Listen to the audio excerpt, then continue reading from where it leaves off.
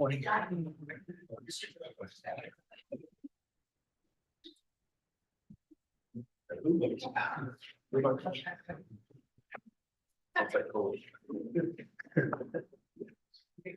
Good to go. Good to go. Good to go. Good to go. Good morning, everybody. Not that I expected anybody to respond to me, but good morning anyways. Welcome to our special council meeting for February 13th, 2024. Do we have quorum? I'll call the meeting to order. We do have quorum, right? Yes, we do. I'll call the meeting to order. And the time is 9:02. As usual, I always like to start the meeting off in a good way by acknowledging that the City of Maple Ridge carried out its business under traditional and unceded territories of the Kwantlen First Nation and the Katzie First Nation. Before we go to the approval of the agenda, Mr. Hartman, you have an announcement you want to make? Thank you, Your Worship. It's timely, I think, that we're having our special meeting of council, not to talk about budget today, to talk about budget today, but the corporation received words this morning that has gone out to all city staff as well as to local media and to yourselves of council that the City of Maple Ridge has been awarded the Top 100 Employer of BC Award. So I'm thrilled to share that the city has been named a top employer in BC for the first time. This achievement is a testament to our collective efforts in fostering a collaborative workplace and delivering exceptional services to our residents. I want to express my sincere appreciation to each of you for your valuable contributions in making the City of Maple Ridge an outstanding place to work. Your passion, dedication, and hard work have played a crucial role in reaching this significant milestone. As a one city team, this recognition underscores the importance of investing in our people and our shared commitment to providing exemplary service. As professionals in local government, we have the privilege of serving thousands of residents each and every day, which brings both great opportunities and responsibilities. Our ability to maximize these opportunities and achieve results hinges on how we collaborate and support one another. The City of Maple Ridge is on a transformative journey to innovate how we offer service. A culture of open communication and collaboration is vital to our success in this transformation, and it is one that we will continue to foster. Today's recognition affirms that we're moving in the right direction. Ultimately, our people are at the core of everything we do, and I extend sincere appreciation to our human resources team for their unwavering commitment to learning and development, employee feedback, and workplace innovation. Our people programs are the foundation for employees to thrive personally and professionally. Once again, thank you for your dedication for making the City of Maple Ridge an exceptional place to work. Together, we will continue to strive for excellence in serving our community and supporting one another. I want to take an opportunity to thank council for their leadership in this. Without the commitment of council and your pillar of good governance and community excellence, the corporation would not be able to be positioned and delivering in the way that it is. So I wanted to thank on behalf of the CAO's office to council, thank you for your continued support as we continue along this transformative journey of ensuring that Maple Ridge is positioned to serve the 100,000 residents we have today and the soon to be 65,000 coming in the next 20 to 30 years. So thank you. Thank you very much, Laz. I think that when we all started this journey some few months ago, and we came up with our strategic priorities, I think when we look at where we want to go, one thing has been clear. We can't do it on our own. And the fact that this award comes, as Mr. Hartman said, is actually very timely. But this is how we can point the organization and the city in the direction of positive change. And it starts with the employees. So it starts with all of you. And I really recommend, and I hope that you will pass on congratulations all the way from the top down to the bottom, frontline staff, everybody, because they're the ones who do it every single day. And we've heard the stories of the little cars that helped out during the snowstorm and getting people out of their parking situations with the snow, jump-starting people when they needed it, just keeping the place as clean as possible.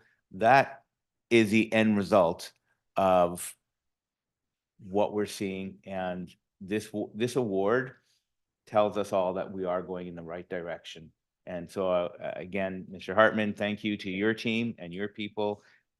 It's exciting to see, and we have 3 more years to keep working on improving and developing and taking the city forward. So thank you.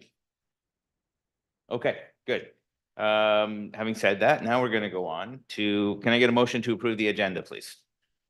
Moved by Councillor Schiller, seconded by Councillor Dewick. Any comments, questions? Seeing none, all those in favor, motion is carried unanimously. No minutes? No minutes. Wow, look at that. Okay, so now we're going to move on to the next item, business planning at 3.1.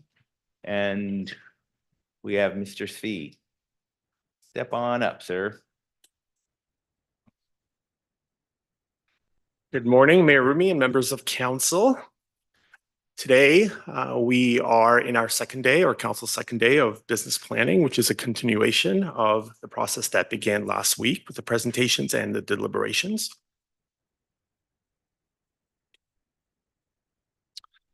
So let's do a quick run through of the objectives today. The city is today seeking approval on 3 separate items and seeking direction on 1 item.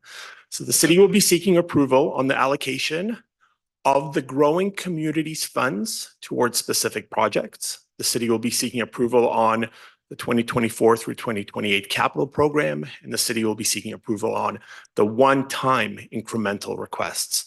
In addition to that, the city will be seeking direction regarding the service enhancements or new service delivery in the form of ongoing incremental requests. The details for today's presentation, as I just mentioned, 4 sections will be discussed, and each of those 4 sections will be structured independently and presented separately with a separate motion at the end of each of those sections. The section which impacts taxation, the ongoing incremental requests, will be reviewed right at the end. It'll be the last section. And the decisions which do not impact the property tax increase directly will be done earlier, the first 3, and do not impact the final decision. So I just wanted to clarify that earlier decisions will not affect that last decision pertaining to the ongoing incremental requests. So in order to start us off today, I just wanted to mention briefly regarding page numbers. The page numbers that you will see, the council will see in today's presentations throughout the presentation, will refer to the page numbers at the top of council's package, whether printed or digital. They are numbered from 1 through 81, from the agenda right through all the way to the very last page. Those are the page numbers that we'll be referring to in today's presentation. And so with that, I will pass it over to Mr. Thompson, who will take us through the first 2 sections in today's agenda.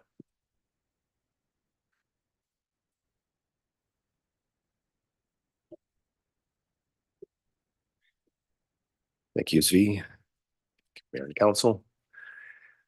So we'll first talk about the Growing Communities Grant, and I've named this the grant versus funding just because it is a grant to us, and it is the name of the bylaw that Council will see shortly. So this is the $16.5 million or $16.6 million that was awarded last year. The details are provided in the appendix. That is Appendix A, starting on page 7. We are seeking approval, as it's a requirement of the grant, to have a resolution of council on how those funds are being spent. These, again, don't impact the property tax. However, they do help fund capital projects that would otherwise require another funding source. So here's the conditions. It is a one-time allocation. We are limited to infrastructure spending, essentially one-time costs for this grant. And there's a number of eligible projects or categories. And of course, what is recommended falls within those. So what does fall within those? So this is the same piece that you saw earlier with respect to the capital program and the contribution from others. The grant funding is the middle column, the 16.586. So that's in thousands of dollars. And here it advances a number of strategic projects, including the Abernathy, the aquatics facility, Maple Ridge Park improvements, a portion for the Haney waterfront, and the Thorn multi-use path. And with that, I'll turn it back to council with respect to this resolution. Not sure, Carolyn, if the resolution needs to be read out or what your preference is. So I'd welcome any questions. Okay, thank you very much. This is the recommend. Go ahead. Council has the recommendation in front of them, so there is no need to specifically read it out. Thank you. We need a motion? Yes, that's what I thought. Okay, can I get a motion for this item, please? Moved by Councillor Schiller, seconded by Councillor Carreras. Comments, questions? Councillor Carreras. Thank you. I just have a quick question about this chart. So you're asking us to approve the Growing Communities grant, the way we're spending it. But there's projects on here that aren't receiving funding from the Growing Communities grant. So I'm a little confused by the charts. Thank you. So the chart is the same piece of information that was presented in the overview report. So rather than reformatting or providing something a little slightly different. So correct, you're just passing the resolution with respect to the middle column. Sorry. There you go. Okay, so what are the other grants and why are they included in this chart? Sure. So included in the overview report is a listing of projects that have a contribution from others. So these are pieces that are reliant on other sources of funds. The 240th Street Bridge, for example, is a couple of years out. You know, we have applications in, but at this point is unsecured grants. So it basically shows any projects that we have reliance on other sources of funding. Okay, so this chart is anything that we're getting a grant for or hope to get a grant for, but we're only approving the middle column. Correct. Thank you. Good. Any further comments or questions? Councillor Schiller, followed by Councillor Youssef. Thank you, Mayor Remy, and thank you for that explanation. And I understand that we are talking about the community grant funding, but now because you have these other grant funds on the chart, you've opened yourself up to questions because I just want to learn a little bit more about the grant that we have associated with the 240th Street Bridge. Can you just remind me what grant we're looking for and sort of where we are in that process around that project? Thank you. And I'll probably look to engineering to provide a little more of the details because I don't remember the exact name of the grant that's under application. Sure.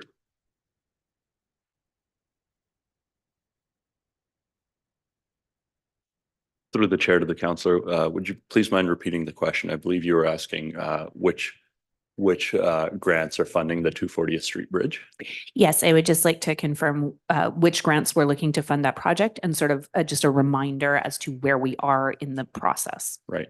So we've requested $27 million of funding from the Federal Disaster Mitigation Adaptation Fund. That application was put in last year. We expect to hear if we were successful around June or July of this year. And that was 27 million of the 36 and change we see up there. And the rest of the funding would, we're continuing to fund or lobby senior levels of government for that. So we'll still, if we are successful on the 27 million, we'll still have to seek the remaining almost 10 million of funding from senior levels of government.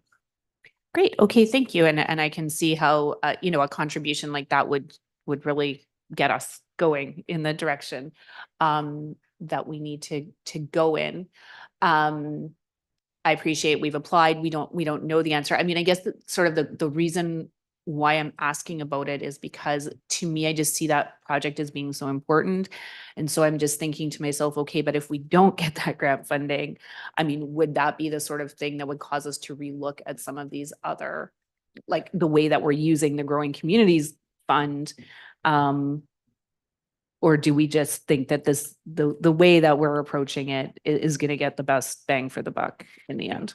I'll start by answering part of that question. I may open it up to my colleague, Ms. Richmond in Parks, because some of the funding is supporting Parks facilities. So the $3.5 million that we see for Abernathy is required to fund that project. We have, I believe, approximately $4.5 million in the capital plan, and I can confirm the sources of funding, but for the design of the 240th Street Bridge in 2024. Right. So that work will allow us to be well underway. The idea is we're planning to construct the bridge currently in 2026, subject to funding. So we've got a fairly long runway ahead of us to get that project shovel ready as we try to secure the funding sources. Great. Okay. Thank you. Yes, that reminder that we are actively working on that project this year, that sort of helps me to put it Correct. into context. Okay. Thank you. That's good for me. Thank you very much. Councillor Youssef. Thank you, Mr. Chair, and thank you to staff. Can we shorten that runway through you, Mr. Chair, to staff by utilizing some of our capital reserve funds? And how much do we have in that capital reserve fund? Go ahead, Mr. Thompson. Thank you. So last week we ran through several of the reserve funds that we have with respect to capital. The Capital Works Reserve specifically does flirt with negative with respect to the minimum balance. So we are reliant on our reserves and tapping our reserves to advance capital projects to the extent we can within the reserve policy. Through the chair, Mr. Thompson, to what extent is that? How much money is in the capital reserve fund and how much money are we utilizing? Sure. Let me flip back to the overview report from last week. Apologies, Mr. Thompson. Last week I was not among the living. Yeah, understood.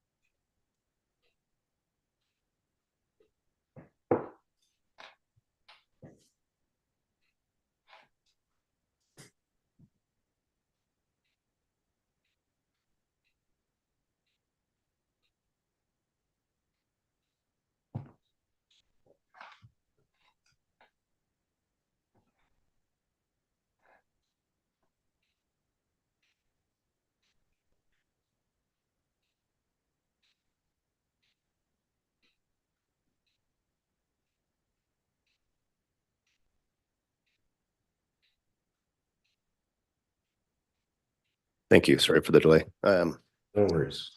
So the Capital Works Reserve starts out with $11.25 million in the unencumbered balance.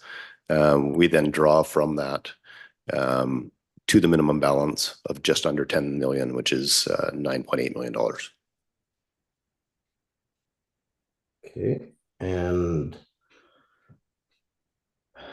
through the chair to Mr. Thompson, how much of a time gain will that get us rather than being so reliant on grants would be my question.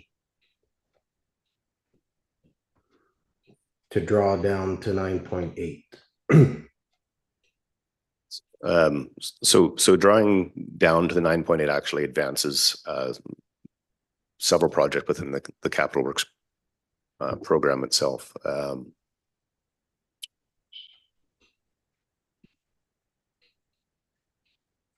So I'm not sure I quite follow the question. I'm sorry. Not clear on timelines. Okay, thank you. I appreciate that. Thank you, Mr. Chair, though. That's my question. Thank you. Although I just want a clarification, did you say you're not sure of timelines or you're not sure of the question?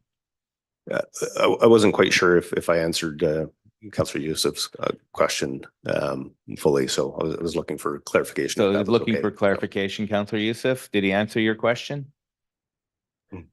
No, sir. I was looking for more along the lines of timelines. By how much are we advancing our projects by then drawing down to the 9.8 million?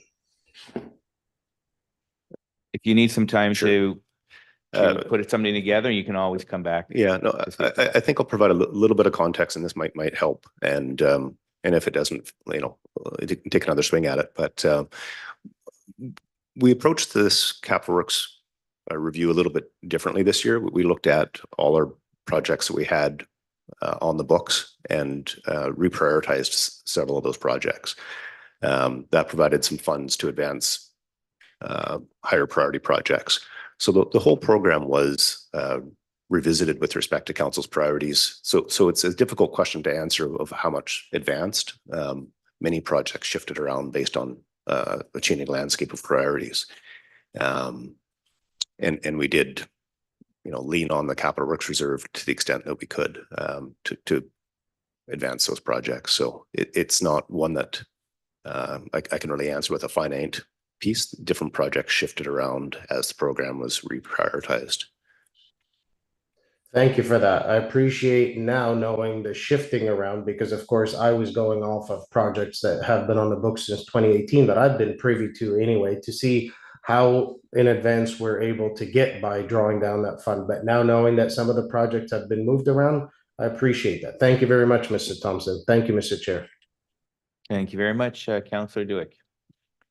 Thank you, Mr. Mayor. I'm just wondering, should we put the amount in the recommendation? Because it wouldn't be clear moving forward what we actually approved.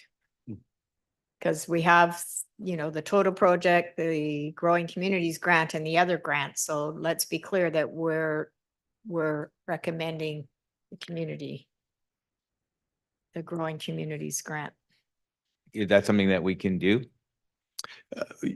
Welcome to amend the resolution to see how it fits for you. I mean, this is the Yeah. What picture number that is- can we put inside the recommendation? The 16,586. correct. Yes, The 16,586. yes. Okay, So I would move that. to add that to the recommendation. Yes, please. Okay. Madam Clerk, you can add that in. Is that's an amendment? Yeah. Okay, so then I would need a motion to seconding it. Okay, let's talk about that on the recommendation. The amendment, seeing none, all those in favor. Motion is carried unanimously. Thank you very much. Now we go back to the main menu and continue, please, Councillor Dewitt. That was all I had, Mr. Mayor. Thank you. Okay. Not seeing any other comments or questions from anybody. Nope. I just want to see if they're gonna be able to add that in or.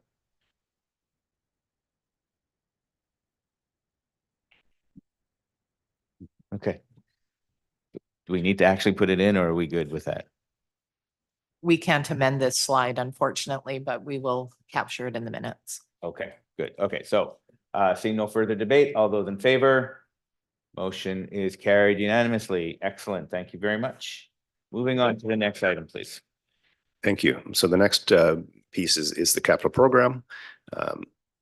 Now, this again is in your appendix, starting on page 8, is a full listing of the capital program. We're happy to answer any questions within that list.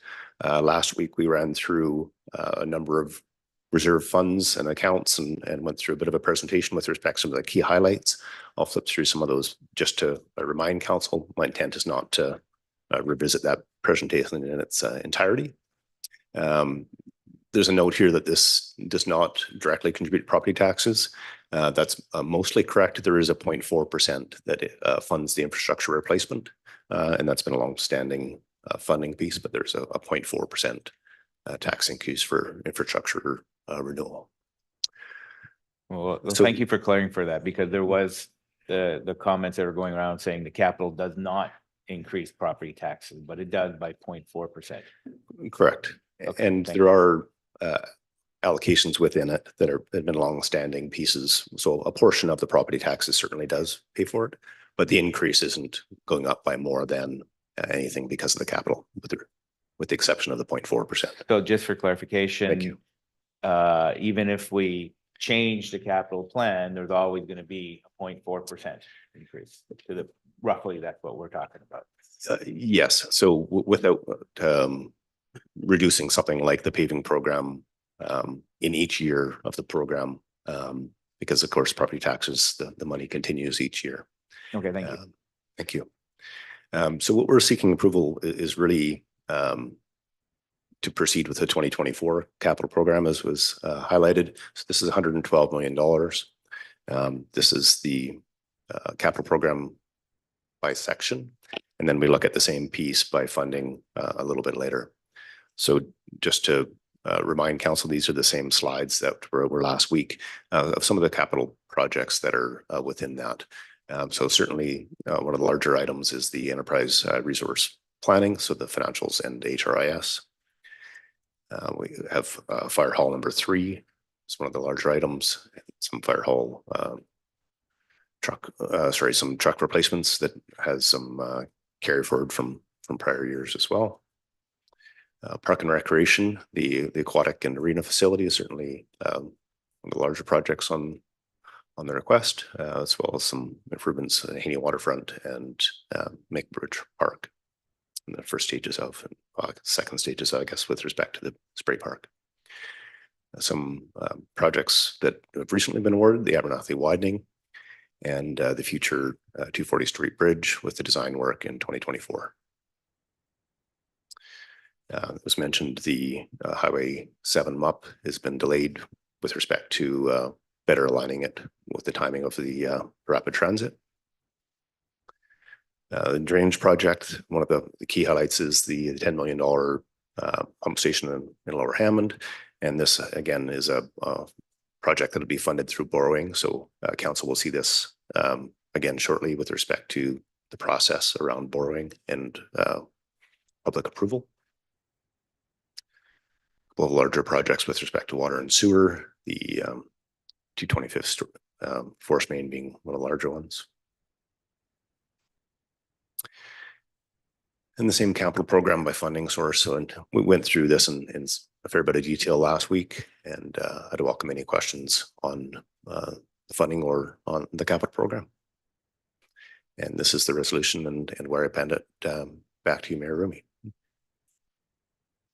Thank you very much. Can I get a motion to move this item, please?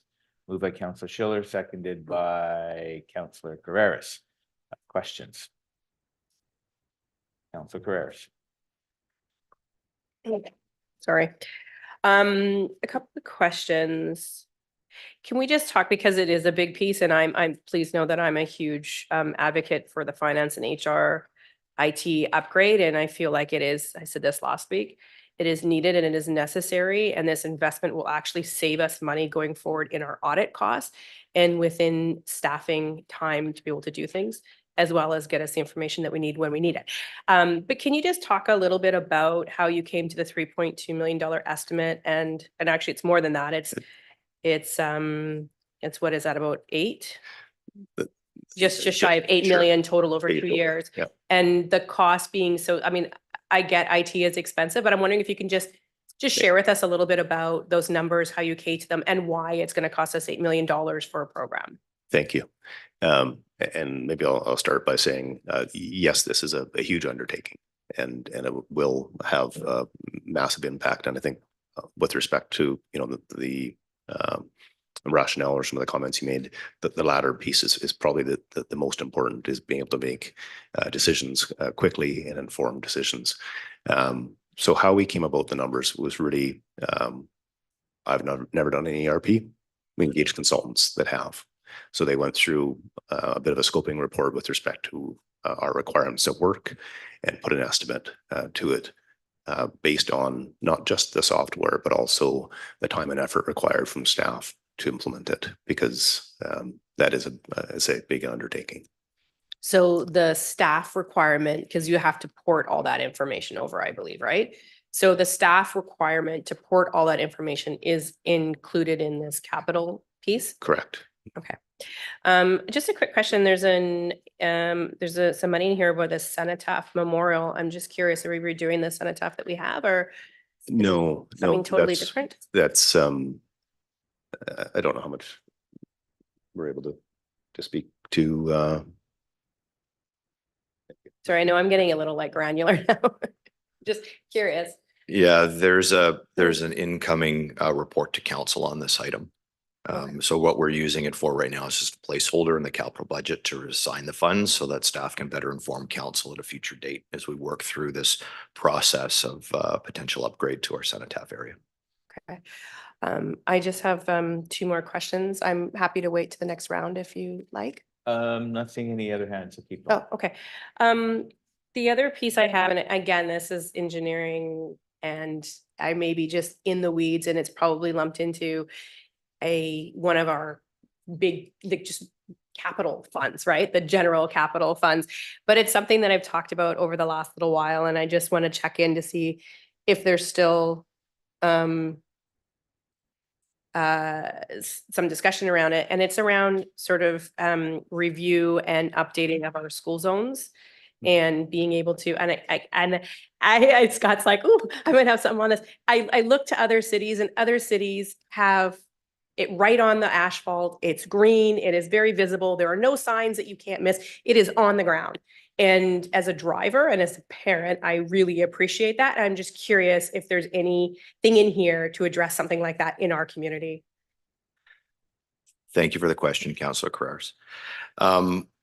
About a week and a half, 2 weeks ago, the city we've created an internal working group on school zone safety across the municipality, spearheaded by Michelle Adams in bylaw, by Dave Sampson in fire, and by Wendy Mehat in RCMP, as well as with Mark Halpin and our traffic engineering team. Or we'll be meeting with the school district.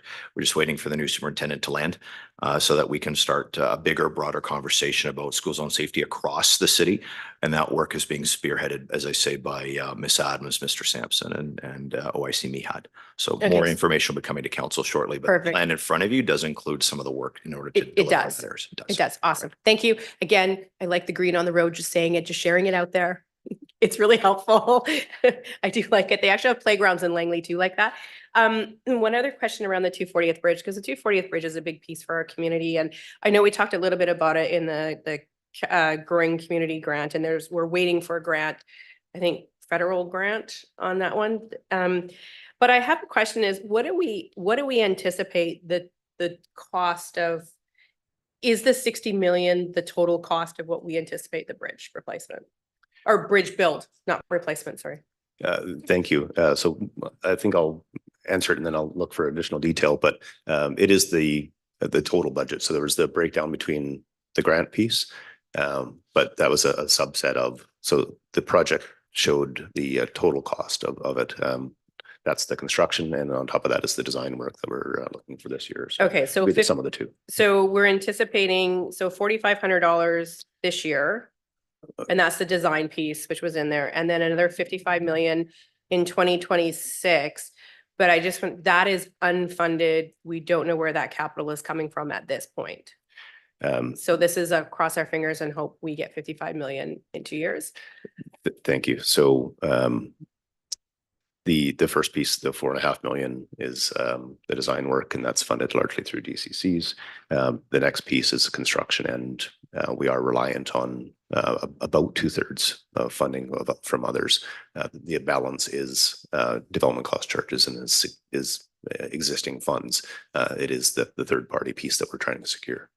Okay, but with the respect- 36 million grant is the piece that we need to make this bridge work from senior levels of government. Correct. Okay, so without the 36 million from senior levels of government, this is going to be a hard build for us. Thank you. So, maybe I'll look at answering the question of if we got $27 million, would we be off to the races? And I'm sure, if we were able to secure a grant of that size, we'd figure out how to advance that project, I think is a safe comment. And I just have one more and then I'm done. I don't know if anybody else has any I'm questions. not seeing any hands up. Okay, sorry.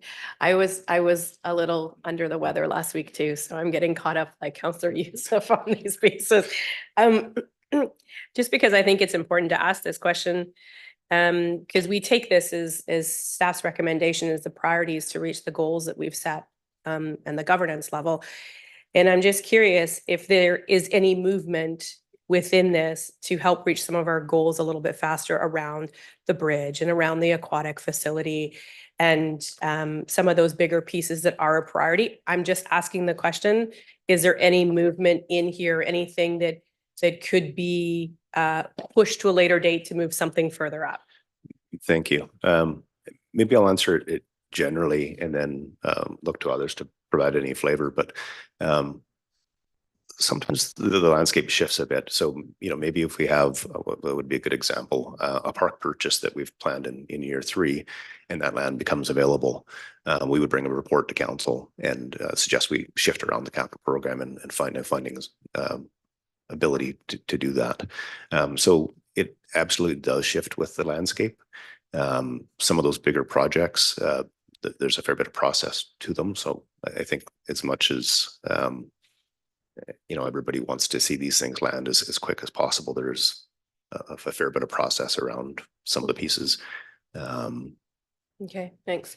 And then I just will note before I'm done is there's only 15 million in here for the aquatic facility.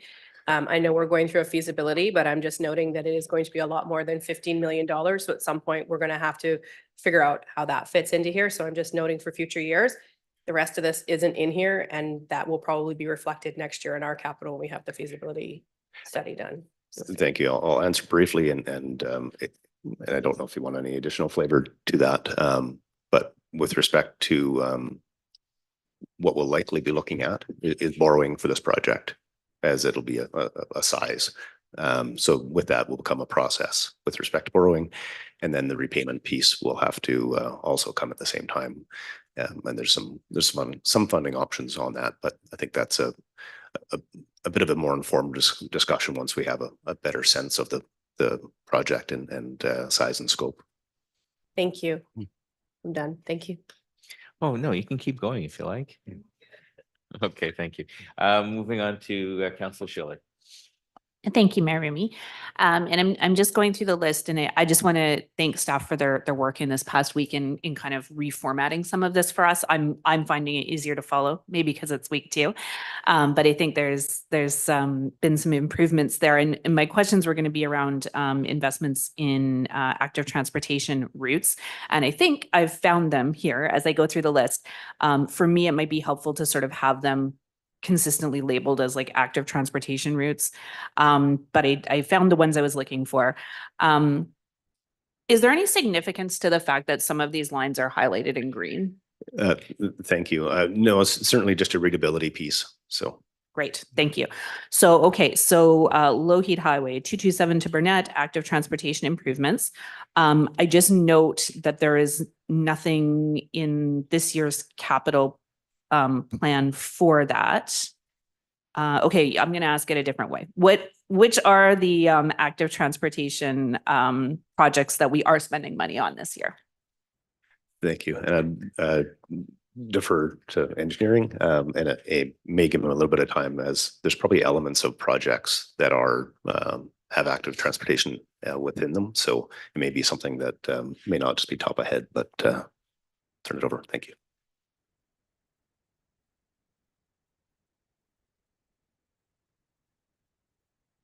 Thank you. Through the mayor to the councillor. We have a number of active transportation projects planned for primarily for design and depending on how we progress for construction as well. So we have the 850 meters of multi-use path on Thorn.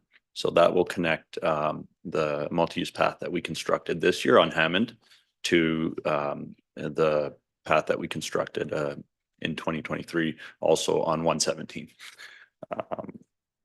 In addition, we have 750 meters of multi-use path on Lougheed from 227 to Tulaski. And that is, part of it is what you've highlighted here. And it does note 500,000 of funding in 2026, but we are also looking to, given that it is in one of the OKRs, we're looking to commence design on this and fund some of that from the various, pedestrian improvement and cycling improvement programs that we have. So we just have to look at where our commitments are, and we will try to prioritize that this year if the funds allow.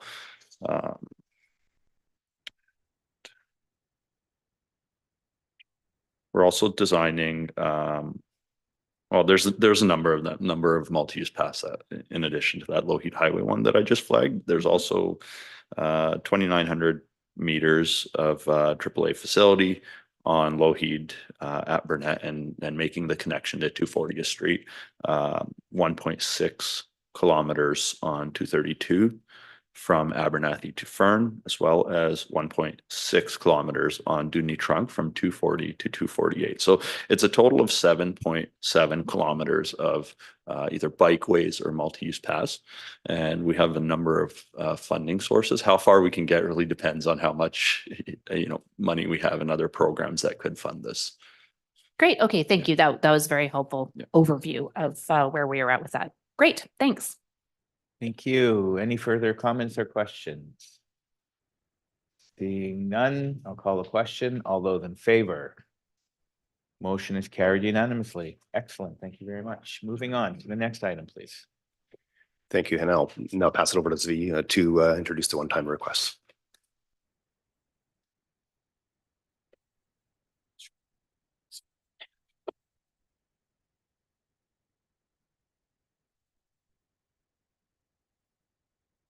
Okay, so we are now moving into the third section of today's agenda, and we'll be talking about one-time incremental requests. Just a little bit of background regarding the one-time incremental requests. The full listing of these incremental requests is found in attachment C of the package for today. Starting on page 13 of 81 is the full listing, and then starting on page 15 of 81 are the detailed incremental requests, if you're looking for those. These one-time incremental requests are projects or initiatives. They are one-time by nature and therefore do not directly impact the property tax increase proposed for this year. These one-time incremental requests that you will see, we've grouped them into three separate groupings. The first one are one-time incremental requests that are funded by grants. So they're specific to a particular type of delivery related to a grant. The second is a group of one-time incremental requests that are being recommended by staff, and those are organized by council strategic priorities. And the third one is one-time incremental requests that, subsequent to last week's meeting and hearing from council, staff have identified a group of one-time incremental requests that are now being recommended for deferral for future consideration. So that will be the third grouping.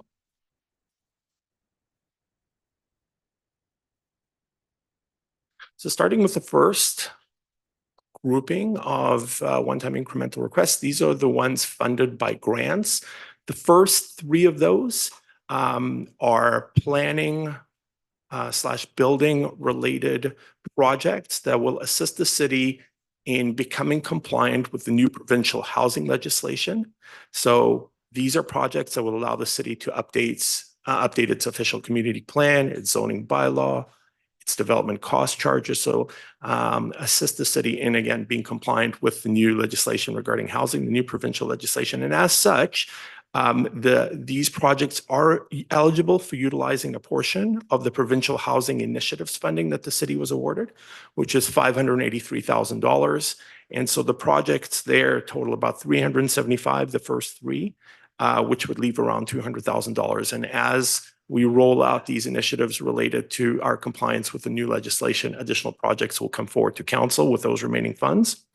The last project there that council sees is the countertop food waste pilot project. This also is able to be funded through the local government climate action plan funding. And that is because it is related to climate action. The city and staff will be looking for additional grants to move this project forward.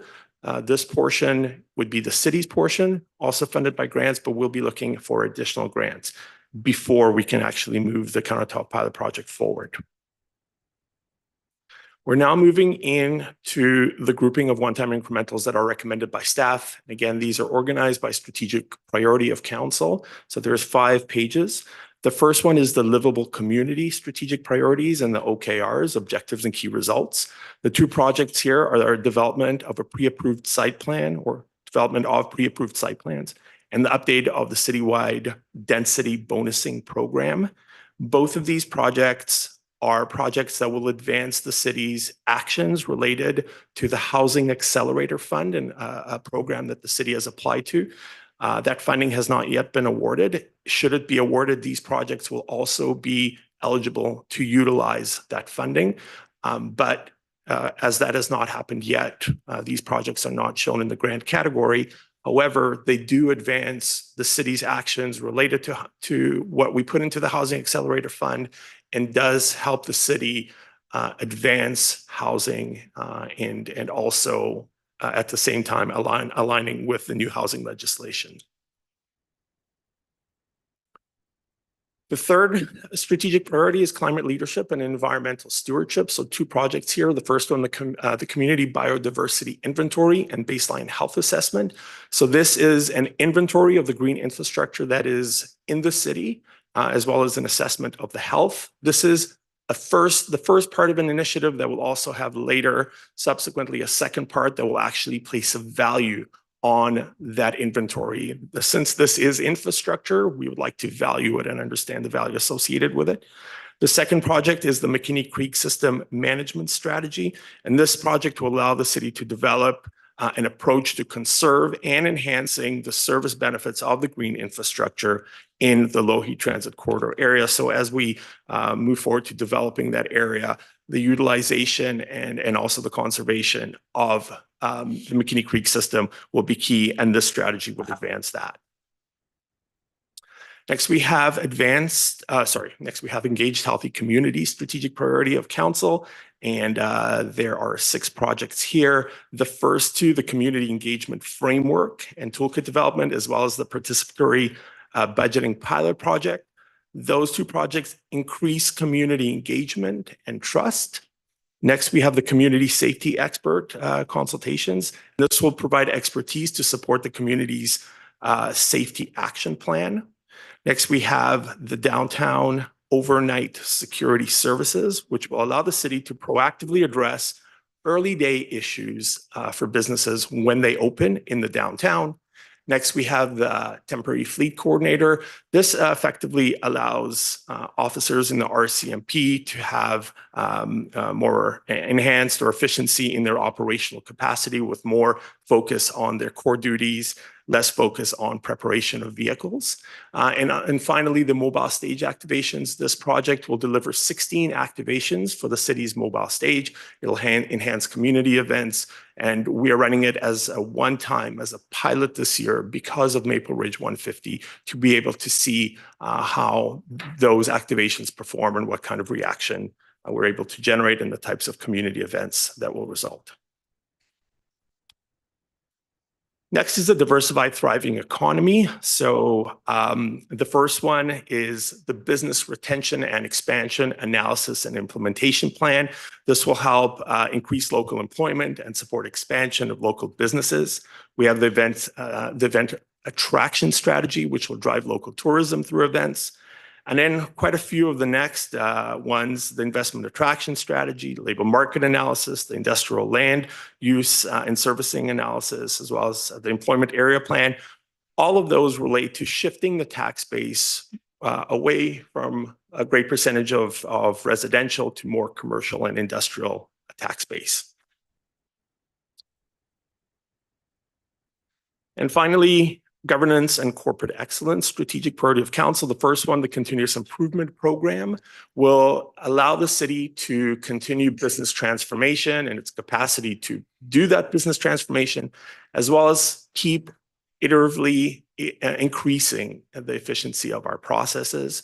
The second one, the customer experience framework, will increase the consistency of customer experience and will give us a framework to measure and to deliver on increased experience for customers across the city. The intergovernmental relations strategy and the implementation plan will expose and increase the city's exposure to senior levels of government and be able to highlight those key strategic projects and initiatives for those senior levels of government, such as the Maple Ridge Move Strategy, our projects such as our recreation facility. So increasing the awareness and exposure of those projects. Next, the archaeological management plan will proactively address Indigenous needs in the process of constructing capital. And finally, the leadership summits. These will help to build reputational excellence within the city and will promote the city's thought leadership in key areas. So start developing and aligning with the brand of the city as a thought leader in those key areas of those summits. So the last grouping here we have are those that are being recommended for deferral. As I mentioned, staff have reconsidered capacity, and following last week's meeting, staff have recommended these 4 projects to be brought back in the 2025 through 2029 building planning process. Staff do not believe that deferring these projects will have a significant impact on council's strategic priorities or delivery of the overall OKRs. None of these are currently eligible for external funding sources. And so $510,000 worth of projects, the natural asset inventory and valuation, which I mentioned is the second part of the inventory and health assessment of our green infrastructure, the Big 10 pilot project, the refresh agricultural plan, and the pilot project for the heritage grant are being recommended for deferral to next year. So council will see in their package a list of all of the incrementals that we just covered, except for the ones that are being recommended for deferral. So this covers just the 26 that are being recommended and include the ones that are funded by grants. The total amount for these projects on a gross basis is approximately $2.2 million. Less the grants leaves approximately $1.8 million worth of initiatives, one-time initiatives. Just as a reminder, should the city be awarded the Housing Accelerator funding, more will be added to that grants row there. And all of these projects, as I mentioned earlier, they're one-time projects, and there is no tax increase associated with them. They are funded through either grants or other sources. So with that, I will put up the motion for councils. Any questions or deliberation? Thank you very much for your presentation. Can I get a motion to move this item? Moved by Councillor Schiller, seconded by Councillor Youssef? Okay.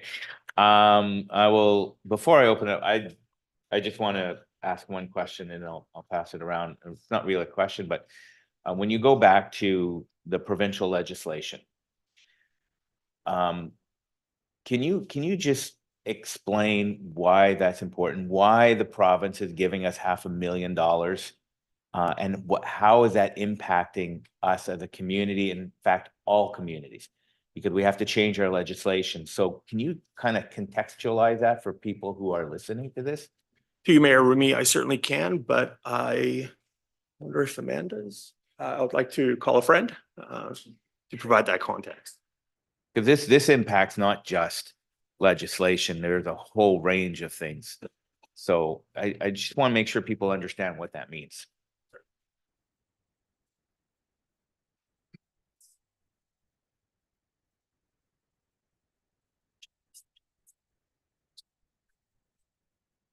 Good morning.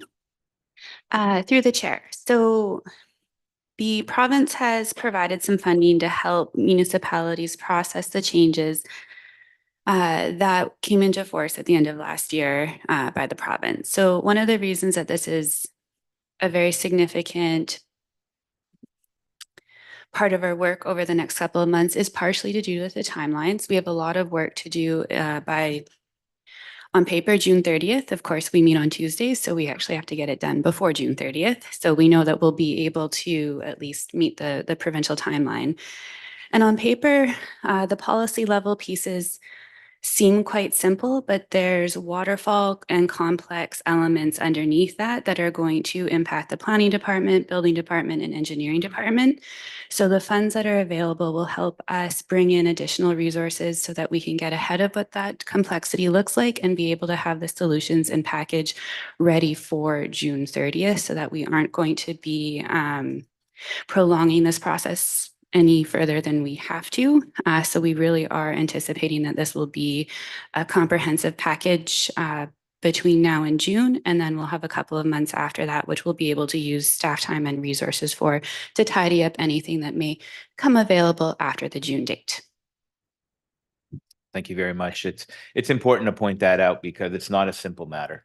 Absolutely not. And it will impact the next couple of months because that's manpower that's being redirected to do other things. So sorry, that's staff power. Sorry, my apologies. Caught it when I said it. That are being redirected from their normal course of business. And it's important that folks understand that this is not something we have a choice in. This is something that we must do to comply with the legislation. Okay, thank you very much. Now we're going to go to Councillor Youssef. Thank you, Mr. Chair, and thank you to staff for the presentation. With the 26 incrementals that are being proposed, through the chair to staff, what are the tax implications of those? Through the chair, there are no direct implications on the tax rate, and the discussion at the end today where we'll be going through scenarios of ongoing, those will have impact on tax rate increases. These are one-time projects that are funded through either grants or existing funding sources such as reserves, and as such do not impact directly the property tax increase. Thank you very much for that answer. Thank you, Mr. Chair. That was my one and only question. Thank you, Councillor Schiller. Thank you, Mayor Remy. And I acknowledge that, there was direction given to staff last week that we were looking to see these numbers sort of ground down, for lack of a better term, and refined a bit. And I can see how that has been carried out.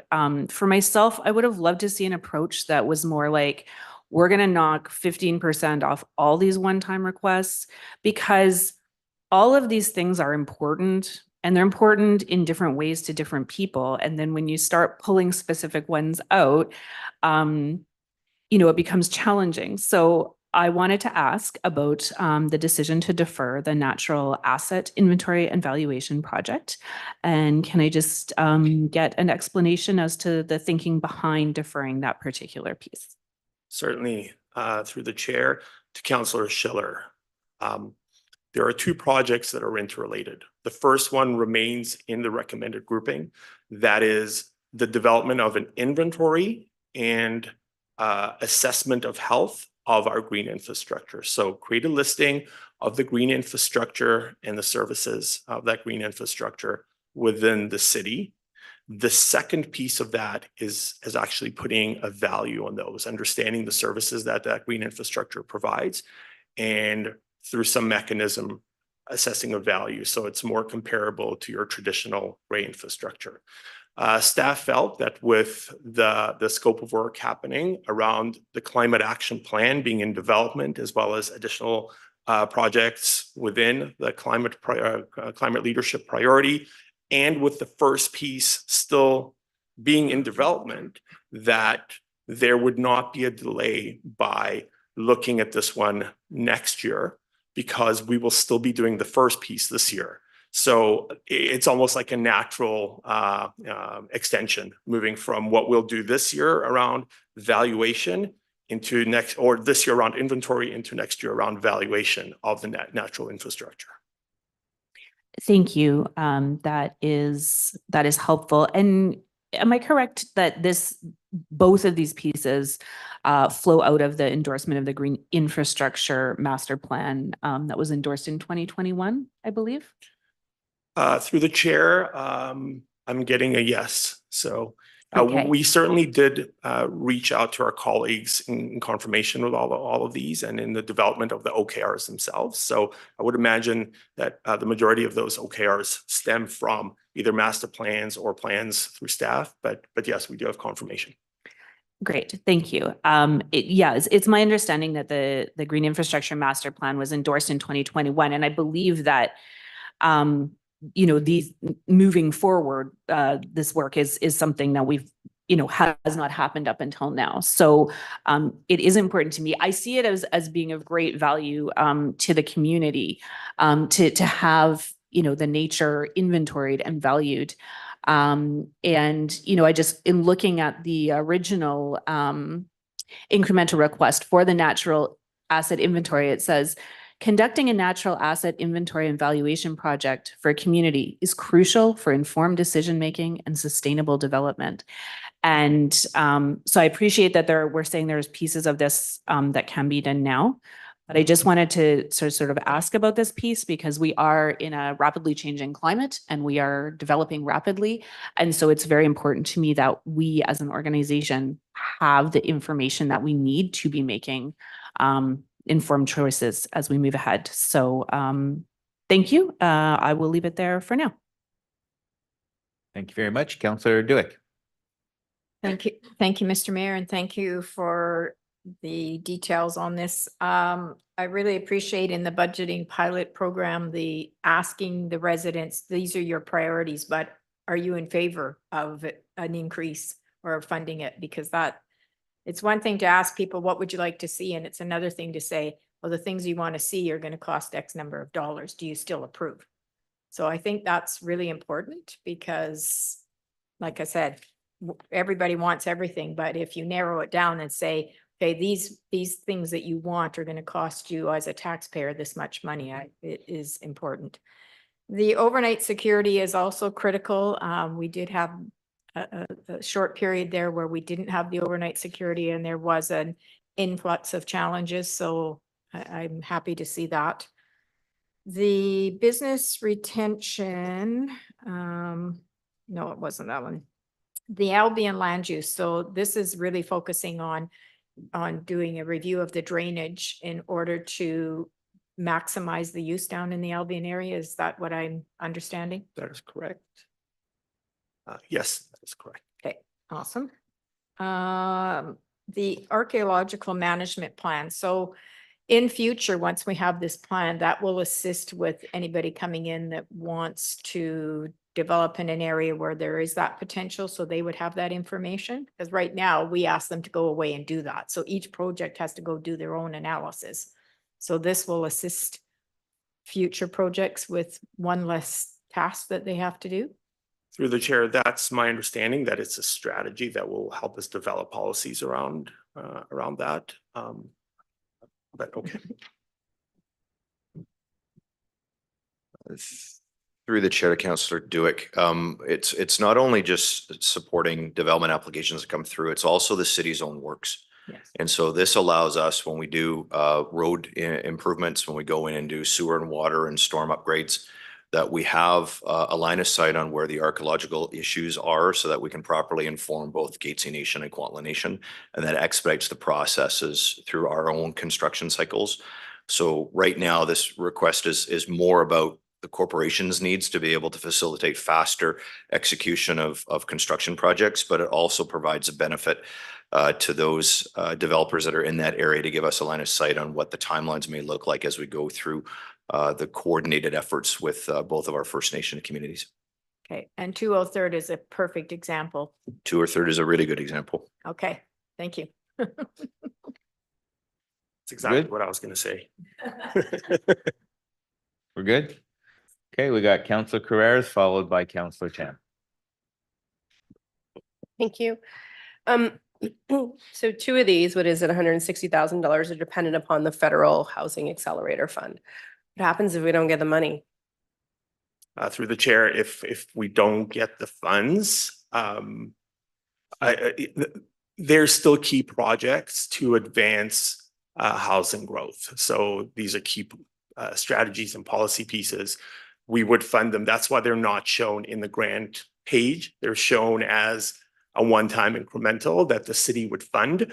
And should we receive that funding, we would offset that. But should we not receive the funding, these are still key projects that staff would do. They also align with new housing legislation and would allow the city to advance approvals and develop. So we could use the federal grant, I mean, the provincial grant if needed on this one, if we don't get the federal, That is a because it good still question. aligns with the provincial no. stuff. Sorry, I'm seeing no, we would not be able to. You want to speak to it, Amanda?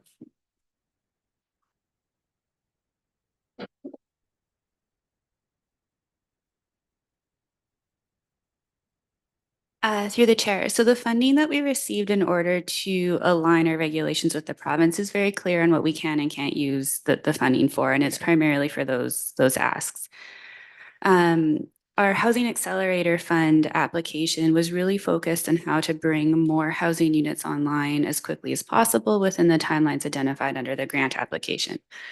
So the initiatives there are focused, they don't necessarily cover the policy changes and the legislative changes. What we would do if we weren't successful with the Housing Accelerator Fund is essentially a number of the items were already in some of our work programs from a couple of years ago. We would reallocate staff resources. There'd be a prioritization process. So the ones that would be able to meet council's strategic objectives as well as align with where the province would like to go first would be prioritized. And then we would have staff essentially do the work within our existing staff resourcing. And in order to assist with that, there are, I believe, and I'm probably jumping ahead in the presentation, but there are some staff positions that would essentially help round out all of those pieces, whether we get the funding or not. I don't know if it's public, maybe you can't answer this, I don't know. How much did we apply for? How much are we hoping to get in the Accelerator Fund? The Accelerator Fund had a bit of a sliding scale, and it was an algorithm based on the types of units that we were able to qualify for. So the actual amount, we submitted all of the forms, so it can, depending on how they evaluate it, it will be several million, in theory, fingers crossed, several $1 million, but the exact number is dependent on the evaluators of our grant application. Okay, so we're just hoping that we fall close to where we're hoping to get. All right, well, thank you. So obviously some advocacy needs to be done there to follow up on that federal grant and where we're at and why we don't have it yet. Working on it. Okay, just want to highlight that because it's instrumental to what we're trying to do here. And I think the housing piece was a strong priority from council. And with the provincial legislation changes, the two governments need to help us at this level to get us further. It's nice to see some of the business stuff. We hear quite often from the community that we need to shift the tax base. Yes, we need to shift the tax base. We know that. It's not going to happen overnight. It's going to take lots of work to do that. So it does show that we do take that comment seriously when the community says that, and that we're doing our best to try and shift the burden from the homeowner by increasing and expanding our industrial and business base. So the only thing I'd like to say about the leadership summits, as much as I love doing them and everything, I'm wondering, just given staff capacity, this year is a year for everybody in the city with the changes. And I'm just curious, just given staff time and money, if maybe this is something that's better done every other year and not necessarily every year. And that's my comment there. And then it gives us more of a, build up, more exciting than we didn't just do it. So anyhow, those are my comments on that. And I'm sad to see the Heritage Grant be postponed a year. I think it's important to maintain and celebrate our heritage. Thanks. Can I just get clarification on the heritage grants? What exactly are we postponing? So we're not going to do heritage grants this year? Is that? To the chair. Come on. I see back. You might Amanda as well coming just back, Pull up so- a chair up there. I'm just gonna step aside. Yeah. I don't know why you're sitting all the way down. I was late. So through the chair, the Heritage Grant Program is an initiative that I believe has been identified by the Heritage Commission as well as the most recent Heritage Plan. And it's intended to have $20,000 available to help facilitate, conserve, explore heritage resources within the community. So I do appreciate that in the ask it is the full 100,000, but that is for the full 5 years. The annual amount is only 20, if that helps impact anyone's clearly a supporter of this. But essentially it's to kind of help identify, explore, and conserve the range of heritage resources that we have. So it is broader than built heritage, and it can go into a number of different areas. But I'm still not clear. By Yes. deferring it to next year, what does that actually mean? It means that we would be unable to offer the Heritage Grant Program in 2024. If the funding became available in 2025, we would be able to run it starting in that year. Okay, thank you. Do we need to have the full $100,000 to be able to move forward with this, or can we have like if we change the leadership summits to next year, that frees up 70,000? Is it possible to? I don't want to be picking and choosing here. I know it's really hard at this point, but if it's only $20,000, is there the ability to find that funding to start it, or do we need to have the full 100,000 to start? I'm going to take the first answer and then someone can push me off the stage. But yes, we need 20,000 to do it in 2024. And then we could come back for council to ask for the remaining funds through the 2025 business planning program. Thanks. Thank you, Councillor Tan. Thank you, Mayor. Yeah, I want to say, through you, appreciative of staff for laying this out and the summary and the formatting of this. It made it easier for me to understand. And I'm just going to confirm that everyone can hear me okay.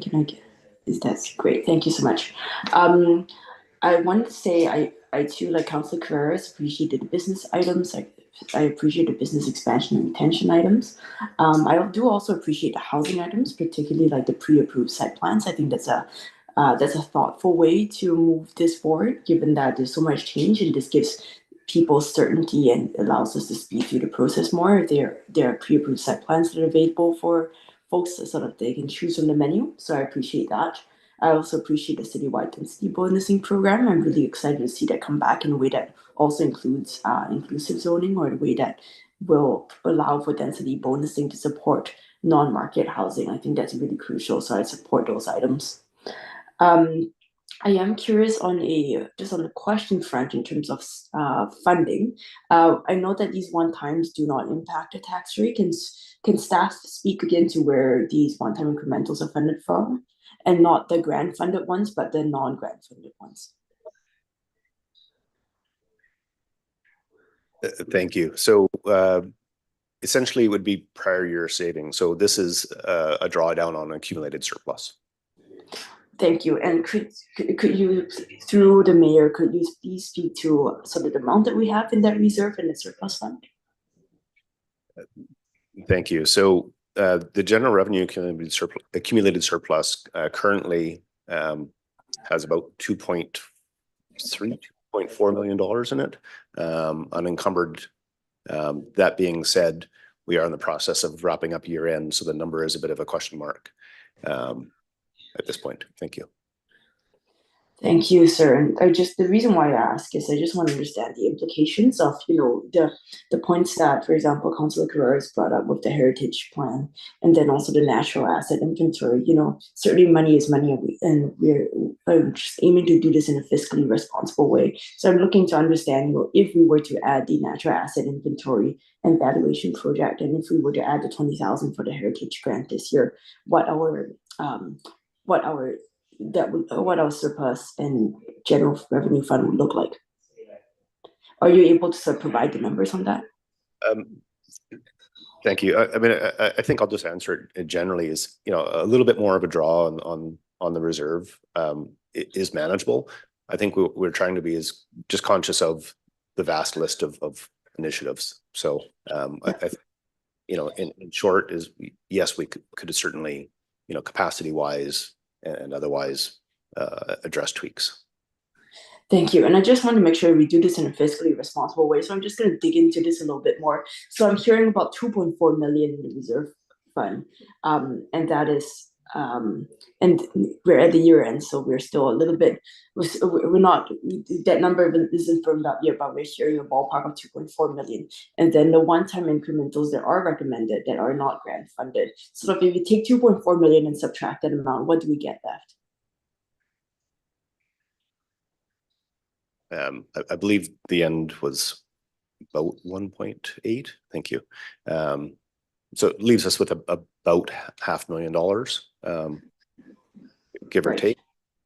Okay, so we have about 500,000 in the bank, in the reserve fund. So that's the amount that if we needed to work with for these extra incrementals that are deferred for future consideration, that's the amount that we have to work with. Not to say that we want to draw down the reserve fund to zero, but just making sure that I have a clear picture of what that amount that we have to work with is. Is that correct? With respect to the accumulated surplus and kind of projections where we are this year, yes. Yes. Okay, thank you. And I had a quick question about, on a different note, Mr. Thompson, just may not be you for this one, just a quick note on the community safety expert consultants. Can staff speak to where it fits into our overall program? I know that we're doing the CSSI review 2.0 program, we're doing a public safety review, we're looking at increase our CMP officers. Can staff kind of tell me about the kind of holistic public safety program and where we're at with that?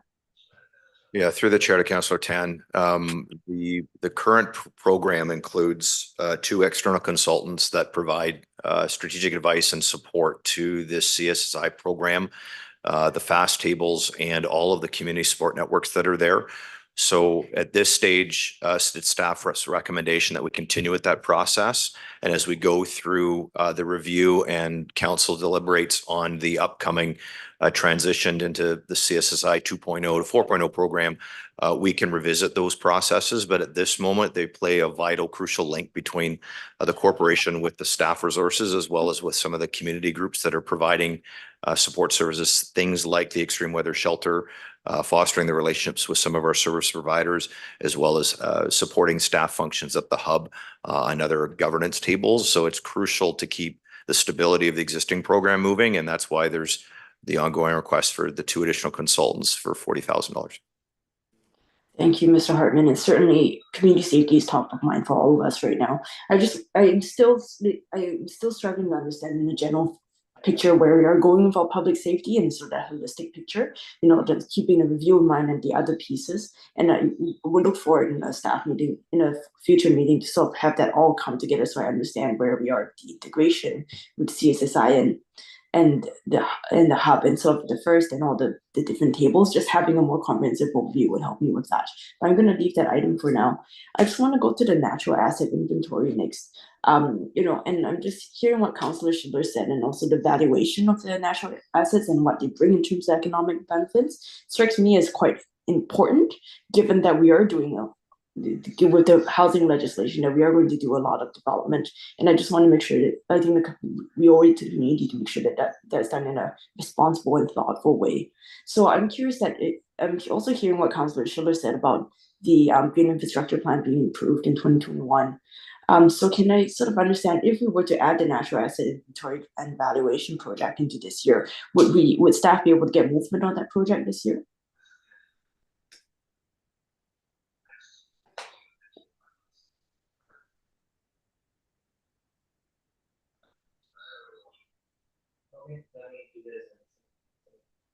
Through the chair, if funding was available for the natural asset and inventory piece of work within the 2024 calendar year, we would be able to begin that piece of work.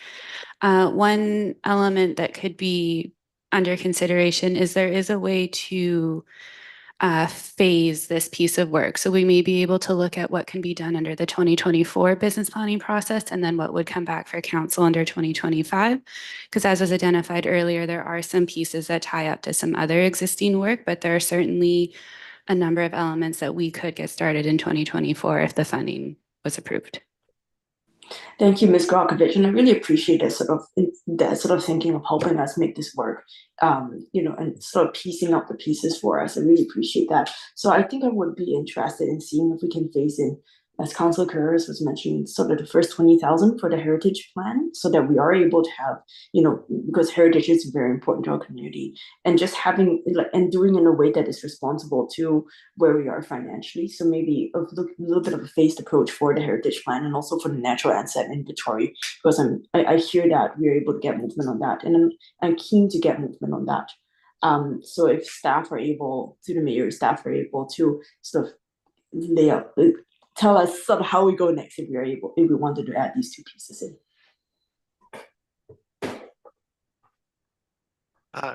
Through your worship, certainly council has the capacity to move any of these projects to be included as part of the recommended motion, and also to change amounts within these projects. So, for example, for the heritage grant, if council would wish to advance that one at a level of $20,000 for the first year, that is certainly something the council can do. And then with the natural asset inventory and valuation piece, yes, we would be able to advance some of the work this year. But typically, when going to procurement, we would look at the entire scope. It might be possible to also break up that scope, but staff have not looked at what those individual pieces would end up being. From the CAO's perspective, what I'm really concerned about, and I want to advise council that we have a ton of work ahead of us with the legislation changes to planning to deal with our employment lands and some other key pieces. When staff sat down to really look at what is capable, one of the directions from my office to the corporation is if you're going to ask or put council in a perspective where you're going to ask them to support a corporate initiative, you need to be able to execute it and get that work significantly completed by the end of our fiscal year, which is December 31st. So the concern that I have with the natural asset inventory and valuation plan is I fundamentally believe it's the way that the corporation needs to go. There's a few foundational pieces that are currently within this scope of budget that will lead us to a better informed decision moving this forward in 2025.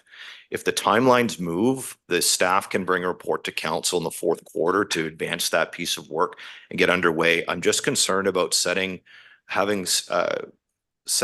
tone with staff that we can get all this work done and not delivering on council's expectations. And that's a concern I have with the natural asset inventory valuation plan. If it's council's wish to move ahead with $20,000 in the 5-year grant for heritage, let's add that to this scope. We can move that process along as those policies are already in place, and we can revisit in the fourth quarter the remainder of the pilot program to inform your work in 2025 so that we can keep this process moving. And that's what I'm hearing from council. But I would caution council about setting a very high level of bar that we know that you want to get to as we build and align the organization to be able to support the service delivery we have to 100,000 residents, but also making sure that we have these foundational pieces right. And not to say that we're not doing natural asset inventory, we actually are. We just are doing it under a different banner and different platform so that when we get to the ready where the evaluation program is ready to go, we actually have the software, we have the databases in place.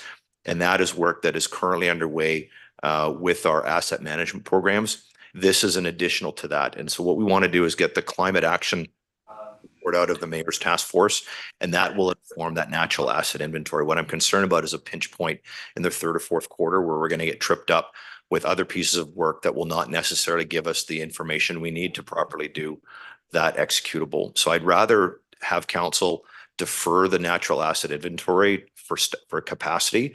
Not to say it's not important, it is. I'm just looking at 2 phases of this project. This is a second much bigger corporate conversation. But if council's adamant on the Heritage Grant Fund, I would encourage you to throw $20,000 onto into the deferred list. And as Councillor Tan has indicated, there's $500,000 that's unallocated right now. That's a good position to be in, because as the organization evolves some of these works, there's going to be additional conversations that we're going to need to pivot on. And that allows you to provide additional resources to the corporation as needed in your third and fourth quarters, which could bring back natural asset inventory depending on timing of other projects. I hope that's helpful. Thank you, Mr. Hartman. That is quite helpful. So I think where I sit on that is, for me, what is important is that when we put this out to taxpayers, that we're able to justify it and say that we're using money, we're asking you for money to do projects that we know that we're going to be able to deliver. I'm not interested in asking for money that, for projects for, at some later date. So I really appreciate that perspective. So, I would be interested in the 20,000 for the heritage plan, but I'll also lay that at the feet of my colleagues around the council table. And the natural asset inventory, I'm happy to step down on that for now, because I also understand that if we go out to procurement, it makes sense to go out in its entirety. And I will say that I am interested in that piece. I'm not I would like to see that piece move together in step with the amount of development that we're going to see. And I will leave it in staff's capable hands to advance in a way that is actually feasible for the organization. And I will just add that note of urgency and priority on my end. Okay, thank you. That's it for me, Mr. Mayor. Thank you very much. Councillor Duick, followed by Councillor Carreras. Thank you. So I would support moving 20,000 for the heritage plan in there. My question around the leadership summit, I think they are important, but do we need to have two? Like if we had one, that would take care of moving, I get it's about rebranding, but we have so much going on this year with our 150 and with summer games. And is it realistic to keep inviting the same people to all these events? Is it realistic? So I'm not saying I'm a no to two, but I'm just thinking of public engagement and how engaged are they going to be with all these events going on? Through the chair to Councillor Duick, this is really a council initiative, and staff have realized that we have capacity this year with everything going on to function with two, not three. So if council wishes to reduce that number or do an alternative schedule, that is something that we can do. And you can either leave this as a placeholder because it's just it's just committing some reserve funds, which then you can reallocate, or you can remove it out of the allocation from your reserves. As Mr. Thompson identified, you're leaving the corporation suggesting to council you don't expend and commit all of your reserve funds, so that it provides you flexibility later on in the year, as well as other projects as we tighten up our year end that is done by the end of May. So it's up to councils to discuss and decide how you want to proceed with that. It's staff's capacity to handle two of these this year, but if council wishes to defer and focus on MR 150 and BC Summer Games and all the other great activities that are going to be coming down the pipeline in Maple Ridge, staff are more than happy to reallocate resources. Can I ask what the timing is for the two summits? We haven't figured that out yet. Because if I look at, we're already in February, before we know it, we're spring break. Yeah. And now we're going to get into summer games, and then summertime is not the appropriate time to hold it. So like in the fall is where I see that we would actually have great participation, because summer games is over, our 150 is over. You're in the fourth quarter. Yeah. Yeah. So one in the fourth quarter, not two, is how I see it playing out. And then that would allocate funds to fund the heritage requests for this year. Well, did you want to put a motion forward? Sure. An amendment? Sorry, an amendment. Look, let's be honest here. We're around the table. I think there's a general desire to not remove the $20,000 from heritage, because that's important to us. And then there's some questions around future leadership summits. I think they're important. I do agree with council that it's a busy year with 150 and summer games. So we have the ability to do this if that's what you would like to do. So if you want to put a motion for an amendment, sorry. So I really appreciate the leadership summits, but I see one this year. But I see Councillor Youssef's hands up, so I don't want to put an amendment Okay, until he's fair had the enough. opportunity. We got Councillor Carreras followed by Councillor Youssef. I was going to do the amendment, so if you want to go to Councillor Youssef first, if he's not doing the amendment. Follow the bouncing ball. Councillor Youssef. Bouncy, bouncy it goes, Mr. Chair. Thank you. I guess I will, since I have the floor. Yes, I was very much in support of Councillor Dewick's comments around the reallocation, sorry, of the summit funds towards the heritage request. So if I may, I will do so and look for a seconder. Councillor Carreras. Oh, okay, so I'm gonna go back to Councillor Dewick because that's where the initial thought was. So did you? I'll second. Yeah, so I need a seconder. So can you repeat what the amendment is, please? So the amendment would be to allocate 20,000 for the heritage grant in the one-time incrementals and direct staff to only hold one leadership summit. Okay, that's the amendment. And it's been seconded?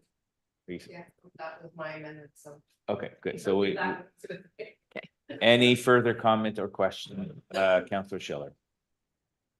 Thank you, Mayor Remy. So I just wanted to thank Mr. Hartman for his comments, and for me, absolutely being realistic about what we can do is the most important thing here. And I'm thrilled to see the work around green infrastructure that is on the plan.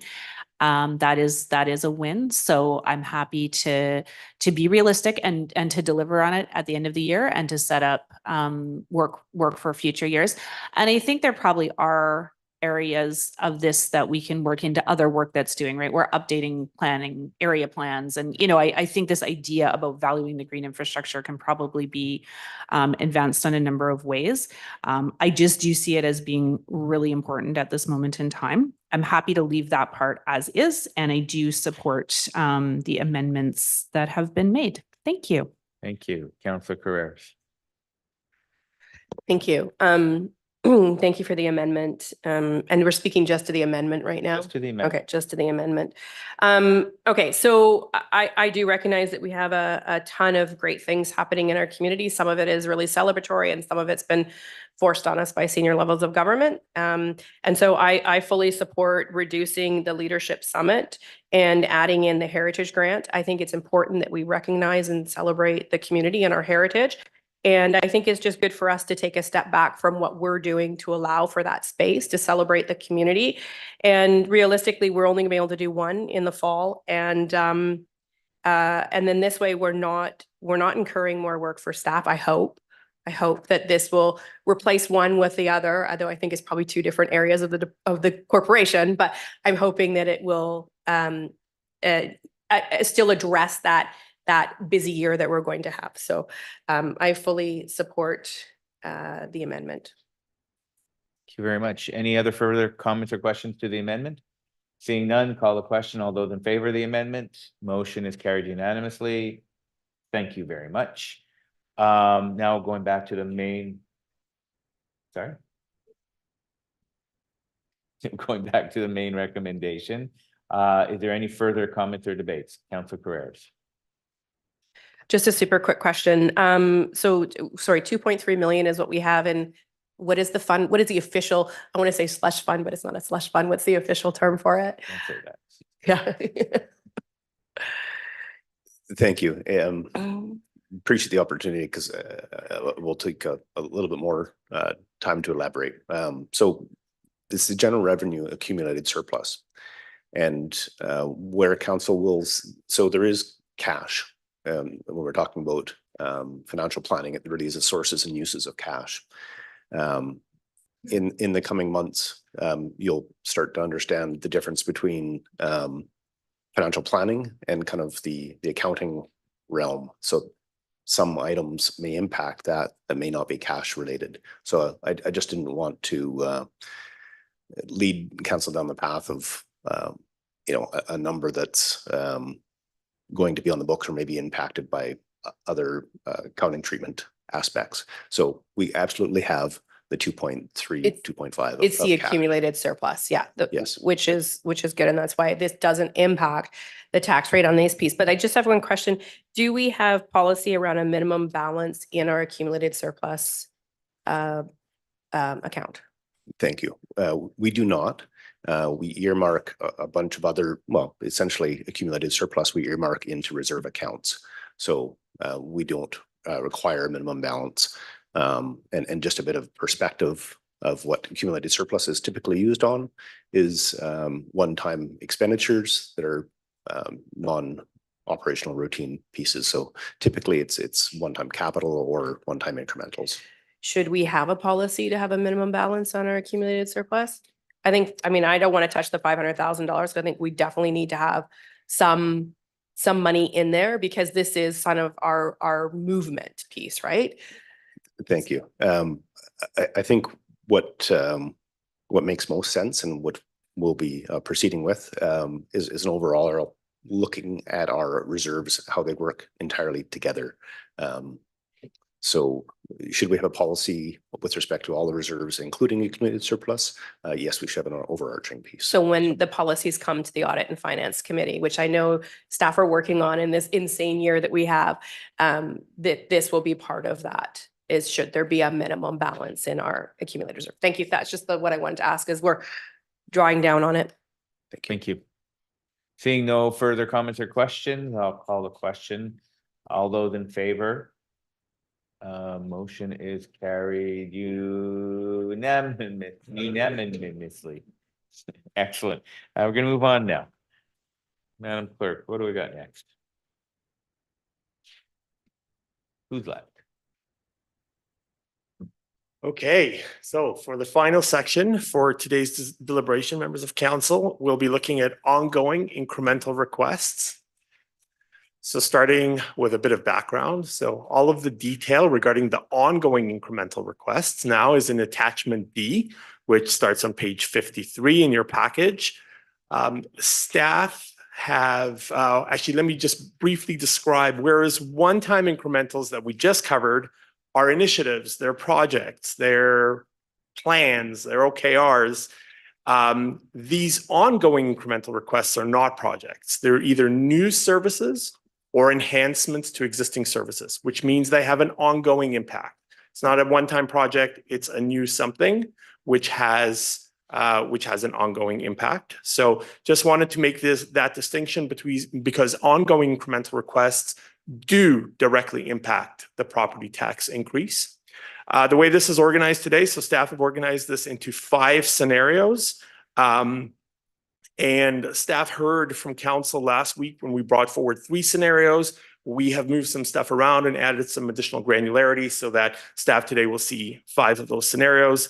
And also just to mention, going back to the Housing Accelerator Fund, should those funds be approved for the city, there is potential to fund some of these positions with those grant allocations, notwithstanding the fact that these are ongoing expenses for at least several years. Those funds from the Housing Accelerator Fund would be able to fund these positions. So I just wanted to mention that because some of what you'll see are planning positions.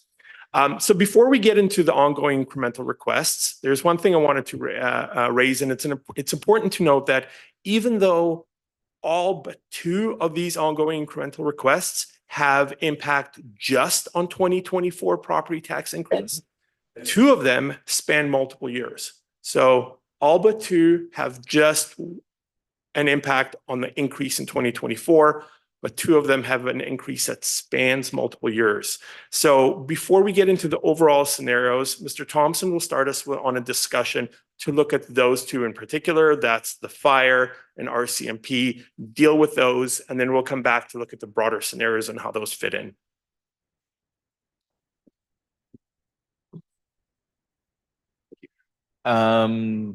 Seems like this might be a kind of a big piece here. I know we have our RCMP and fire here. Are we okay for timing if we take a quick 5-minute break? We're okay? All right, well, why don't we do recess for a quick 5 minutes, do what you gotta do. And we'll come back and pick up where we left off. Thank you. Recessed until triple X. Until triple X. I like that.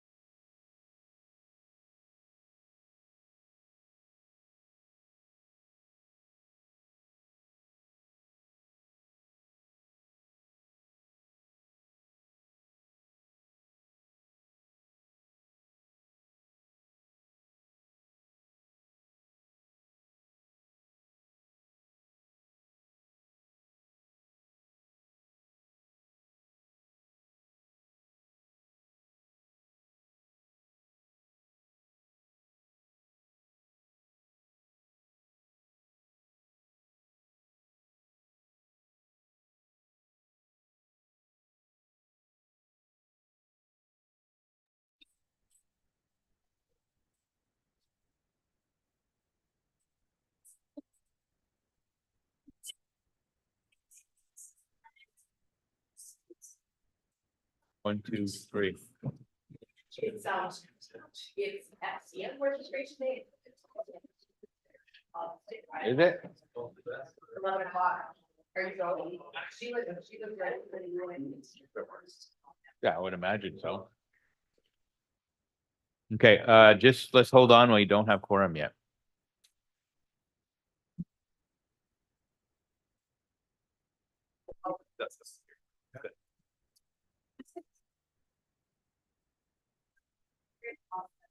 Actually, I guess fires. Yeah, fire might. Yeah, that's cool.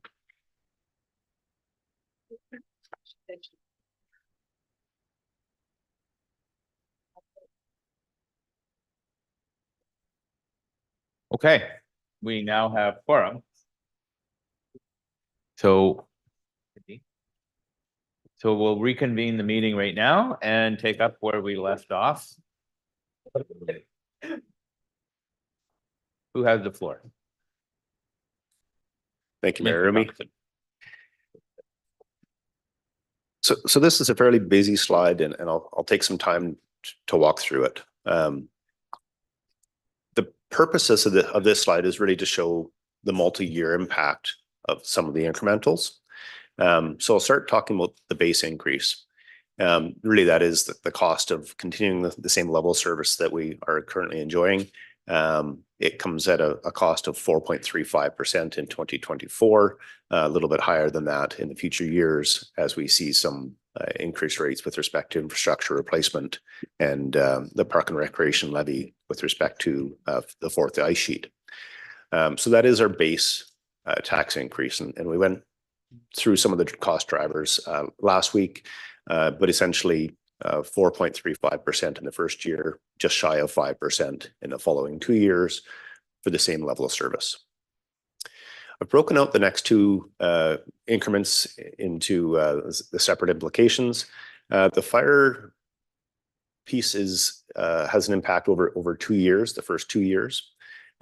Basically, this is the equivalent of hiring in June of 2024 with a half-year cost in the first year and a full year cost in the second. So the chief will speak to the increment a little bit, but this is the funding mechanism of that. So the cost, I think, was about $2.8 million with the first half of costs starting. And whether it's all positions in June or if it's split operationally, that's really up to the chief on how that's rolled out. But the first year is half the year's cost, second year being the full year cost. So that's perhaps the easier one of the two to explain. The next one is the police, the RCMP additional members. So this one has a few moving parts. We already have a base budget that includes about 1.5 members a year. So it's actually 2 members in the first year, 1 in the second, and 2 in the third. So the actual increased cost is mitigated a little bit by having some already in the base. Additionally, it takes some time once we order the members for the boots to hit the ground.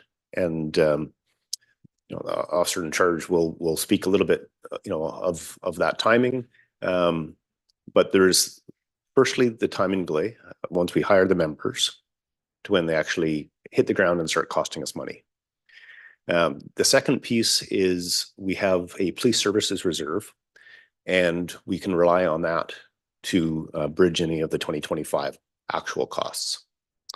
So the police services reserve essentially is funded through vacancies in the RCMP, and we put that towards funding RCMP members and addressing some of the cost fluctuations of the RCMP contract. So we'll look to that reserve to assist us in 2025 if there's any costs associated with those members. And then in 2026, we'll have a tax increase of 1.35% to fund the ongoing costs of those increased members. So that's kind of the staging of the police costs. Firstly, vacancies associated with the time delay it takes to hire folks, and then the actual reserve to bridge until 2026. That puts the tax increase before considering other incrementals at 5.7% in 2024 and commits us to just over 6%, 6.3% in 2025 and 2026, with the assumptions of costs noted above.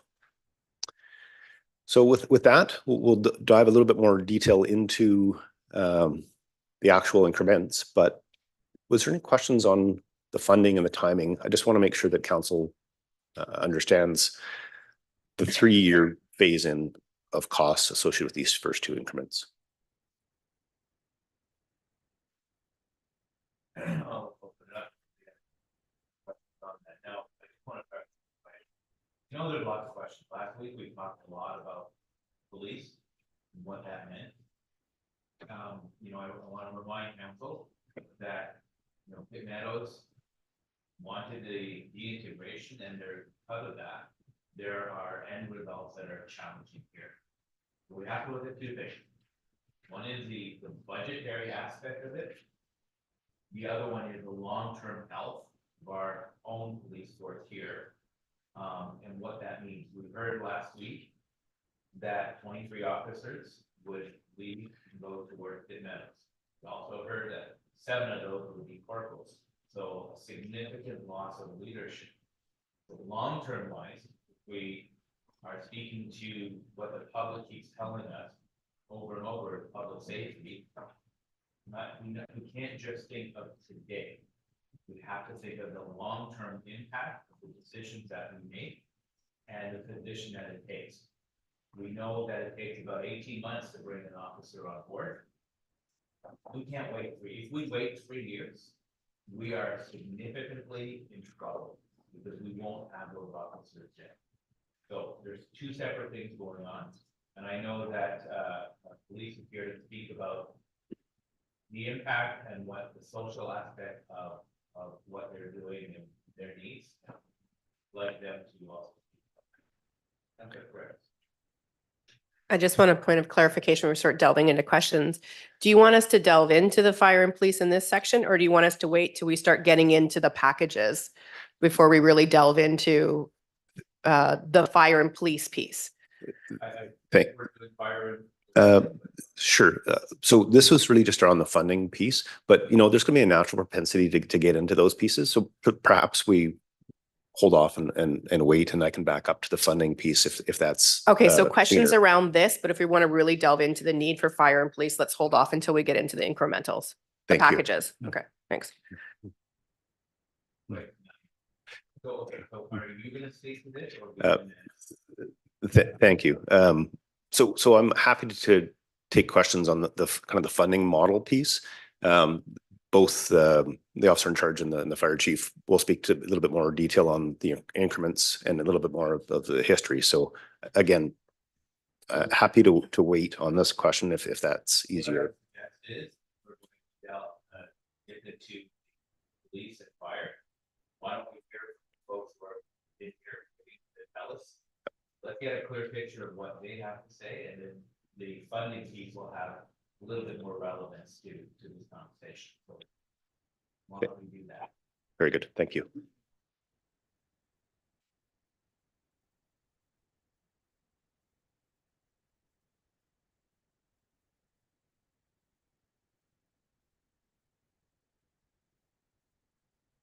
If your hand is up, there's a specific view. If your hand is up. Sorry, it's very difficult to hear you, Mr. Chair. I think your microphone's turned off. Your hand is up, Councillor Youssef. Yes, sir. I had a question around the funding for Mr. Thompson. Okay, sorry. My mic was off, so you probably didn't hear what we were talking about. We're gonna actually, before we get into it with Mr. Thompson, we're gonna have a presentation from both police and fire and police. And then that'll help shape the conversation going back to the financial aspect of that. That okay? Sure. Thank you, Mr. Chair. Okay, thank you. Go ahead, sir. Good morning, Mayor and Council. I really appreciate the opportunity to be here to speak with you on a couple of fronts. One, the last time that I spoke to the incrementals, I'd been here for a month. And that was back in December. So I probably did not do a great job, and hope that the key here is making sure that you have a full understanding. And I know it's in the appendix, and I apologize, I don't know which page it is. The incrementals is written here, but I think it's more important that I'm able to tell the story and help you understand and take any of the questions. That's the key. And if I could summarize before we even get to the end, the focus really on these incremental requests is we need to get another unit on the road, and we need to enhance our service levels to take care of the community and increase our operational response numbers. So that's the beginning part. As you recall, in December, we gave the incremental presentations, and we spoke about the core services. So I'm not going to bore you with all of those slides again, but the kind of highlight of those three was, you know, how we respond to incidents with our all hazard response, the responsibilities of our training division, and of course our community safety and prevention. Those are our core services that we covered in December.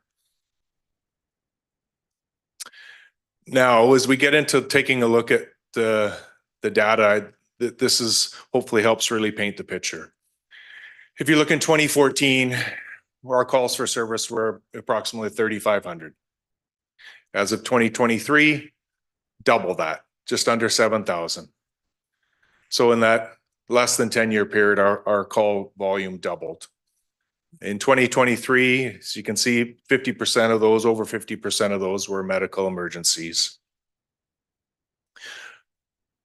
As I loop back to our core values, it's so important, sorry, not our core values, our core services, that we are able to deliver our core services. Interesting, in the data, we take a look at Fire Hall 1, they responded to over 3,000 incidents in 2023. When we follow recommendations by the fire underwriters state that if a unit responds to over 2,500 calls, a second unit should be responding out of that fire hall. I found it interesting to do a comparison to our biggest city in our province, in Vancouver, where the chief spoke to council about the taxation on the firefighters responding to 70,000 calls last year, and how that was having an impact on her staff. And so I did some math. When we look at 70,000 calls divided by how many firefighters they have on duty, which is approximately 150, that works out to 450 calls per firefighter. And here in Maple Ridge, when we're just under 7,000 with 11 firefighters on duty, that's over 600. So when people think that Maple Ridge is not as busy as bigger cities, it's actually quite the opposite. We also did a response analysis on our data and came up with these projections, as it's important that we're not just looking at today, how are we doing things today? And we hear as the city moves forward is what's happening in the future? How are we going to address that? So when we did a response analysis, we see that in 5 years, the projections are to respond to 9,300 calls. So that's a 35% increase. And then 10 years from now, the prediction of the modeling is 12,000. So a 74% increase. When we look at our resourcing, I spoke earlier about 11 firefighters on duty at full complement at any time, 24/7, 365 days a year. That operational response staffing level has not changed since 2012. Also with that, in one of the financial overview charts, the name of the table was the property tax rate increase history. And there had not been any significant impact on the property tax rate from fire since 2013. So what we're attempting to do is to increase with another unit on the road, a 2-person unit.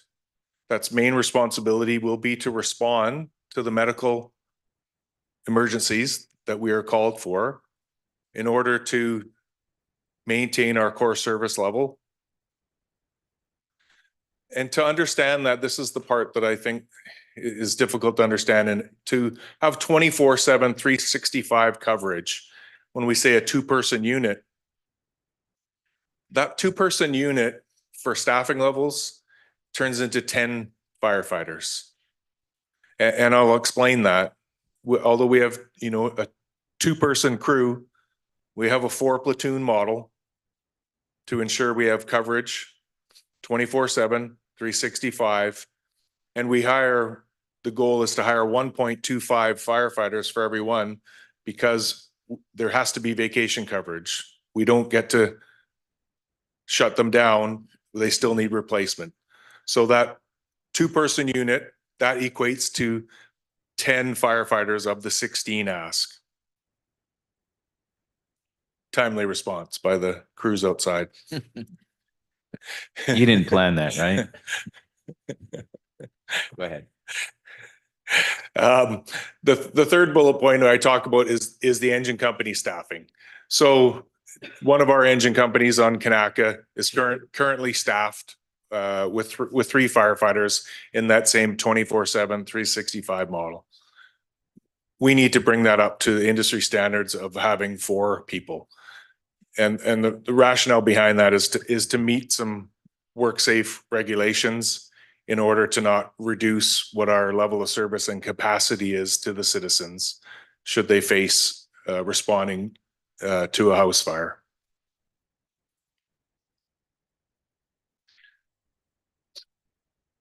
So that additional firefighter, 2 engine 4 at the Kanaka Hall, that 1 position now turns into 4 positions for the 4-platoon model.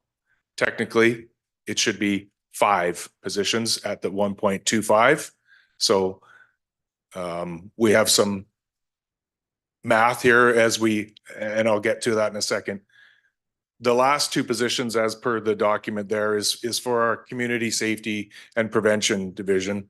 When we take a look at what's required in terms of upcoming changes to the Fire Services Act, fire investigations, complex investigations, and education, that's where we've allocated 2 to that division. If we were to follow our 1.25 for that engine 4, that would take away from 1 to there, but our number would still remain at 16. So it's 10 for the 2-person unit, 4 for the engine staffing, and 2 for our community safety and prevention division is how we get to that number of 16.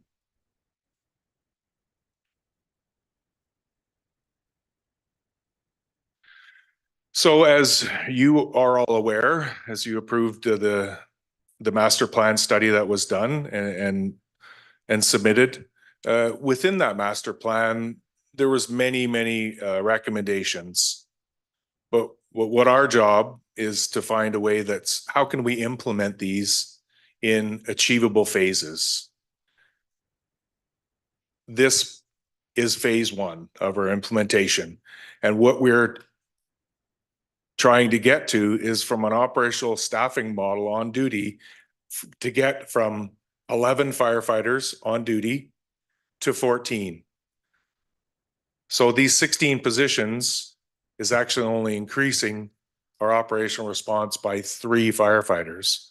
And that's part of phase 1 of this implementation. And the goal is next year to get to 16 on duty.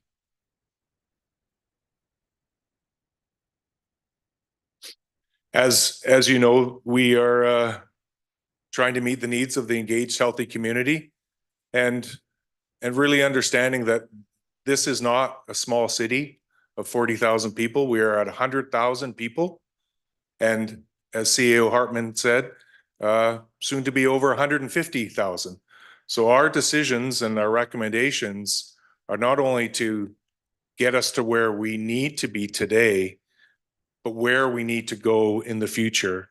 and how the women and men of Maperidge Fire Rescue will protect our citizens, our business owners, and our visitors. And now I will open it up to questions. Thank you very much. I just, maybe you can help clarify something. So fires happen whenever they happen. It's not a regular clockwork thing. So do you, top of your head, do you have an idea of how many times calls have happened at the same time? So you get a call here, you go and you send all your fire folks there, and then all of a sudden you got another fire here. That happen often? Yeah, Mr. Mayor, that's a great question. And interestingly enough, last Wednesday, as we were having a management meeting, Pitt Meadows experienced a fire. As you know, they are our mutual aid partners, but they have one fire truck on duty. Mission's another partner. They also have the same. So not a lot of help coming our way, but Pitt Meadows was having a challenge making entry into the house fire because they could not get an adequate response from their paid on calls. So they called and asked if we could send a unit to help them. We did. We sent our unit on the west side of town. Exactly 10 minutes later, we had a house fire right across the street from Alexander Robinson. So now we are down to only 2 units left in our city. So 4 have gone to Pitt Meadows to assist them.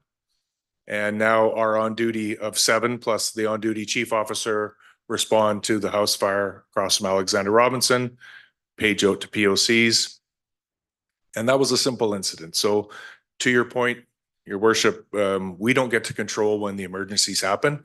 And the big concern is at that point, we did not have any resources to cover the rest of the city. And as calls came in or did not come in, we did not have anybody to respond to cover the rest of the city. So for a city of 100,000 now and 150, it's a little scary. Okay, thank you. And the last comment I'll make is I remember going back to the major fire on Edge Street last year, and I live a couple of blocks, so I spent the whole night watching there. And we saw fire department and police from Mission, Poco, I think even Langley, because it was so big that we needed all that support. So, grateful for that. And then we in turn would respond the same way. So I think we need to be prepared for that. All right, move on to questions. Councillor Carreras, followed by Councillor Youssef. Thank you. And thank you to both fire and police for coming back in today. I think these are 2 very big pieces of our decision making, and I'm grateful that you've made time to come back in and ask our questions. These are, I think it's important. So thank you. I appreciate it. So the first question I kind of had on here is, why so many? Why now? And can we spread it out over? And I get we had the implementation plan, but I appreciate what you shared with us today is that there's really been no change in staffing since 2012, and there's been no tax increase since 2013, and that's a problem. And it's multiple, not just one council. We're talking 3 councils made the decision not to invest in the safety of this community by investing in fire. And so now it's really up to us to say, look, we believe in the safety of our community and we need to invest in it. So that was pretty scary numbers for me that there was no investment for 14 years in a community that's probably almost doubled in size in that time. Interesting around the 450 firefighters in Vancouver to 600 per firefighter in Maple Ridge. I think that's really important for the community to know that we are understaffed because there's a lot of questions around why the big increase. And also that so did I hear correctly that we're operating below industry standard and not meeting WCB or there? So through the chair, Councillor Carreras, it's not that we're not meeting WCB, but there's restrictions if that 3-person crew responded to a house fire, according to WorkSafe regulations, and I won't quote every part of it, but they would be unable to make entry into the building Okay. if they followed the WorkSafe guidelines. So we're following the WCB, but we don't have the capacity to properly support the safety of the community. It certainly puts limitations on our responding crews, which is why the desire is to get that engine company, as per NFPA standards, up to a minimum staffing level of 4 firefighters. Okay, and just one more question. Go ahead. And it's around the medical calls. And I know we talked a bit about this last time when we were, I think with the implementation plan, that 50% of your calls are medical now. And it's not uncommon. You're probably always going to be the first on the scene. You're faster to get there. And I know when my own son got into a pretty serious car accident in Lougheed, I am so grateful for the Maple Ridge Fire. You guys were amazing and absolutely fabulous and waiting till the parents got there. But I think that's interesting to delve into a little bit, because I don't know if that's going to change, that you're responding to medical calls. But what I want to ask is the time that you're at those medical calls growing? And through the chair, Councillor Caress, that is a very good question. Obviously, we do not control pre-hospital care. That's a provincial mandate through BC Emergency Health Services. Through their response allocation protocols, they color code through a priority system the type of calls, and that's how they allocate their resources. So higher up the color chart, the faster response of their units. Lower on, depends. So what we've typically seen in the fire service across the Metro Van area is those calls that are purple is the highest acuity, red is number 2, and orange would be number 3. The orange calls are the ones that we're seeing some longer waits, although we are working in collaboration provincially with BCEHS on some of these initiatives. It was mandated through the 2019 Auditors General report to work with fire. So there are some really good provincial committees that are working on these initiatives, and we know that they are increasing their resources as well. But we do still see instances, and I don't have any statistical data, but we have certainly long waits occur in the fire service across the Metro Van area.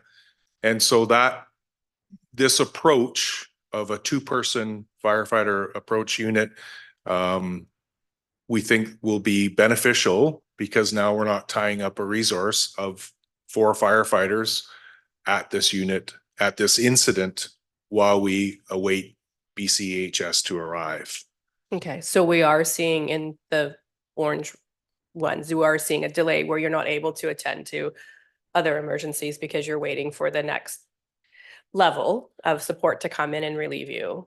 You are seeing that delay increase, or?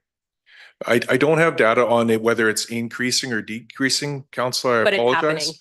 But it does exist. And, based on what our first responder license levels are, we cannot release that patient until BCEHS takes over patient care. Okay, thank you. And I just note for my fellow colleagues around the table, Langley City does have a motion in regards to, I think, that particular piece going to LMLGA and UBCM. So be good to see that one come forward. Thank you. Thank you very much, Councillor Youssef. Thank you, Mr. Chair, and thank you to Chief Sampson for the presentation and information provided thus far. Through you, Mr. Chair, to the Chief. Of the 50% medical calls the medical calls that are 50% of your calls, do we have further data or breakdown on what's involved with those medical calls? How many are cardiac arrests, for example? How many are children related? How many are overdoses? Through the chair, Councillor Youssef, I can track down that data. I don't have it at my hands right now. It is broken down through those different types of codes, so we can certainly get that information to you. As I said, it's often broken down in a couple of different ways. The color priority that I explained, the purple, red, orange, and then within there, what are all the types of calls, whether it is cardiac, whether it's abdominal pains, whether it's, excuse me, an overdose. It depends on the details they receive, but we can certainly get you that information. Thank you. I would very much appreciate having that information. And secondly, through the chair, again to Chief Sampson, when we're talking about the additional 10 firefighters to man the two-person unit that we're looking to address these medical emergencies, of the 2.74 million asked today, how much of that is going to that unit? Through the chair, Councillor Youssef, I will phone a friend in terms of Mr. Thompson to see if he can do some quick calculations for me on that. You know. Thank you. I think rather than doing the math, the positions are fairly comparable in price. So it is kind of relative. So if it's 10 of the 16, you can do the math on that. It's fairly proportionate. Thank you. Okay, through the chair to Chief Sampson, these 10 firefighters will have the same qualifications and training as the other 6 that will be coming in? Through the chair, Councillor Youssef, great question. Yes, absolutely. They would be hired as firefighters, get all the same level of training. And what that does is it allows us operationally to utilize them as required based on the event and the incident. So if we needed to, for example, assign them onto a different unit, what we would call a cross staffing onto a rescue unit or another type of unit that we have to attend something other than a medical event, because that, once again, that is our core service that we provide to the city. It would give us the ability for them to be cross-staffed over. And at that point, we may be unable to respond to a medical unit at that point. Thank you, Chief. That's great to hear. And lastly, through the chair to Chief Sampson again, will this 10-person unit receive any additional training or any additional equipment? I'm just trying to make sure that when I'm breaking down the 2.74, dividing it by 16, that I'm giving them their fair share. Yeah, and through the chair, Councillor Youssef, they will receive the same training that all of our firefighters would. They would be receiving the license certification at the first responder level that we currently provide to the community, as well as all the firefighting training, as I said earlier, so they could be deployed in any capacity to help serve the city. Thank you for that, sir. So the only differentiator will be their assignment. They'll be assigned to this particular medical unit that's looking after 50% of the volume of your calls. Correct. Thank you very much. Thank you, Mr. Chair. Those are my questions. Thank you very much, Councillor Dewitt. Thank you, Mr. Mayor. I think this is probably for Mr. Thompson. So we heard today that there hasn't been an increase with fire. And just could you provide what information previous councils were given on recommending or not recommending additional positions? Because I think that's important. Thank you. And I appreciate the opportunity to address that a little bit, because while operationally they may not have seen much growth, there have been some positions added over time. So part of the overview report, we look at staffing over the long horizon, and there was an incremental, so paid for through taxes, but not a specific increase on the tax levy. So there was 5 members over 5 years. So it's more of a maintenance mode than it was, additional investment in operational response, but more of a maintenance mode. So there has been investments in the fire staffing. It's just more of a, the backfill and the maintenance and other adjustments. Thank you. Thank you. And the reason I share that is because it was very evident in last council that the fire master plan review had to happen for that very reason, because we really were just existing. We weren't really looking at the changes in our community. So that's why I wanted to share that. It was critical. And paid on calls served a purpose at one time, and we used to have a great response.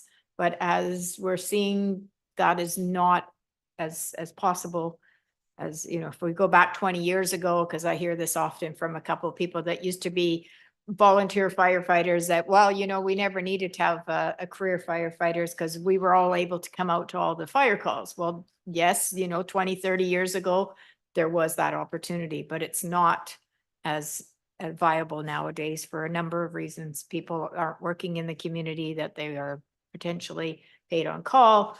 They're working from home, or they can't get away from their career, their other careers, because that's not their career. So I think, you know, long overdue is where I'm going with this, but I don't want to leave that previous councils didn't care. There was a body of work that needed to happen to basically give us all this critical information. Thank you. Thank you. Any further comments or questions? Okay, so thank you very much, Chief. Thank you. And we will move on to Superintendent Meehan.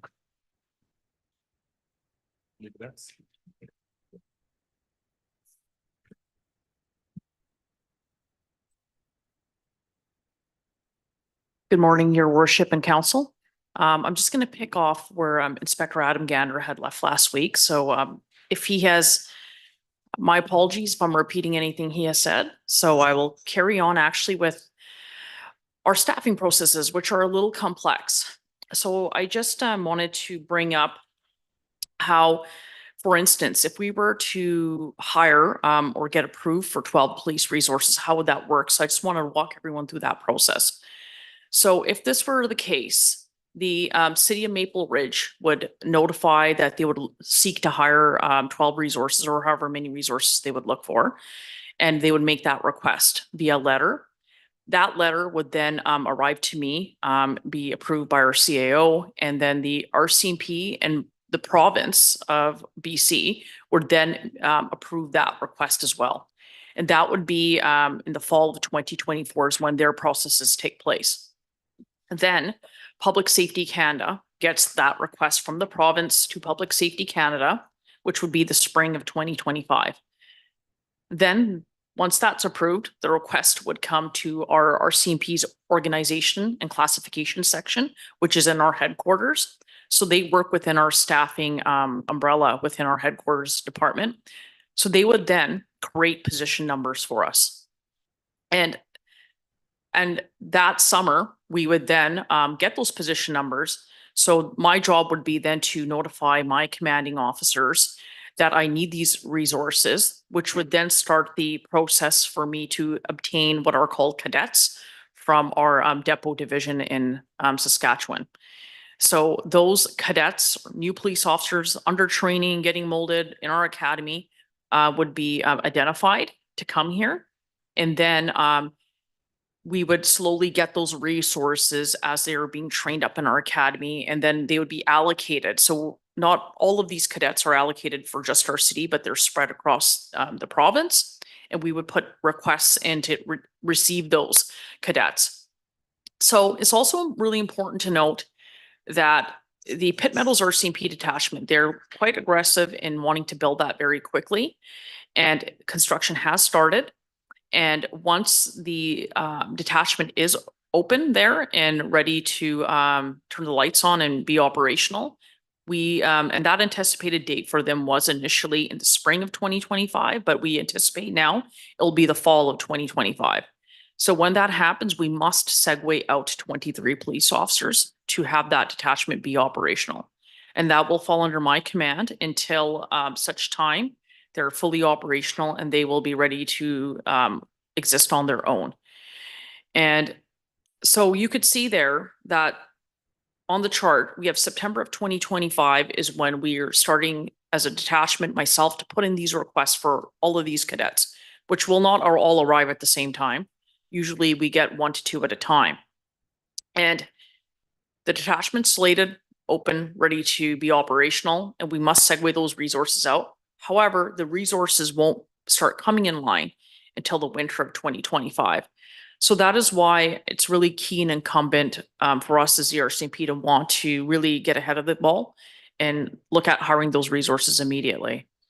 In fact, last year I was hoping to have those resources already starting to get into place, but recognizing too that we have other priorities as well amongst our city. And then I'll move on to the next slide. So I realized that Inspector Gander was asked to provide some data on the criminal caseload burden of our officers and how that would change with the potential arrival of 12 officers. So right now, actually, our criminal caseload burden is at one officer has 68 files. However, with the increase of resources coming our way, that could look to have, we could look to have one officer carrying 53 files. We are still very much, we're differing in numbers when you look at Surrey, quite a high crime rate in a busy city, in Coquitlam, and also Pitt Meadows. You could see their numbers there. They're sitting at one officer to 38 files, one officer to 42 files, and 1 to 40. And we would be 1 to 53. And that's with a resource increase.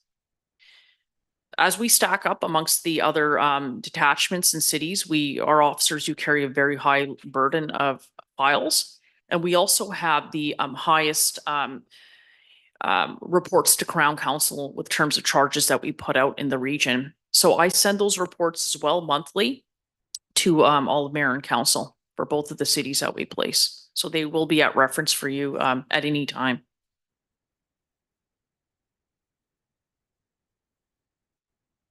So just a couple points here. So the resource request for us was for 12 officers. It would certainly allow us resources. And it's also really important to note too that with the loss of 23 police officers from any corporation, whether it be police or anyone in public safety, especially during times right now with what we're facing with the mental health crisis and challenges, drug operations, fatal motor vehicle collisions, sexual assault cases, domestic violence. The loss of police officers is something that is concerning to me, to have 23 officers not be a part of our department. So that certainly would affect things on my end. But that being said, the request for 12 officers is not only just to circumvent some of the loss that we would feel, but we also really want to ensure that we have those officers in place coming into that transition where we must transition our officers out. And so that is something we need to do and have to do. Certainly not to even something that could be delayed. My first priority is to replace those police officers that are on front line, that are supervisors to our constables. That's one of the most critical ranks, is the corporal rank. Our watch right now, we don't have large watches, patrol watches. But that being said, we have 2 corporals. So our ratio generally on patrol is to have 1 corporal to provide oversight to 6 constables. So with the loss of 1 corporal per watch is what we will be having, and that's just on front line only. We would have 1 corporal providing supervision to up to 10 constables on the streets. That is something that is not in line with any other detachment, and something that we certainly don't want to have. So the other supervisors are from our other business lines in the detachment, like serious crimes, our surveillance team, and our traffic team, and very integral units. My second priority is serious crime. So we don't have in our detachment a lot of nice to have units. We have our operations are very frontline and front driven. We have frontline. That's our general duty. We have serious crimes. We have a surveillance team. And we have a small community policing team. And we also have a small traffic team. So we don't have a lot of like different sections like robust sections and other support sections in our detachment. So it's very frontline and emergency driven. So serious crime is our unit that oversees our shooting files, child abuse files, missing persons files. So we need to also have provisions in place to make sure those units are fully staffed, because that team itself, serious crime, will lose officers as well in this deintegration. And we also will have finally the ability to increase resources for frontline for the first time in 6 years.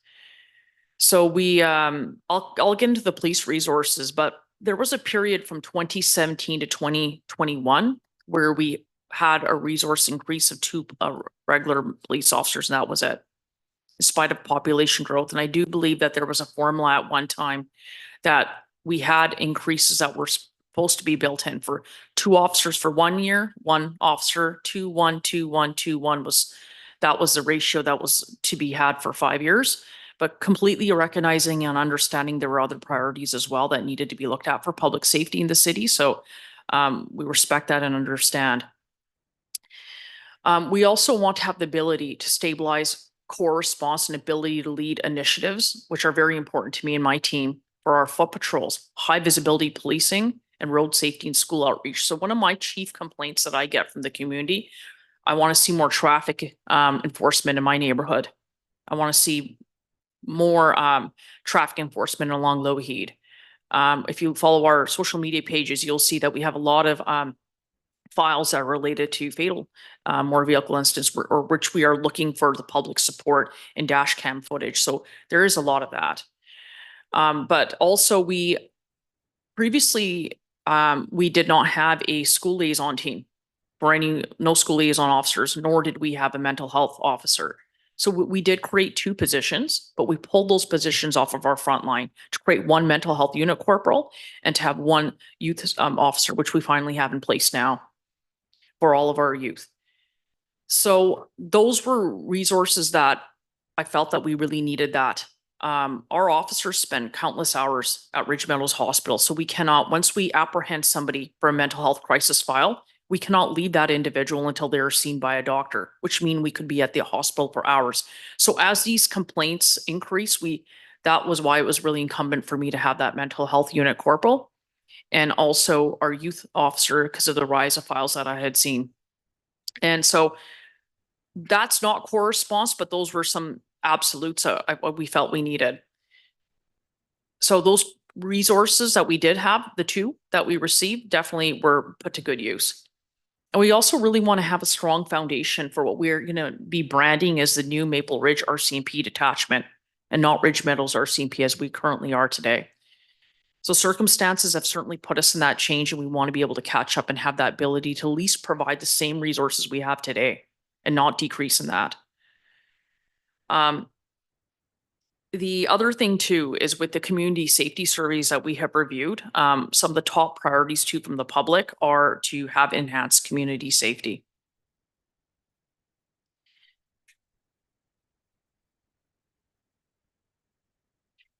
Sorry, and I think that ends my slides. So I'm here for any other questions, and thank you for your time. Really appreciate that. Thank you very much for your expansion of what Mr. Gander had presented to us last week. And I think it really helps to explain a lot more. We know that like many other cities, we're challenged with crime and safety and all sorts of things going on. And it's important that we, as a council and as a city, understand what we need to do to provide better service. I mean, certainly we hear from it every day through our emails of whether it's clean up the downtown or some businesses that are suffering. There's just so much the city can do on its own with its bylaws and community safety officers. And there's just so much that the police can do. And we know that this is a much greater issue that will involve the provincial government and the federal government. It's not something that can be solved overnight, but what we can do is mitigate some of the challenges that we're seeing. And that's why we're here today. So I'll end right there and ask for questions. Councillor Schiller. Thank you, Mayor Remy, and thank you for that presentation and the staffing piece and the deintegration. For those of us who are still kind of new, it's like every time I just get a little bit more of a grasp on it. So a couple of questions around the hiring piece, and you very helpfully explained about getting the recruits, and it takes time to train them, obviously, and you get them from Depot. Are there scenarios where we're able to hire existing police officers, or like do all these positions, are they all going to come from Depot and be sort of your, I don't want to say junior police officers, but sort of like an entry level type position? So generally speaking, we do sometimes get it's called lateral transfers when people from other detachments who are full serving members want to come to Ridge Meadows, which we do have a lot of that actually, interest. But that being said, the majority of our new hires are from Depot, from our academy. And it does take a number of months to train them up to be fully operational, 6 months when they're out here on the road. And some of them are great. Some of them struggle, so we give them a little bit extra time. But that being said, the majority of those new officers will be coming from our training academy. Yes. Thank you for that. And like I say, I mean, this explanation again today has just sort of helped me to further understand we're deintegrating, police officers are going to Pitt Meadows. We need, to respond to that. And we also need to make sure that we're investing in our own police force here. So, well explained. I guess I'm just wondering, if we move forward, we're obviously going to move forward, with this piece that's being proposed today. Has there been any future projections around like sort of, will we get back to in future years looking at more of like a 2-1-2 or a 3-2-3? Has that been looked at all? I think what we really need to strategically look at first is trying to deal with what we have in front of us, which is the deintegration. Is inevitable, it's happening, and it's the new detachments being built. So in trying to deal with that first aspect is really important in the sense that, like just by comparison, we have 132 officers in our integrated detachment. That's with the support of Pitt Meadows. For a city that's the size of 100,000 people, and we provide policing services to 2 cities. So when you look at Nanaimo, which is a very good comparator for us, they have 100,000 people, also a pretty high, similar dynamics with the crime. They have 156 police officers presently. They're not integrated, and that's just for that city alone. So when you pull 23 officers out of our ratio, we'll have roughly 105 police officers, not 156, but 105 for this city. So that is something we need to A, consider. And B, I think there was other concerns that were brought up to me. Well, what if you hire 12 officers at once? What kind of impact does that have? Well, first off, unlike fire, like we're a little different in the sense that all officers need, we can't hire them right away. We have processes that, as I laid out, with all the steps that need government approval, Public Safety Canada approval. Then we have to have a position number created and then we have to recruit and hire those, well, not recruit, but bring those officers from our police academy. So not all of them come at once, but to stagger these requests, you could see like there's an 18-month timeline from when the council says, yes, we'd like to hire. It's generally 18 months before you see those officers operational in your detachment. So I feel that we have, ideally for time, I would have liked to have had more time coming into, and not delay further. So I hope that answers your question in the sense, like, do we have a plan to further stagger resources? I would ideally love to have a plan in place, like a resourcing plan to go over a 10-year period of here's where we need to go. But that being said, of course, with new councils coming in and different dynamics coming in, I don't know how that would work, but like a master plan, but I think that would be a great idea. I think our detachment leadership is quite immersed right now in the Ridge Meadows deintegration. Just making sure that we have everything adequate for us to run operationally as a Maple Ridge RCMP. Absolutely. Yeah. Okay. Thank you very much. Thanks. Thank you very much, Councillor Duick. Thank you, Mr. Mayor, and thank you for the presentation. So speaking to the resourcing master plan, I think that's a really good idea because as you just mentioned, every 4 years, potentially there's new people around the table. So if you can build that in and, you know, the 2-1 ratio is a classic example. The last council did not support that on an ongoing basis because of other priorities. Having said that, that was a mistake. So yes, we needed the other priorities, but we shouldn't have done away with one to get the other priorities. So it's critical moving forward so we don't get so far behind that we have, just like fire, a master plan that shows the council of the day, this is what we reviewed, this is what we're recommending, so that they can say, you know what? We have to do this versus just going with the status quo and the zero increase in taxes doesn't work. And I mentioned this last week. There was a council in 1999 that said 0%. Well, that was great. Politically, that was great. But the council in 2002 had to make up for that. And then you see this all the time. So we got to take the politics out of the piece and look at realistically, what does the citizens of Maple Ridge need in order to achieve what they believe are high priorities? Public safety is number one. We all know that. It's been number one for a number of years. Housing is the other. So it's incumbent on us to make sure that we support that. So I think whether you want to call it a resource plan, it would be really helpful so that we can justify in the future, every year we need to add an additional 3 officers, 4 officers, whatever it comes out to, based on all the data you've shared. Because it's pretty hard to argue when Nanaimo is a population or has 156 members. And we have 132, soon to be, what did you say? 105. Unless we support this today, which is why we have to support this today. Thank you. Thank you. Thank you. Councillor Carreras.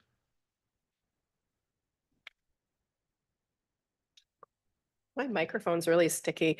Thank you very much for coming in today and walking through these pieces. Like I said, for fire, these are 2 big pieces that we're having to make decisions on, and it's incredibly helpful to have you here. And although we've heard from you previously, we've also heard from the fire master plan previously. I think it's important for not only us at the table, but the community to hear it kind of all in one place as to why we're asking for this and why you've come to us to ask for this increase and why we're making a decision on what to do with that. I just have just a technical question, curiosity. In the very first slide, you talked about needing provincial and federal approval. Can you just talk about why we put the request in and the province has to approve it and then the feds have to approve it? It's not so much an approval. What it is a process, because we are a federal police force. Again, I'm not having all of their intricacies of how and why they do what they do.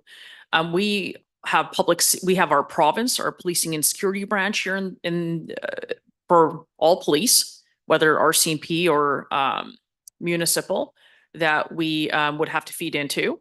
And then from there on, we'd have to deal with our Public Safety Canada to say, hey, we're growing our police force and our municipality, and to get the process approved on that end. And then it comes back to our headquarters. So those processes have always been in place since I have known.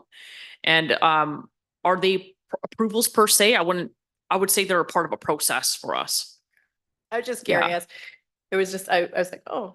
I think what they do is they probably, again, this is my guess, I'm not sure. Maybe they review all asks and how that affects public safety across our country. My guess is, I'm not quite sure. Okay, thanks. Thank you for the comparator around Nanaimo. I know that it's a similar size city, and so it was quite helpful to hear that they have 156.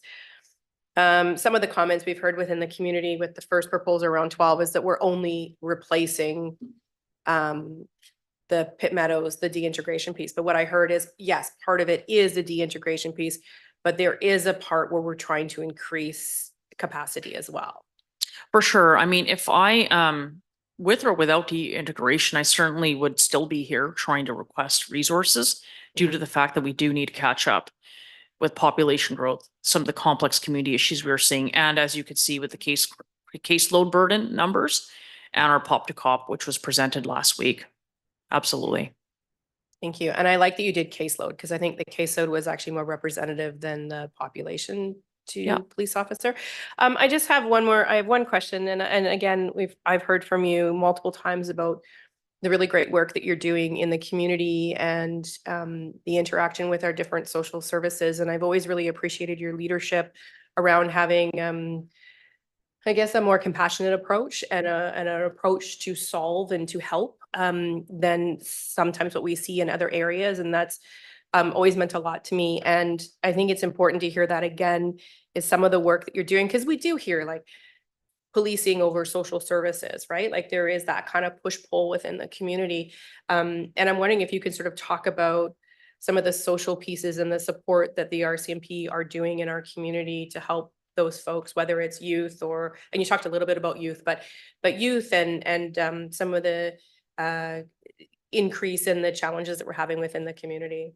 For sure. No, thank you, Counselor, for that. I think a part of policing too is it's just not about taking calls that we see in our 911 queue or seeing the domestics and seeing what we have to respond to. But for me, it's also about really having a community and crisis care combined to supporting services. Like, for instance, I'm really proud to have worked with the city here to get started our Ridge First team, the Family Youth Resource Support team, where we're actually getting outside expertise for the first time to help our police officers, like professionals, like counselors and outreach workers, so that when we are dealing with youth, yeah, we deal with the criminal portions or we deal with the most difficult part, but what happens next?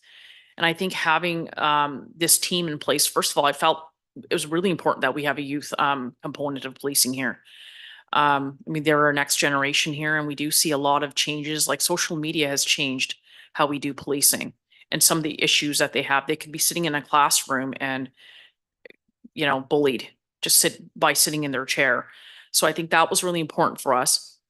It was also really important to have projects like Dovetail, projects like Operation Project Core, and our newest one, Sentinel. I didn't come up with that name, by the way. That was probably somebody from Adam's team.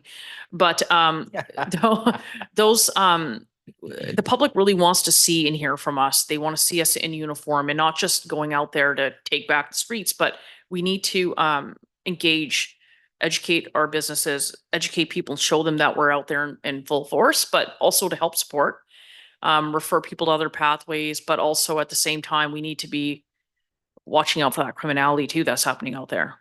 And it is concerning too when you hear that there's businesses who want more active support in our community than people that are commuting, walking through our city. So, I mean, myself and my leadership team, when we get the chance, we go out there to see firsthand what's going on. And we don't do as often as we used to, but we used to also walk out on foot patrol, but maybe we will today after. But just to see, you know, we can't lose touch with what's happening. So having those social programs is also very important to maintain. Mm-hmm. Thank you. And I like the preventative piece too. We're trying to prevent or to support people before it gets to a crisis point. But thank you. Thank you, Councillor Chen. Thank you, Mayor, and through you, thank you to the Superintendent we had coming in today. It's very helpful. I think just a couple of comments and questions from me. I really appreciate the focus on serious crime and the comparison to me. And I know I think those are pieces that we can't lose. And certainly I see police playing a vital role in that. And so I have a question on the integration. Do we expect to have more resource requests coming in with respect to the losing of the 23 police officers?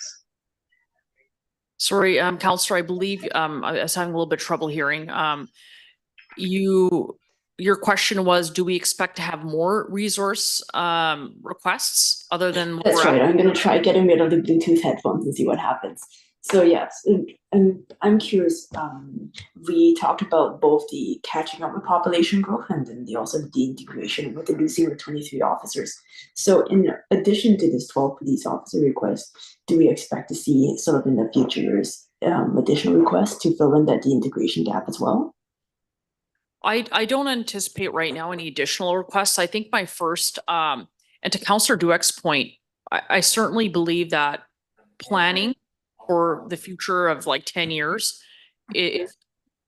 but at the same time, dealing first with what's in front of us, with the the inevitable, which is the deintegration, and it has a timeline. I think this first request is to deal with that. But that being said, I do think we need to strategically think as the next 10 years, where do we want to be with policing, or where does the community want to be? So I think that's not certainly off the table. And I think it's something we do need to consider, just like the fire department is, because these are emergency services for our community. We want to make sure that we're rowing in the right direction. Thank you for that, Superintendent. That helps a little bit. I think, yeah, I'm in full support of what Councilor Dewar talked about in terms of the resourcing master plan, so that both councils and also the community can have understanding of what to expect in the future when it comes to sort of increasing the police resources and what our needs are.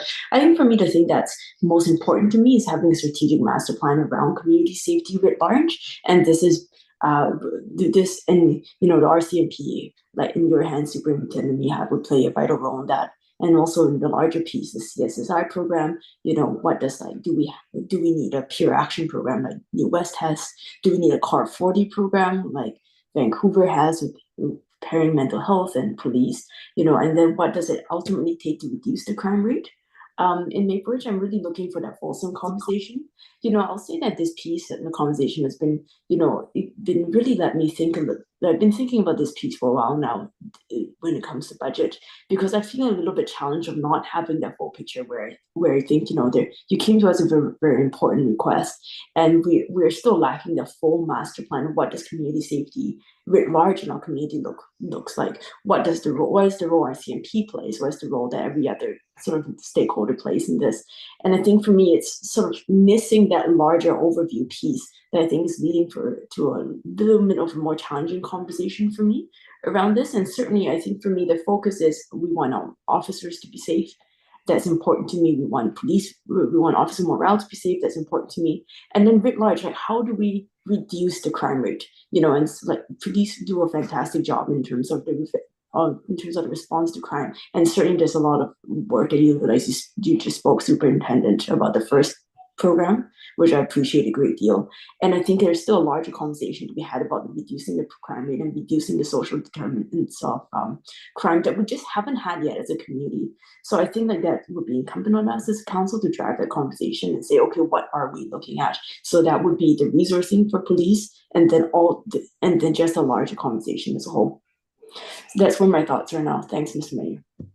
Thanks, Councillor Tan. And to your point, I think you're also talking about the whole strategic picture of policing. You brought up New Westminster and other programs like CAR 40. I've come from a detachment where we headed up the biggest and largest police mental health and outreach team that had a CAR 67 program. And I also helped put together the MICRE-CARS, the Mobile Integrated Crisis Response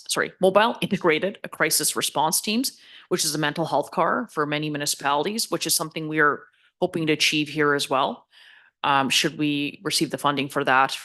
So I think we are holistically looking at a lot of these different pathways other than just having frontline to deal with our issues, which I'm very happy to say we have a mental health unit corporal now working in our detachment to make things easier so we can take the burden off of our frontline officers. So we are looking at a lot of that. Sometimes I think what happens is I can only give a little snapshot about what our police force is like, because I don't want to take up too much time, but we do have other ways that we're trying to look at to tackle community issues and not just with a 911 response.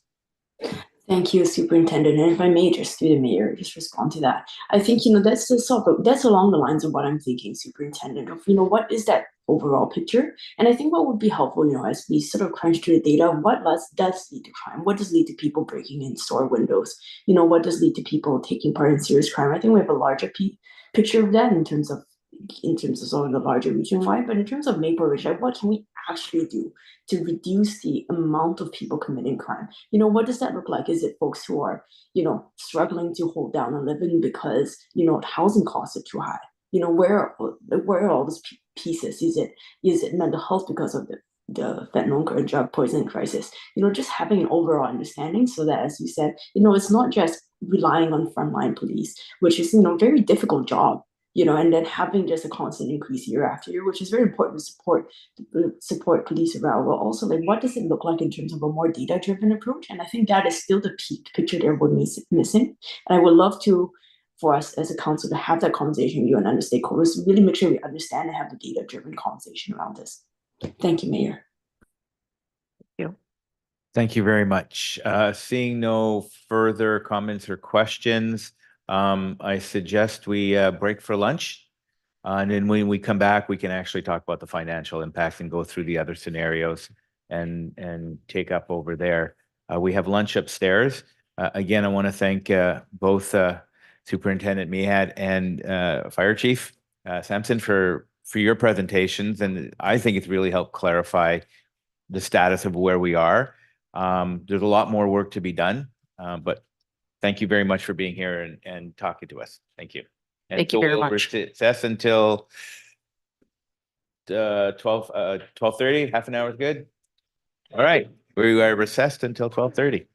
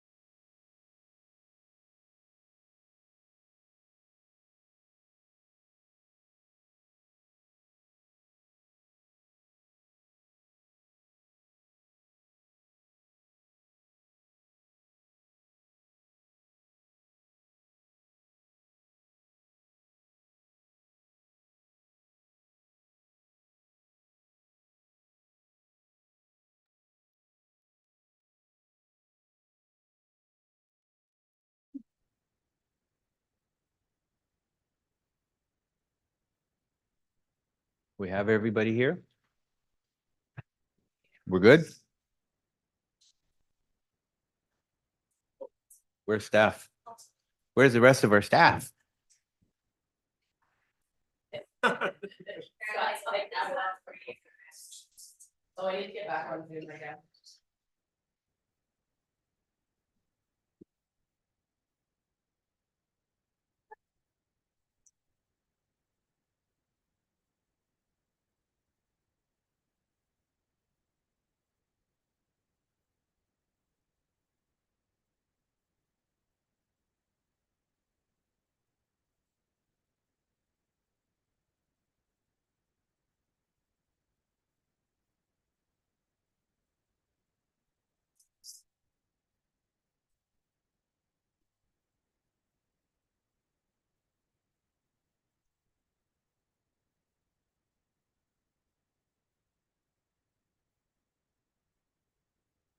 Are you going to be doing the rest of the presentations?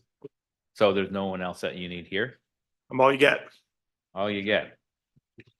Okay, well, that's a good thing. Yeah, I mean, let me clarify. As I go through the scenarios, the domain experts, if there are any questions, will come up. So Scott might come up and others may come up. Okay. Is there anybody not here that you need to continue? I think we can start and then Scott will join us. Okay. But we've got enough All to get right. started with. So we will reconvene our meeting and move on to the ongoing incremental request scenarios. Just want to highlight that last week we went through 3 scenarios. And my mic's on. Can you hear me? Okay, good. Last week we went through the 3 scenarios. What happened was staff went back and they listened to what we had to say. And they came back with 2 additional scenarios, which I think are probably good scenarios to be looking at. So I don't know that we need to jump too much into the first 3 scenarios. I think there's some minor housekeeping we can talk about. But I would like to focus our time on the 2 new scenarios. But I think from what council said last week, I think that's going to fall more in line with where we want to go. So having said that, I will pass the floor back to Svi. Thank you, Mayor Rumi and members of council. Mayor Rumi, you are 100% correct. We heard from council last week. We have added 2 additional scenarios. However, we've also moved some things around. So we'll go through all of the scenarios briefly and just give an opportunity for council to see what is in each scenario now. As we go through the scenarios, every scenario or all of this ongoing incremental requests will be listed on each page, but there will be a little X next to the incremental for each scenario or to the scenario for which it applies. I also want to just note that the scenarios are incremental, meaning everything that is in scenario A will also be in B, and everything that is in B will also be included in C, and so on. To separate and show council, members of council, what is new in a scenario, we've color-coded the X's you'll see that are new within a particular scenario in blue, and the ones that have been carried over from the previous scenario will be in black. So we'll go through that. And I just wanted to mention that. And again, just to reiterate what I mentioned earlier today, these are ongoing incremental requests. So these are not projects and initiatives. These are service enhancements and new services in the form of staff and or programs, and do have a direct impact on the property tax increase. So with that, we will start by looking at scenario A. Scenario A, as it was with last week, focuses entirely on the community safety piece regarding RCMP and fire staffing, as you just heard.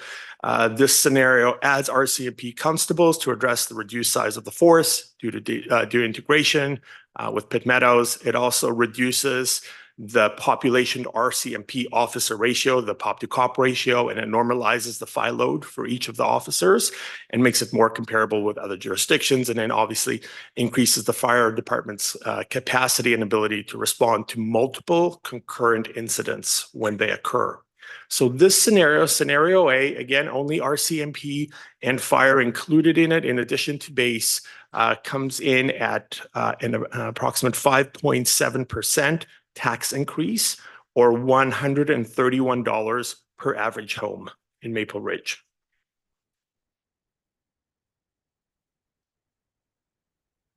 Now we're moving into scenario B. Scenario B, as I mentioned, includes everything from scenario A. So RCMP and fire will be included in that. And in addition to that, staff have added a key priority operationally and also a key priority in general right now, growth and housing. So we've added the housing acceleration ongoing incremental. So that includes planners as well as project managers for development applications. And this allows the city to effectively respond to housing legislation changes that's coming down from the province, as well as be able to move forward with the actions that staff had put forward in the Housing Accelerator Fund. Sorry, I'm just going to interrupt you for one moment. Yes, I sir. noticed Councillor Youssef, your hand is up. Is there something that you wanted to question you had quickly? Yes, Mr. Chair. I actually had a question to Mr. Thompson around the funding of police and fire before we concluded that discussion and moved into scenarios. So I'm wondering if I can ask my questions now. Do we have Mr. Thompson here? Yes, we do. Okay, let's go ahead and do that. Thank you, Mr. Chair. Through you to Mr. Thompson, when we're talking about the funding for the 1.8 million for the RCMP and possibly the 2.74 for fire, understanding that there are safer community funding streams that are available through the province, are we utilizing any of that funding this year and or possibly over the next few years? Or is this all going to fall back onto the taxpayer? These are ongoing costs that they're not funded through any grant, so they are property tax supported pieces. Have we considered looking at provincial assistance, because there is provincial funding that is available for policing, for example? I think the funding is not ongoing operational piece. It's a separate for different purposes than the ongoing members. I'll give the example of the federal guns and gang money that we received, $1 odd million. That is for specific programs and not for operationally operating the department.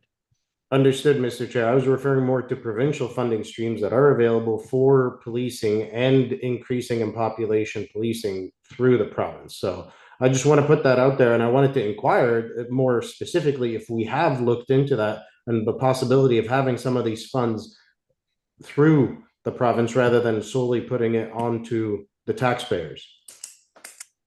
I see that that's not happened. Thank you, Mr. Chair. That was my question around that particular point. Thank you, Mr. Thompson. Okay. We're going to continue moving forward. We're good? Yes, Your Worship. Okay. So scenario B, as I mentioned, includes RCMP and the fire, and we've added planning in order to comply with the requirements of new provincial housing legislation, and also in order to advance what the city has put forward in the Housing Accelerator Fund application to be able to advance more housing options in the community. So this scenario in general looks at housing and the public safety pieces. None of the other pieces are included in this. And scenario B comes in at 6.25% property tax increase at an average of $144 per average home.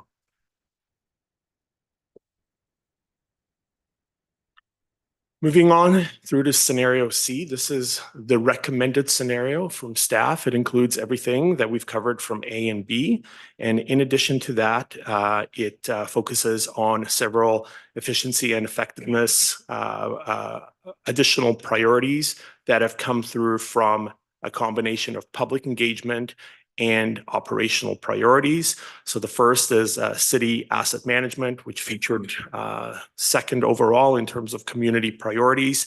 So with the addition of the 2 staff shown here, this would allow staff to optimize the use of capital funding to deliver on infrastructure projects, and will also assist with the prioritization of capital. Also from an efficiency and effectiveness perspective, this scenario allows us to have the capacity to protect against cybersecurity threats and to address cybersecurity needs to protect the data of the community, and that is the cybersecurity funding. And then finally, the last component is this scenario increases the efficiency and the capacity to deliver on the people resources needed to deliver all the other enhanced services. So this ensures that we will have the right people at the right time to be able to deliver on everything else that we've seen to date. So that is scenario C, includes fire, RCMP, planning, and then asset management, cybersecurity, and then the ability to deliver the people resources in a timely basis.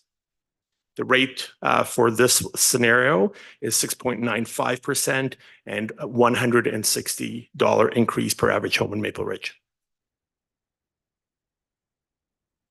Moving on into scenario D, again, it's cumulative. Everything in A, B, and C is covered here, and this adds additional layers focused on community outcomes. So for example, this extends the community safety officer hours from 7 a.m. to 11 p.m. and also pairs those community safety officers so that they're able to support each other. And this provides additional safety for the officers, and also as a key benefit to the city in general, and in particular with Maple Ridge 150 and BC Summer Games, these extended hours will improve community outcomes. Additionally, the park worker request will allow the city to more quickly address inquiries from the public and also internal work requests associated with park maintenance, and will allow the city to take proactive steps to enhance the public's experience in parks. The roads worker will enhance the city's capacity to deliver year-round services related to service requests from the publics, our internal maintenance, related specifically to concrete fixes, and all of the work that's been happening regarding, or in the downtown, and the maintenance work that's been happening in the downtown, removal of hazards, particularly with changing weather, there's more impact on concrete and more fixes are required. And finally, from a business perspective, the business licensing clerk, as well as the enhanced economic development marketing, will support businesses with increased capacity to process business licenses without delays, and will also assist local businesses with enhanced and targeted promotions of Maple Ridge, and specifically local winter attractions within Maple Ridge. And scenario D is a scenario at 7.55% or $174 per average home. And lastly, scenario E includes all of the ongoing incremental requests, everything that we've heard to date. And in addition to that, add some capacity enhancements. So we have growing capacity to process facility bookings. As the number of requests for facility bookings increases, this will reduce turnaround times and wait times. It increases our capacity to deliver on a multitude of aquatics programs where there's a high demand.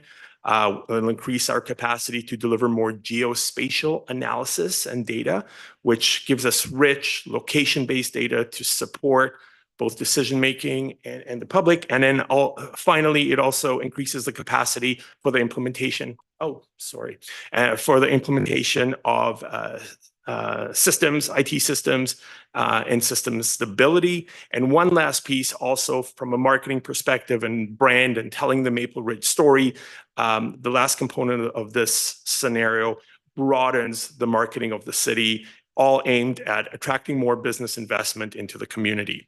So this final scenario, scenario E, comes in at 8% or $184 per average home in Maple Ridge. For council's benefit and certainly for the public, we have shown how these scenarios, all 5 of them, A through E, compare to peer municipalities or in the region, other municipalities in the region. from a property tax perspective.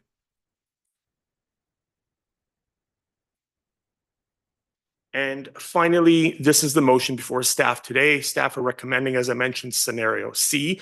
We're looking for direction on to proceed with C and to include that in the financial plan bylaw. However, once we get that direction, we will be going back out to the public with that information, and we will be collecting feedback, but certainly informing the public that this is the direction of council and looking for feedback on that. And we will be bringing that back when the financial plan bylaw comes back. Thank you very much. And thank you for staff to bringing back revised scenarios based on our feedback from last week. Really appreciate that. And you know, this we could be fighting this all day long if we need to. But I would suggest that we start off with that initial recommendation of looking at a scenario C, and then going from there, and we'll see where the comments take us. So, Councilor Carreras? Oh, okay. So we got a motion to move and seconded by Councilor Schiller. Thought you wanted to ask there. Okay, I'll open it up for questions on scenario C. Councilor Duick. I can't support scenario C, and this is going to be very odd for me because I have never in the history of my elected life voted against something before me. But, whoa, shoot, sorry. For me, we absolutely have to support the fire department in RCMP initiatives. The housing acceleration, so scenario B is critical as well. And I'm using the communities, what priorities are for the community as kind of the gauge. The challenge for me is it's not that some of these other scenarios aren't important, but it's the time that families, the crisis that families are in, the cost of living, everything that they're faced with. I mean, yesterday at my BIA meeting, I heard how Salvation Army, on top of the Friends in Need Food Bank, are delivering 700 lunches to school children, up from 100 lunches the year before.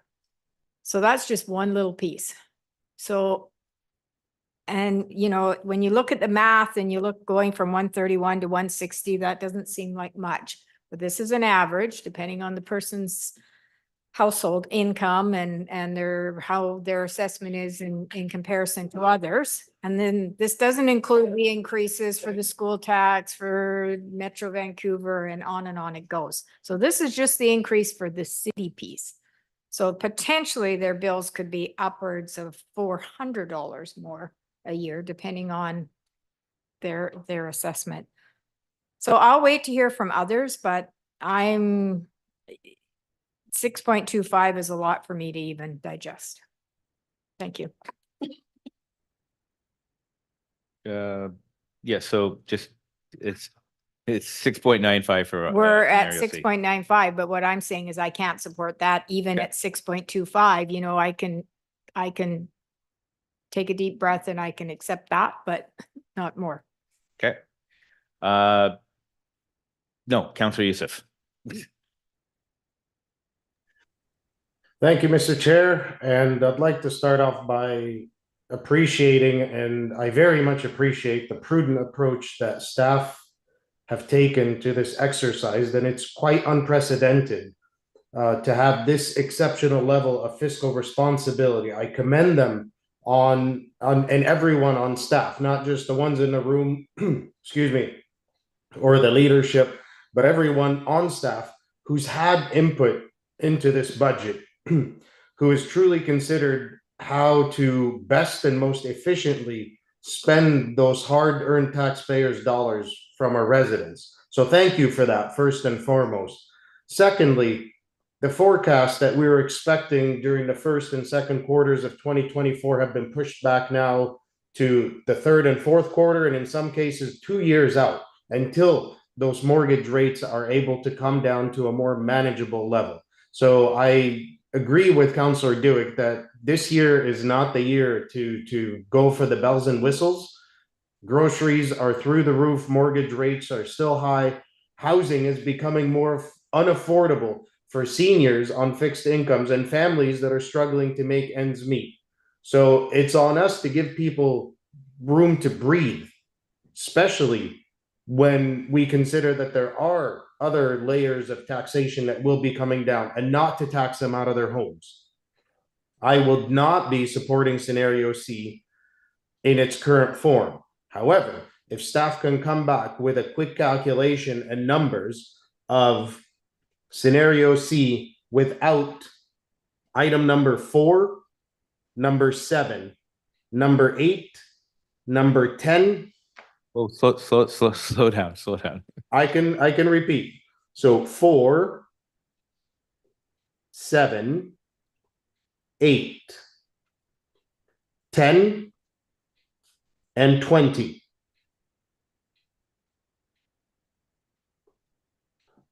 Okay. I'd like to see what that percentage would look like. However, I'm with Councillor Dewey. Scenario C is not acceptable. B, again, would require some modification as to where we need to be. And A is actually where I was sitting, as this is the year to just keep the lights on and get through this. And I have spoken about this in the past, and I will continue to, about the reliance on qualified professionals. Rather than hiring in-house, we can accept qualified professionals' input into applications. That would reduce our overhead significantly, that would reduce our tax burden to our residents, and it would reduce the time that we're taking to process, since one person would only be doing one job. Rather, now you have a number of privately held firms. So stimulating our local economy, making sure that those professionals out there are participating in the economy and pushing business their way. Thirdly, expediting our processes and reducing our overhead. I'll stop there and wait for scenario C with those numbers that I requested to be taken out, and we'll go from there. Okay, before we proceed to that, a lot of on the fly, I'd like to hear from rest of council and give staff a chance to actually respond to that, if that's okay. Of course. Thank you, Mr. Chair. And again, thank you to staff. You've done a wonderful job. You've put together one of the most efficient budgets that I've seen since 2018. I commend you on it, and I'm sorry the financial environment that we're in right now is not supportive of going full on with all the bells and whistles. I wish we could. I wish we were all in a much better place than we are today financially, but unfortunately we're not. Thank you, Mr. Chair, and again, thank you to staff. Thank you very much. Councillor Carreras. Thank you. Thank you again to staff for hearing our comments on Tuesday and coming back with something a little bit different. I think that's what this process is about sharing our thoughts and seeing where's the best place to land on this. Totally fine with scenario A and B. The pieces in C that I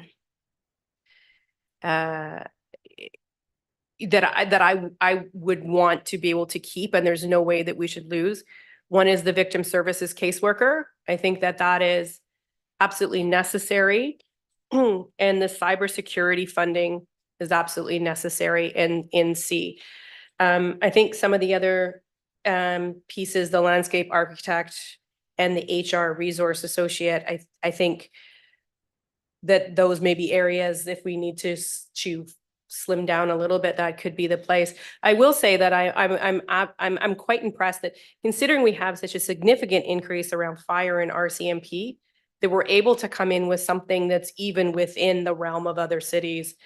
Even 6.95 is falling quite below Pitt Meadows, Coquitlam, and there was one other city in there. So the fact that we have these huge increases in both fire and police not of our own doing, it is good that we were able to actually come in even still within comparators with other cities and still be able to do some things. So I don't know what the process is around, I hate to pick and choose, like, I hate peeling these things apart. But for me, I think that the victim services caseworker and the cybersecurity funding are absolutely a yes for me in the C. If it's about finding something a little bit lower, I'm happy to shelve off the other pieces unless staff has can justify the absolute urgency with those pieces. But I actually have one more question to staff, actually. Can you just talk about the planning and development? Where are we at? We've had so many changes in that department, and housing is, yes, a priority. But where actually are we in the department? Because I know we did some increases last year. I think they were ongoing. I don't think they were one time. And this is another increase. So if someone can just speak to that department, that'd be great. Let me take a swing at this. So there were some increases last year with respect to capacity. And as we go through our processes of evaluating the legislation that's in front of us, what we've identified to Councillor Youssef's point is that there's other streams and systems available to the municipality that we need to be pursuing in order to ensure that we have the capacity to deal with the development applications that are going to be coming to us over the next 20 years. Council is going to be receiving some information at the end of this quarter, early second quarter, with your updated housing needs numbers.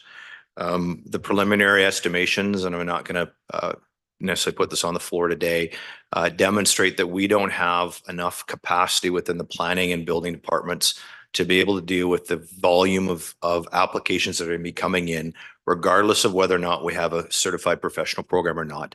They're two completely different streams. We're talking about building a freeway that's going to allow applications to get in the door and from pre-application to occupancy as quickly and as expeditiously as possible.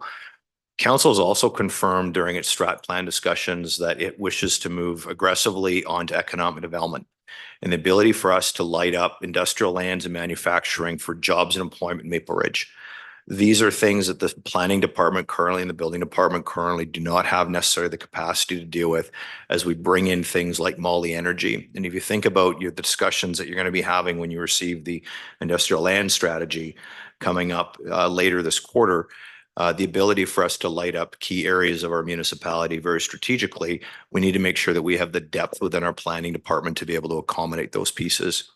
The design and construction engineering program coordinator is really about ensuring that as we move forward with Abernathy and the 240th corridor, that we have the in-house capacity of our capital planning to be able to move those projects through quickly and efficiently. So the biggest challenge that we have is we build capacity, and these are 5 additional positions, 6 if you include the engineering design construction project person, that are essential for you to be able to execute on your capital plans, as well as on the general direction of where your housing needs numbers are going to come in the end of the first quarter of this year. So I think that there's ways that the corporation, if it's council's will, to find another way to make this work so that you've got a level of comfort with the numbers. But what you have in front of you with scenario C are the capacity challenges that we're dealing with at the planning level. These aren't just frontline workers. These are the people that are developing your area plans. These are the people that are updating your OCP. These are people writing the new bylaws for the city to ensure that what we're trying to do to accommodate 165,000 residents in the next 20 to 25 years, we have that foundational level laid out now. Thank you. So I just went, so the design and construction engineering infrastructure program coordinator, which is in C, that's the one that's going to get us the Abernathy, the bridge. That is a body, Councillor Carreras, that it will be assigned to the heavy construction work around Abernathy and the 240th bridge, as well as some water main upgrades as well. But that specifically is targeted at trying to figure out how we can quickly move into the 256 industrial areas. If we don't have that position, does it delay those big projects, or are we able to stay on track with them? Doesn't delay.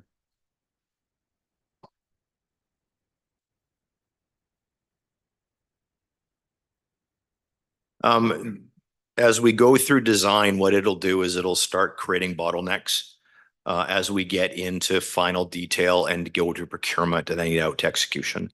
So I'm concerned about this probably later on in this year for this type of role, but what we're trying to do is make sure that we have the in-house capacity to execute on some of these key priority projects. Thank you.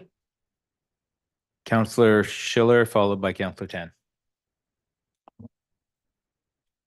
Thank you, Mayor Rumi. Just want to echo how helpful having everything laid out like this is. I particularly appreciate the addition of the additional scenarios and the way it's sort of chunked out. You know, you've got your safety piece, and then you look at your planning piece, and it makes it quite clear where the funds are going. Similar in thoughts to those who've already spoken. C is challenging for me. B is the option that I sort of resonate with most at this stage in the game. I think there's general agreement that this fire and safety spending is not negotiable. I think planning staff are being asked to do a lot, and we need to provide them with the resources to do their job well. And just speaking to Councillor Youssef's point, I think absolutely there's a time and place for consultants, but in this time where there's so much changing, there's going to be so much demand for this type of work within the province. I don't want to be competing with other municipalities for consultants. I want dedicated people who are focused on our municipality. I'm not going to start picking and choosing projects. I think, maybe there's some room for movement and we can sort of adjust things a little bit. At the end of the day, for me, why I was drawn to scenario B is because I acknowledge that there is going to be some additional costs on top of this, right? Whatever it is, the school levy, the metro fees. I'm really hoping that we can deliver for our residents a total increase that is it starts with a 6. And so I just sort of like to leave a little bit of extra space. So that's sort of where I'm coming from. And I will echo Councillor Carreras' comments that, quite frankly, given what we're doing, I think this is actually, a very reasonable increase. But I have to balance it out with the reality of what people are dealing with right now financially. And so I need to work to have that number be as low as possible. Thank you. Councillor Tan. Thank you, Mayor. Appreciating all the comments around the table too, as well. I sort of my position on this in general and philosophy is I have this anecdote of about a week or 2 weeks ago, as my father-in-law was making breakfast. He was sort of flipping the omelet in the pan, and he was telling me about all the taxes he was paying and how he felt that that taxes too high and it was such a strain on our family. And so, this is what it goes on around the breakfast table, right? And that's just the reality of where we are now. And so I really want to acknowledge that. And then I also acknowledge as well that, we are tasked in a difficult task of making sure that we invest in our community for the coming years, so that we are not in a position where in the future years, including in future hard years, that folks are asked or felt future councils are asked to make even harder decisions. So these are the balances I'm striking. First of all, I have a clarification question. And so I was looking at a GIS position and the description for it, and I noticed that it did comment that last year in 2023, we did fund a GIS position, but that given changes in the department, that full-time equivalent funding was used for something else. Can staff speak to that change, that transition in funding? And I just want to make sure I understand, so that if we approve certain positions and certain position descriptions and the funding for those, what is the capacity for then that to be changed? And if I can understand that better, that'd be helpful. Through your worship, I will ask the director of IT to come down and maybe just worthwhile to repeat the question just to confirm. Yeah, thank you. And through the mayor again. So I looked at the GIS position description and it says that when 2023 council was asked and they agreed to fund a GIS position, but that because of changes in the department or changes in staffing or something of that nature, the GIS position wasn't created, and that funding was then used to create another position. Can staff speak to the history of that?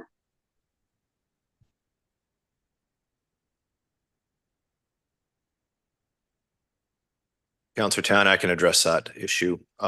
Council's previously approved staff positions based on administrative decisions from previous management groups. As we went through this year, a complete realignment and restructuring of our entire IT department, my job as the CAO was to make sure that the department is designed and structured and functioning appropriately for what we needed to execute on. And so because we were going through a process of transition, positions were realigned and reassigned based on the capacity of what we knew we needed at that time. And so what we've now got is a stable system. We've got a strategic plan for IT that demonstrates the robustness of where we need to go. The challenge that we have now is as we try and rebuild the organization to support the direction given to it by council, we've identified that there's a need for another GIS solution. It's not common practice for us to start moving people around, but given the fact that we're trying to position the organization to deliver to 100,000 residents, soon to be 150,000, part of the restructuring was moving bodies and positions around in the IT department this past year. Thank you, Mr. Hartman. And thank you, Director Seeger. I appreciate that. It's because the reason why I asked that, I know that it's been a different year for us in 2023. The reason why I'm asking is because as you can hear, I started to pick apart, I'm sort of unwillingly, like the different positions and what that means for tax increase. I think council needs some understanding of, if we approve this position, does that funding stay for this position or does it translate into a different position? Because then that might influence our decision. So I'm trying to strike that balance between, leaving operational decisions in your capable hands, but also understanding at the governance table what it is I'm actually approving.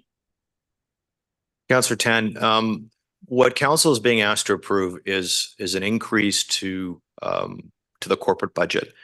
And as we ensure that we're being able to deliver, we do make operational changes. It's not the intention of the corporation to deceive council with positions that are being funded and then reallocate.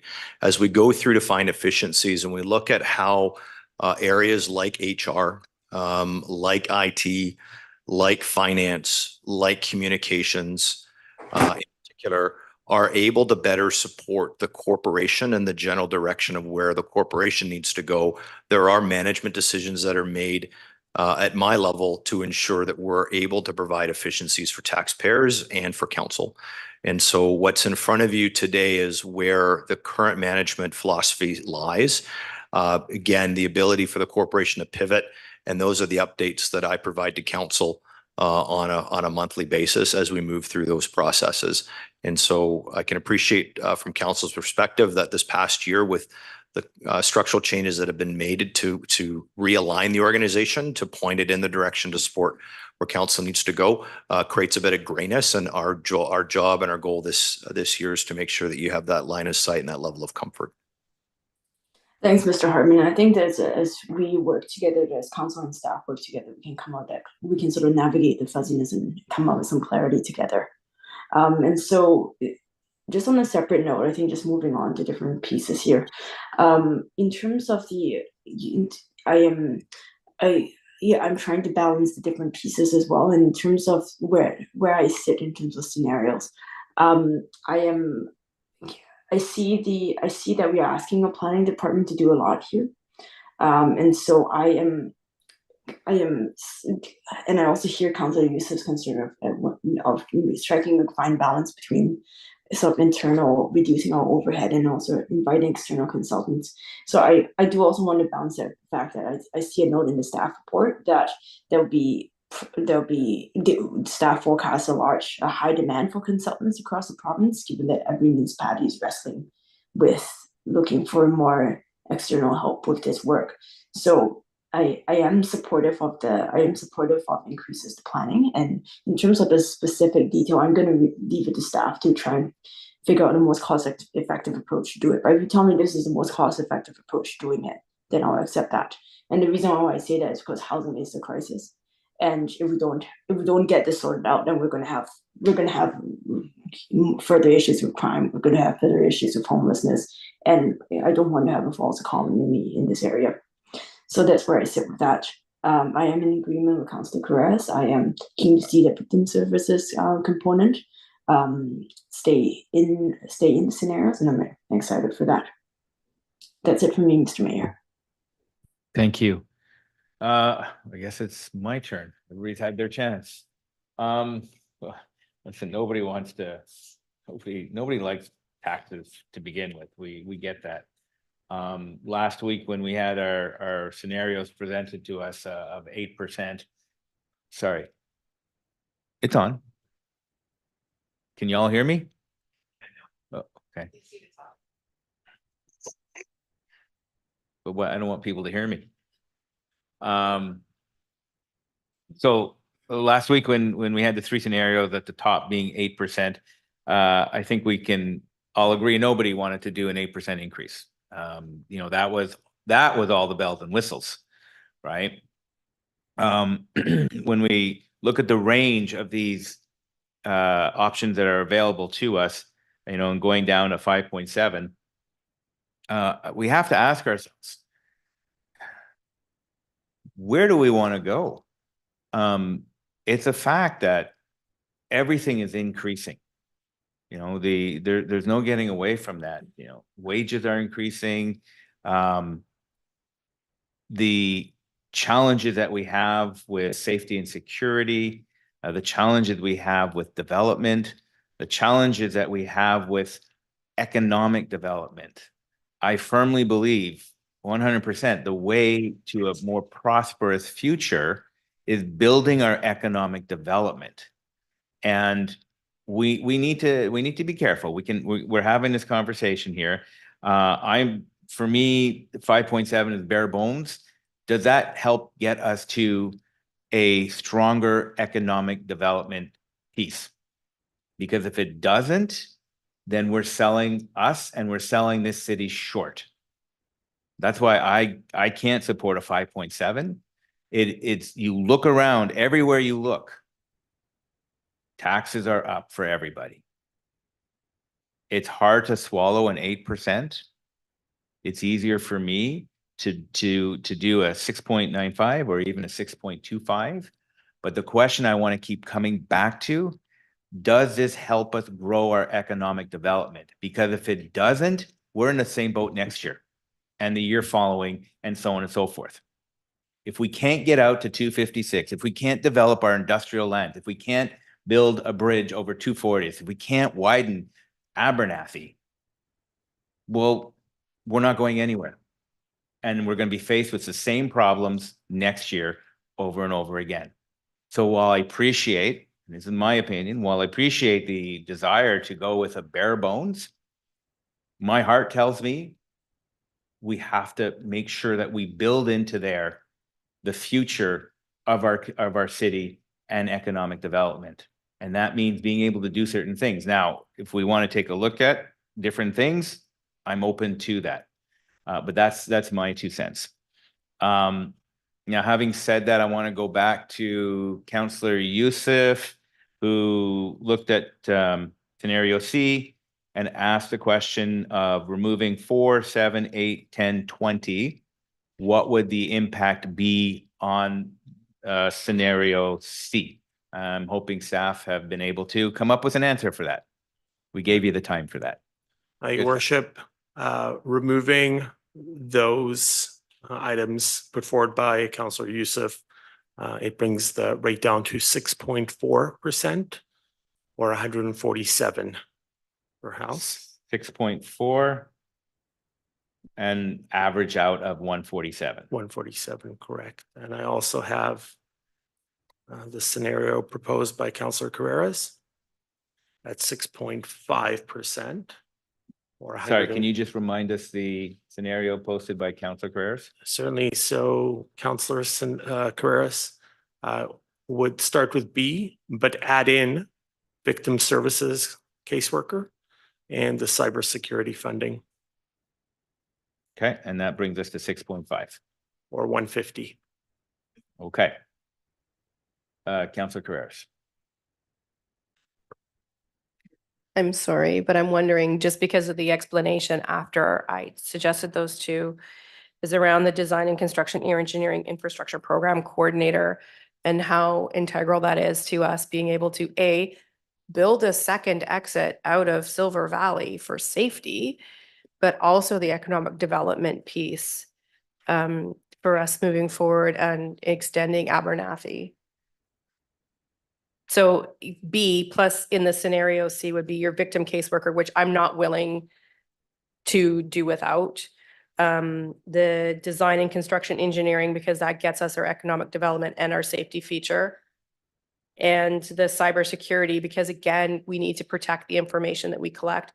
So many people use their credit cards on our systems, and just the integrity and the information that we hold within our systems. In today's day and age, we cannot cut out cybersecurity. It's integral to being able to do work and to keep the people that depend on us to keep their information safe.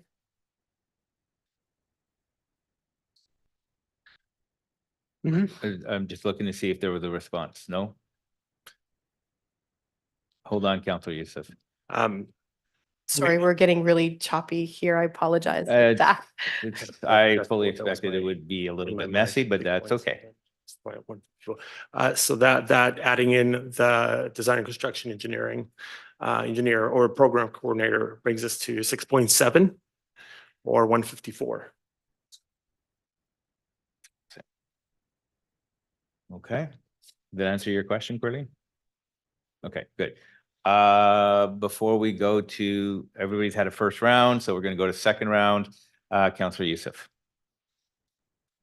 Thank you, Mr. Chair, and thank you to staff for that math. That's exactly what I expected to see, is that we would be landing somewhere at a midpoint where we still have our development application project manager, we have one planner coming on, we have the design and construction engineer for infrastructure, and we do have the cybersecurity funding still in place. It's still high at 6.4. However, your point is not lost on me that the cost of everything has gone up, including the cost for the city to do business.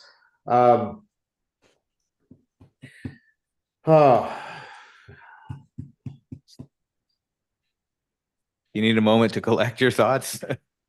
No, I need some relief, financial relief that's not gonna be coming until at least the end of the year. So with that, no, I believe that the proposal that I've put forward, where a modified scenario C landing at 6.4 may be palatable, but again, I'll wait to hear from my colleagues around the table where they are, because that gives us kind of what we're looking for to get to the basics without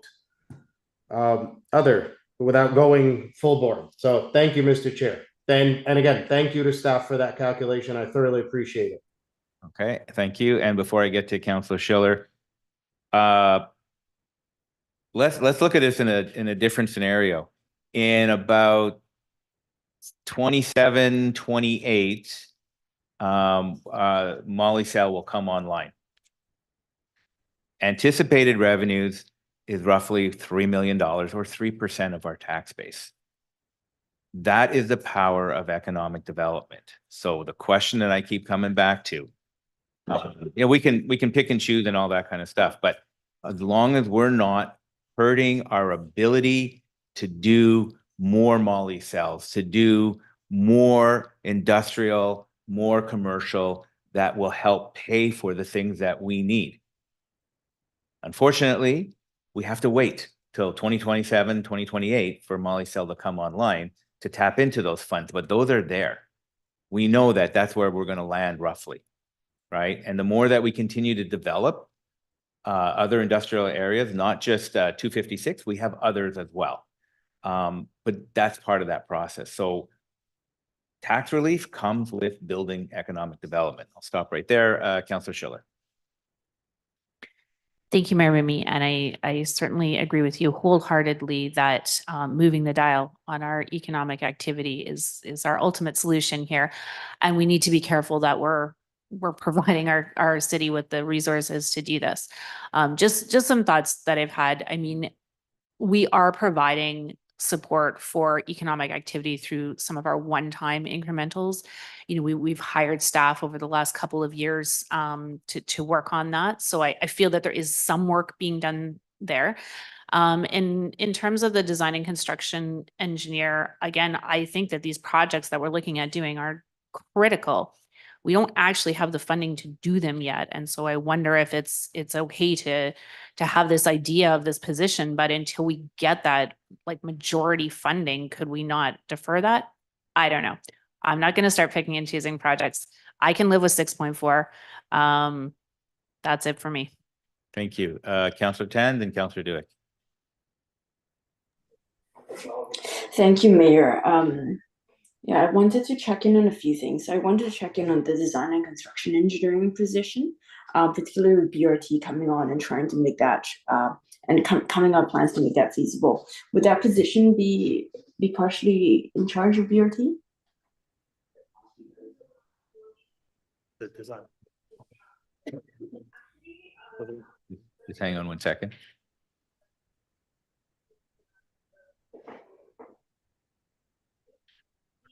Through your worship, no, it's not directly related to BRT. Thank you. It's not going to. Okay.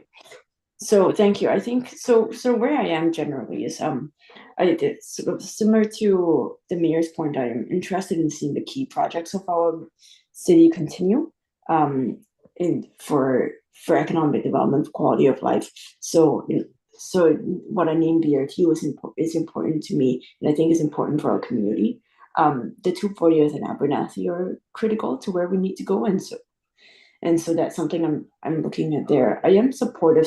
I'm supportive of landing under 7, and I think there's some scenarios that was described that will let us land under 7.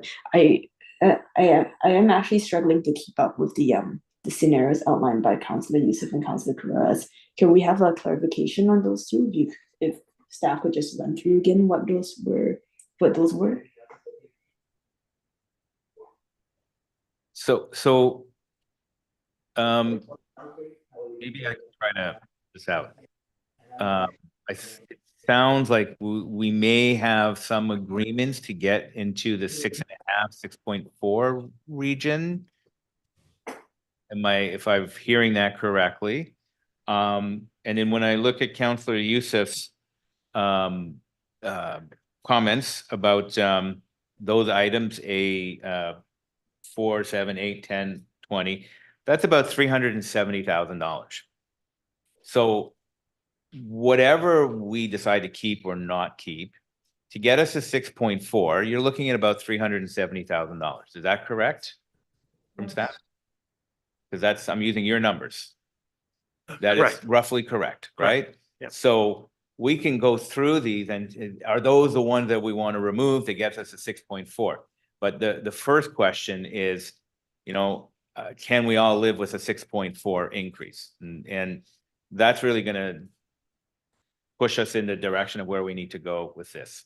So not sure how to answer your question just yet, Councillor Tan, because I think we're both talking about the same thing. We're both landing at around the same place. It's just a matter of what goes in, what goes out. I'm going to refer back to Councillor Carreras now, and maybe you can correct me if I'm wrong. Oh, sorry. Councillor Duick. Thank you, Mr. Mayor. So yes, it's difficult when we're picking and choosing and going through the things. So everyone has some valid comments. I mean, that's the reality. We all could pick and choose which one we prefer. To Councillor Schiller's point, the one-time incrementals really do, there is some opportunities there for the economy and making sure that that's a priority, because it is a priority, because you're absolutely right. The more we can increase the industrial tax base, the better off for the residential. We have to look at this year, and we have to look at what is really doable, what is achievable this year. The cyber security, Councillor Carreras is, I mean, that's pretty important, because the cost of not doing it way outweighs the price tag that's here. So I guess the question for staff is, if we can live with a 6.4, do they want the ability to go and look at what in scenario C can be added to A and B? Because it sounds like well, we're not all on board with B because of the planning piece. But I think that's critical, the planning positions, the development and the community planning positions are important, given what's going on with the province, given what we have to achieve. So to me, we have no choice. So A and B is a given for me personally. I can look at a couple of items out of C. So the question is, do we signal that to staff as a percentage and they go and look at what is the most critical out of that list, or do we tell them? So. Okay, thank you. I see you, Councillor Youssef, Councillor Carreras, and then back to Councillor Youssef. Thank you. I Wait, can't. sorry, is that a point of order or? Yes, Mr. Chair, it is a point of order actually, because I'm hearing my colleagues talk about the cybersecurity funding. It's not one that I wanted to eliminate. I spoke to item 20, which is the human resource associate, not 19. Correct. Yeah. Okay, so, okay, just wanted to clarify that because I'm hearing discussion about the cybersecurity as if it was one to be eliminated. I just wanted to get clarity on that that's not my proposal at all. My proposal is actually to keep the cybersecurity funding. Thank you, Mr. Chair. I think people are just confirming their support for maintaining that or having it. Okay, so I don't support 6.4 for the simple fact that I'm not willing to give up some of our planning positions and some of the other ones that are being required to be removed by Councillor Youssef is a victim services caseworker, which is the bare minimum for me. I'm not willing to give up on a victim services caseworker. I can live with 6.5. My preference would be 6.7, which gets me A and B and gets the victim services caseworker, the design and construction engineering infrastructure, and the cybersecurity. Putting it down to 6.7 does actually put us below the township of Langley. It does bump us below the township of Langley, and we're considerably below Vancouver, New West, Pitt Meadows, and Coquitlam. The only ones that are lower than us are Mission and Poco. So I can live with 6.5, which is B plus victim services and cybersecurity. But I do think that if we want to move forward, we do need that design and construction engineering. Those are my thoughts, but I'm not good with 6.4 and removing the planning positions and the victim services. Okay, so we're back up to a higher number, right? Well, there's still 6.4, 6.5, and 6.7. Okay, all right. Councillor Youssef. Thank you, Mr. Chair. I apologize. That was just a point of order that I wanted to raise because again, there was this conflation of cybersecurity and it was sounding like it was one of the items that I wanted to remove. Quite the contrary. Thank you. Thank you, Councillor Schiller. I'm getting confused. So 6.4, which I said that I could live with, does that not include all the planning positions? No.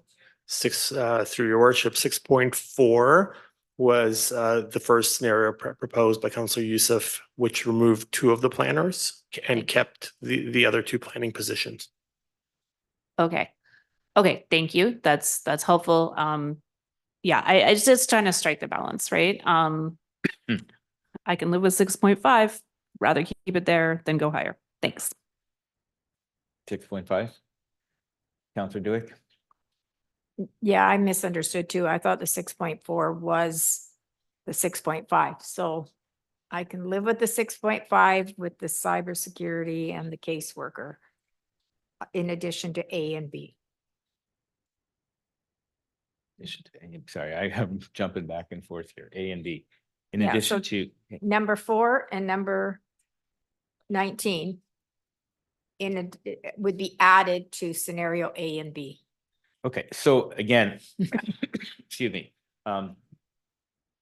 We seem to be settling in around the 6.5 mark. But what that includes is really, I think,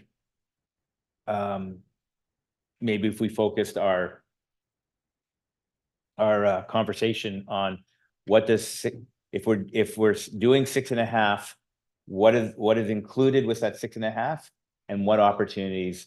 Well, what are we losing off that 6.5, and is there interchangeable opportunities? So it's a little bit hard to proceed with this point, but if we are looking at 6.5, and we've already talked about things like cybersecurity, so how do we get to 6.5? To your worship, 6.5 is the first scenario presented by Councillor Carreras, which is A and B, so RCMP and police, all of the planners, and then victim services and cybersecurity. That's 6.5. If there is a desire to include the engineering project coordinator, then it goes to 6.7. So 6.5, no project manager, 6.7 with project manager. The rest remains the same between those Okay, two. and then what happens if we don't have a project manager? Where does that lead us? How did that hurt us or not hurt us? Mr. Hartman. Just talking to our head of engineering. The key with the project engineer or it's not a manager, it's a coordinator. And so what the city needs to do is as we launch these large capital scale projects, we need to find efficiencies. The way to do that is to have someone coordinating all of that work and not doing it off the side of the desk. And so as we talk about the need for design and construction, this is where the economies of scale and the efficiencies that you will see with the 240th bridge, with Abernathy to 240th and potentially Abernathy 256. You also start looking at our water and sewer connections, and we're hitting hard on I&I and our drainage strategies. So it's the ability to coordinate all of these key pieces. The challenge that we have operationally is by the time that council approves the budget in May and we get out to market for recruitment, we're probably in the end of the third quarter by the time we get a body in place and then move towards hiring. So this is about finding efficiencies with all the capital works. Does it mean that we're not going to be able to move forward with the design drawings for 240th? No, we can still do that. Can we still do Abernathy to 240th? Yes, we can still work on the design drawings. That's in the capital plan funded under that basket. What this is an ability for us to find efficiencies. If council is really struggling to get this to 6.5, my suggestion is defer the design and construction coordinator until 2025. That allows us to get the design drawings done. And when we get ready for capital construction, we find those economies of scale and those efficiencies. That's the struggle we're having right now as we build this process forward. The other thing that Mr. Thompson and I have been talking about kind of behind the scenes here is council's got to be mindful that as we bring in, and Mr. Mayor, you alluded to this, as we bring in new businesses, we bring in new industry to Maple Ridge, there's revenues attached to this. When you start seeing the housing needs numbers coming forward to council, you're going to see some alarming statistics that are talking about the number of applications that are going to come into our system. This generates new revenues for the corporation. Those revenues that we're able to apply expenses to continue to build the model out. The problem that we have right now is we're not at the starting point, but we feel like we're at the starting point. So in order to get from point A to point B, we need some capacity. And that's really where I see council struggling with this conversation right now. And so my thought is at the moment is if you're set on 6.4, 6.5, I would pull out number 9 under design and construction and allow staff to work its way through the processes and find those efficiencies when we start lining up the construction projects. That's really where you're going to find the meat and potatoes of that, the value of that type of position inside the corporation. At the same time, you're going to have some additional abilities with the Molly Energy cycle as well as the other industrial plant that's coming online. And you'll have some conversations around what the future state and potential revenue ability is of the 256 industrial lands. Thank you. Councillor Youssef, followed by Councillor Dewey. Councillor Carreras. Thank you, Mr. Chair, and thank you, Mr. Hartman, for that insight. So my question will be, what if instead of removing number 4, we leave number 4 in and remove number 9 as you proposed? How would that look? What would we be looking at then? No, not dropping. No. Leaving victim services in and dropping, as Mr. Hartman just said, number 9, design and construction engineering. So the items that would be eliminated would be 7, 8, 9, 10, and 20. No. Yeah. So your initial, Councillor Youssef, the 4, 7, 8, 10, 20 would bring us down to 6.4. Correct. However, there's some challenges with that. Victim services is there. So we want to keep victim services in. Exactly, and that's what I'm proposing now, is keep number 4 in, remove 7, 8, 9, 10, and 20. So if we remove 9, okay, I think we're okay with that. So let's talk about what happened with those 2 planners. How integral are they to our operation right now? I have a feeling I know what the answer is, but if you can speak to that, because we need to address that. And So- I'll wait for those numbers now that we've basically substituted 4 in for 9. Yes. Thank you. All right, Your Worship, with respect to the community planners, this is increasing the staff contingent on your community planning side of the house, not the development side, the community planning side. These are the staff that are responsible for your housing needs work. These are the staff responsible for your placemaking. These are the staff responsible for green infrastructure discussions. These are the staff that do your OCP pieces. These are your long-range planners.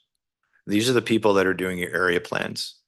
The development side of the house is when you're dealing with the applications coming in and processing of those pieces.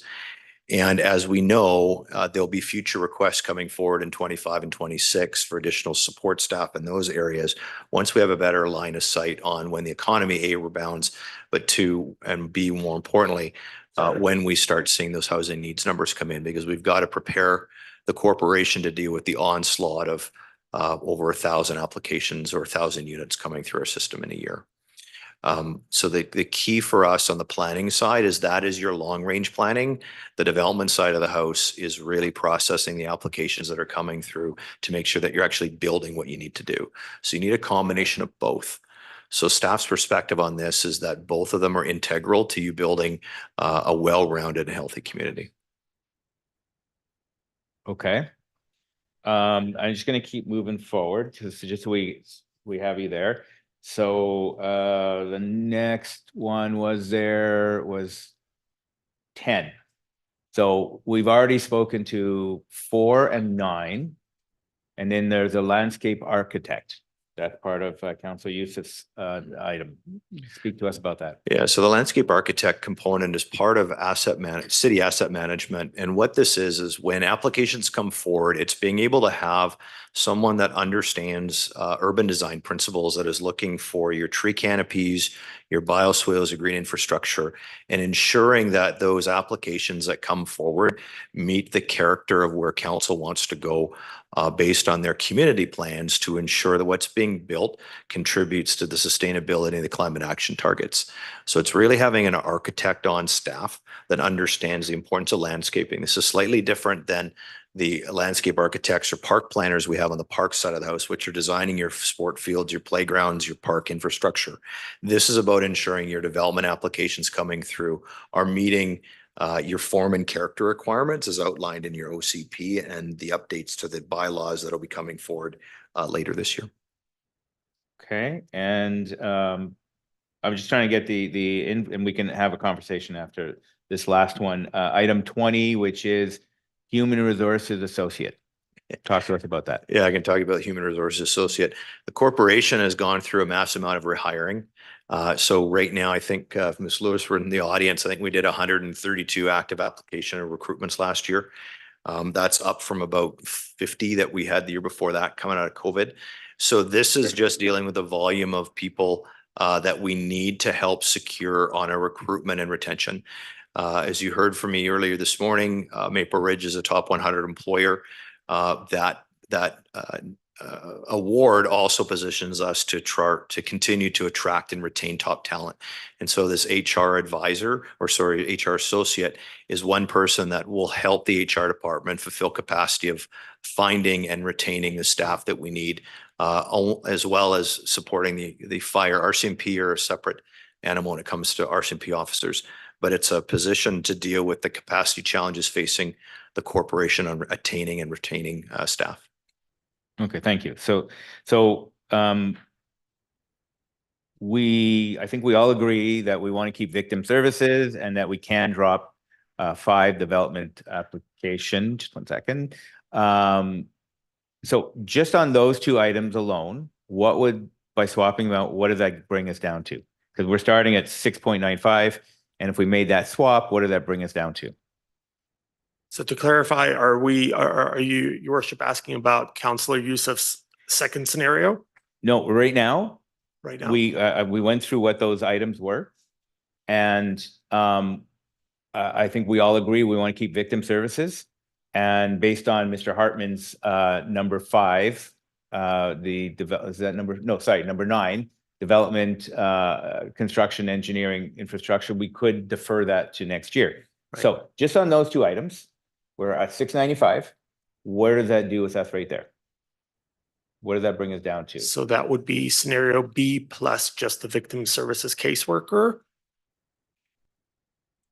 Is that I just want to know what the number, so if we're starting just at those C, 2?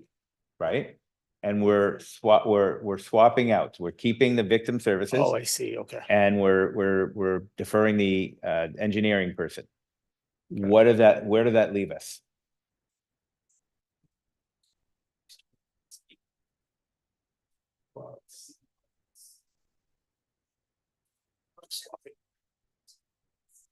No, nothing. All I'm saying is, all of this is 6.95. All we're looking at right now, because I'm looking at Councillor Youssef's scenarios.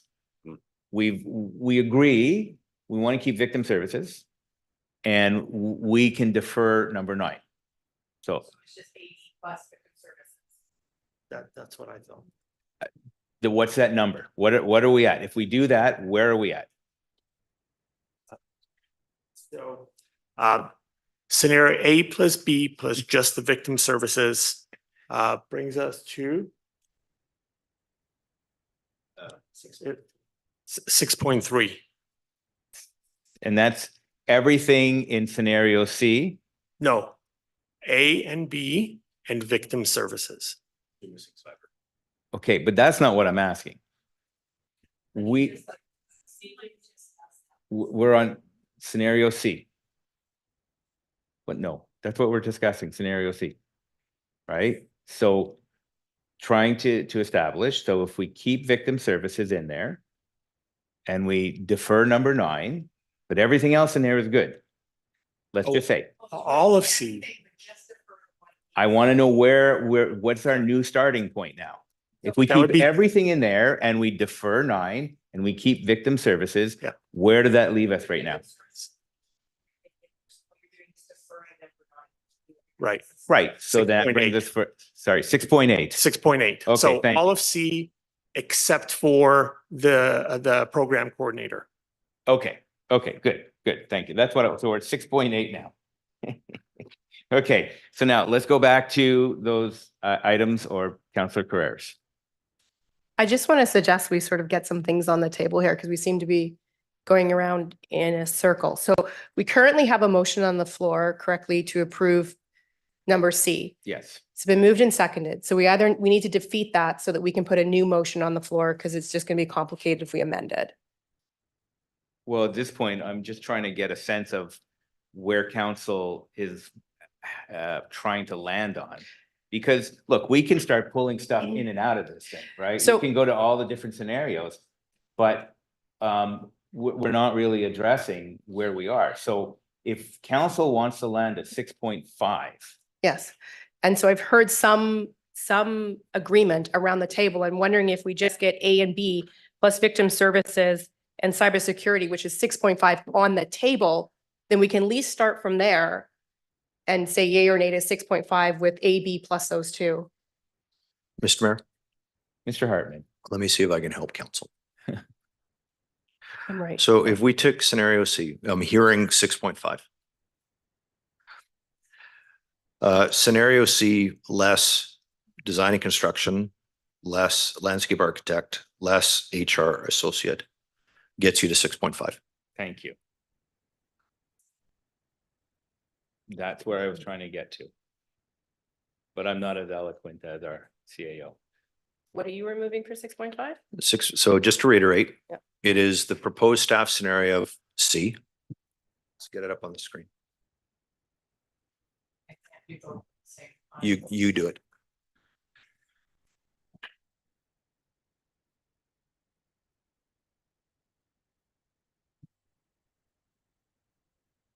Because we were told victim services plus cybersecurity gets us to 6.5. Hold on.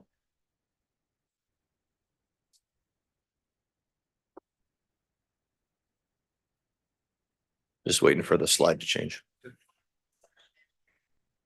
Can you put up scenario C on the screen, please? Just back a slide.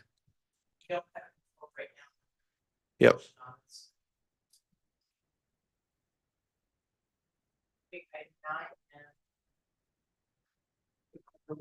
I want to see the screen, please.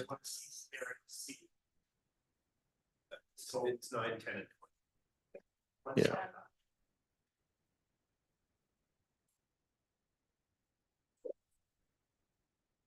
Okay. There we go. Yeah, Perfect. there it Thank you. So that's AB Okay. plus victim services. And security. So if we take scenario C. Yeah. And there's multiple ways to slice this because I think that there's two sets of conversation. We take out 9, 10, and 20, which leaves in 4 and 19, which is where you were at. You both, you're both saying the same thing.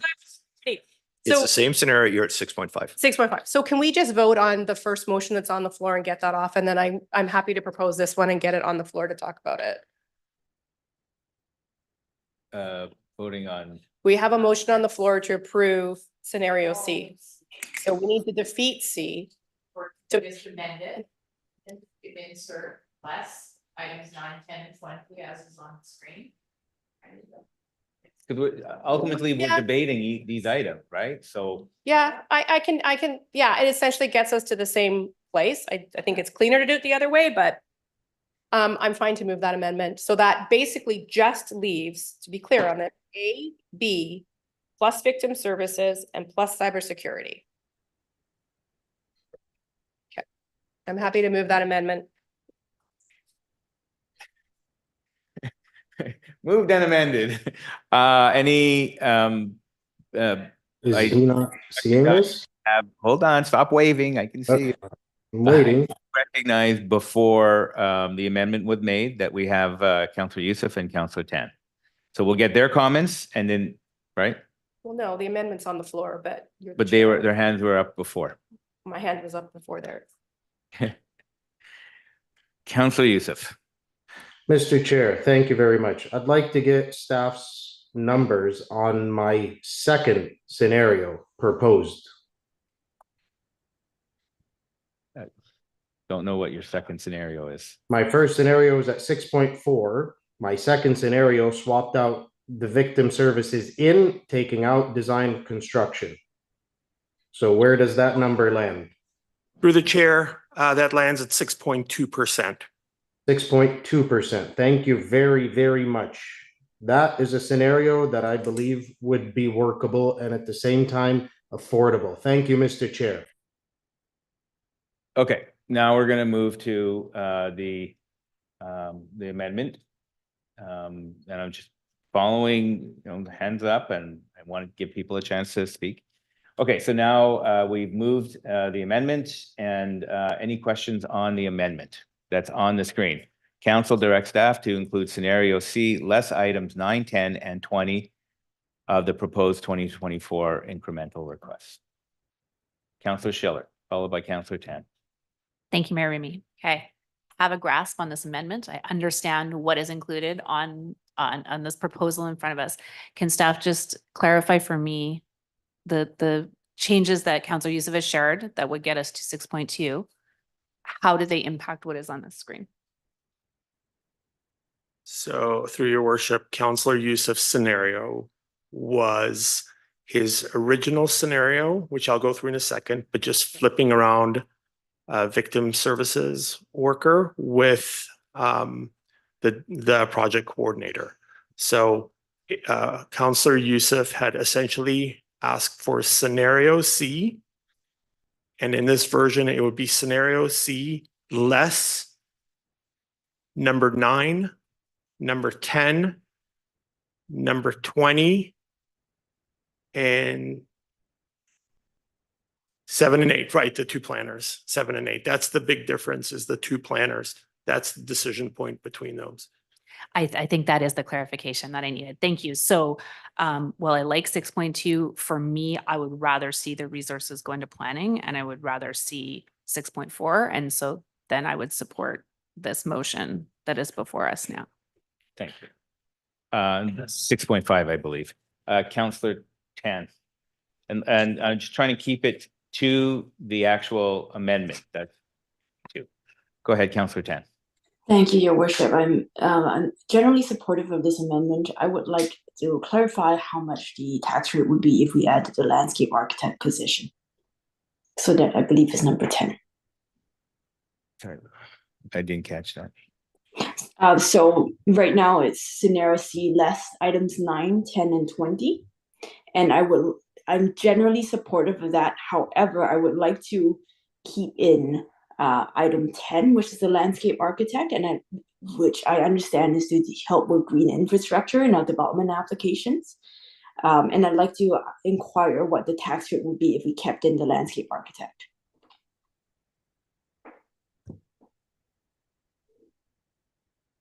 One moment. Thank you.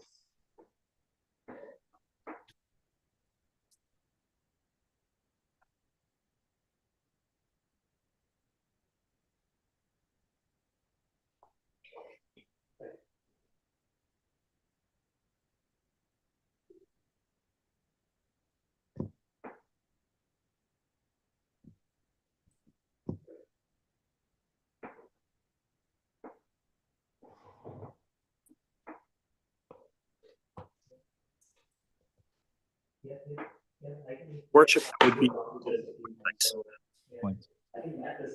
Question answered, Councillor Tan? Sorry, Mayor, there was just a bug and I missed that. Could you say that again? 6.6. Okay, I would like to say that I am supportive of this. I'm supportive of that package.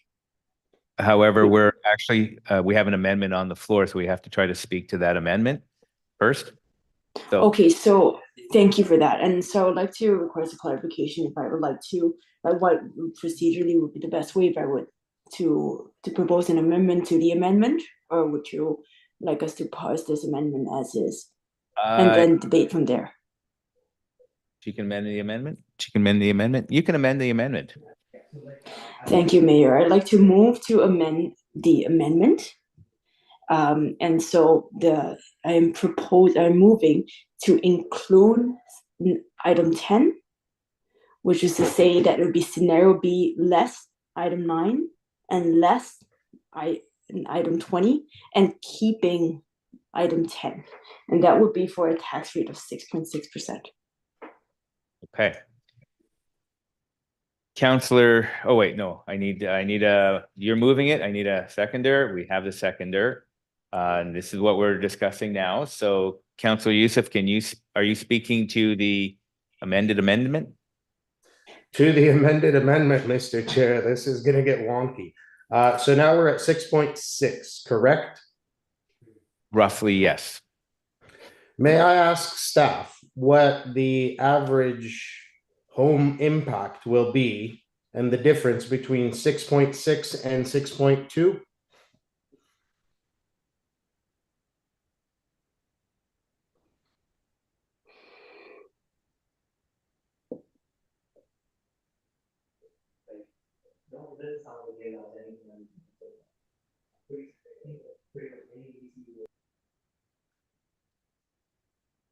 $9 for the average home. $9. $9 difference. And what is the valuation of the average home, if I may ask?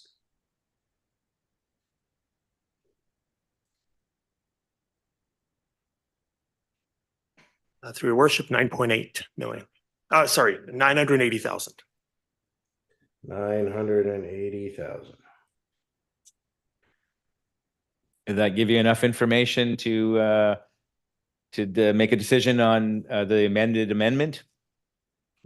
On the amended amendment, now pushing us to 6.6, your worship, which actually the average $980,000 valuation is massively undervalued. However, we're still looking at $9 at the end of the day. Thank you. I appreciate that. Thank you, Mr. Chair, and thank you to staff for those answers. Thank you. Before we get back to you, Councillor Tan, because it was your amendment, comments on the amended amendment. Councillor Schiller, followed by Councillor Dewey. Thank you, Mayor Remy.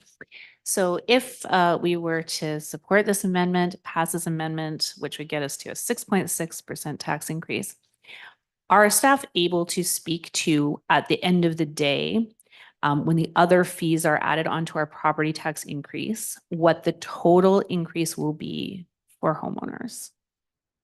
And I'm just asking if it's possible.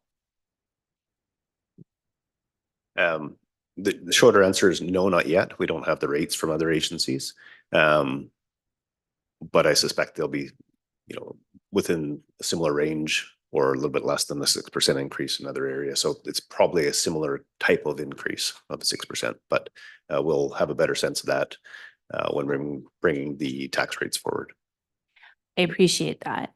Can you just, based on your past experience then, so if we were able to, if we passed an increase of 6.6% and the other fees came in, just based on your best judgment, would that land us under 7% total increase? I suspect it would, but I couldn't say with certainty. I So, appreciate him asking you to guess. Yeah.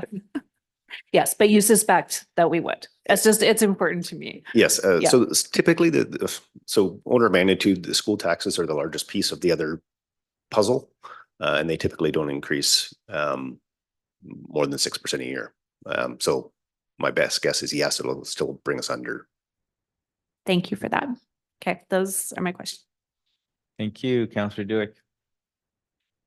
So I need to ask staff what the landscape architect, because, if I'm looking between the landscape architect and a human resources associate, I could live with the original amendment because it was a little higher than I was willing to go, but I could live with it because I did see the value in both of those, the cyber security and the victim services. But otherwise, I don't know, we're going to be here all day, but go ahead, please.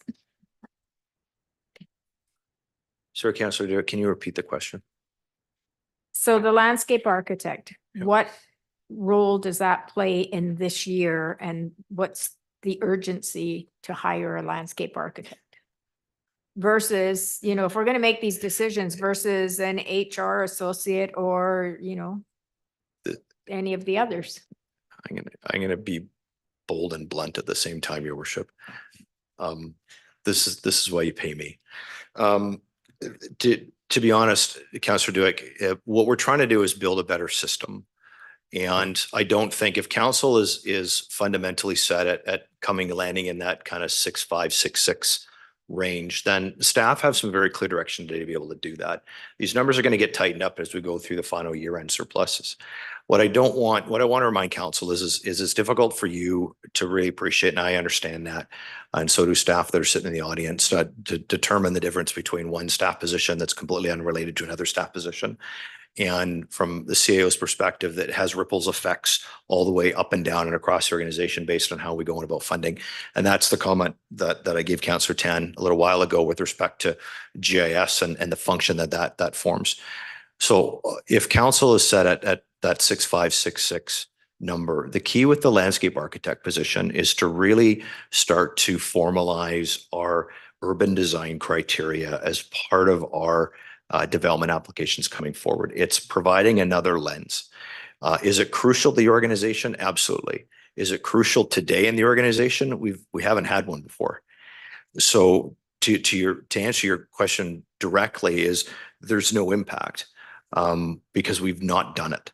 Now, as we move forward, trying to load in the amount of housing applications that are going to be coming forward into the corporation, into the city, these are things we need to be building in. However, if council is saying, you know, we're comfortable at this kind of 6.5 tax range, then let staff work the number in and figure out what that best piece is. I'm not convinced that the landscape architect is going to be the direction that the organization needs to be going on the short term. The long term, it absolutely is. And I think that as we build the capacity in and we reevaluate the revenues coming into the organization based on the growth numbers we need, the priority for council is to demonstrate that you're committed to building the houses that you need to be building, the infrastructure you need to be building, and the community safety aspects. And I think council's kind of landed on that with the numbers and the discussion that you're having so far today. Thank you for that, because I mean, if I'm looking at the planner positions versus the landscape, the planner positions, in my humble opinion, is more critical right now, given everything that we're working on. So it's not to say the landscape architect isn't important. It's not to say that HR associate isn't important, but I'm looking at a tax number that I have to be able to share with people to say, this is why we're increasing your taxes. And so I have to be able to justify it. Thank you. Okay, Councillor Carreras. On the amended On the amendment of the amendment, yeah. Super short, just because I never like to vote against anything without saying why I'm voting against it. I will be voting against this only because if we're going to start adding in somebody else or another position, I think the design and construction engineering infrastructure, which will actually find us some savings, I would much rather have that in there, but I think we've landed on the 9, 10, and 20. And I just feel there might be other positions that are more important than this one if we're adding one in. So I will be voting against it. Thank you. Thank you. Finally, Councillor Tan. Thank you, Mayor. I appreciate that. I think I appreciate all the comments and feedback from our colleagues around the table as well. You know, I think as we start to see this massive influx of what we expect to be development applications come in, what we've heard loud and clear from our residents is that they want responsible development. They want a city that they can, and this thing, one of the things they love about the city is the nature and the environmental stewardship and the respect for nature, and being able to be in an urban environment where there is green infrastructure, natural assets involved. And certainly from what the CAO said, this is where we need to go in the long term. Do we need to go? We've never done it before. And the question is now, or is it later? So in terms of, from where I'm sitting, I see that this is something we needed to do, you know, years ago.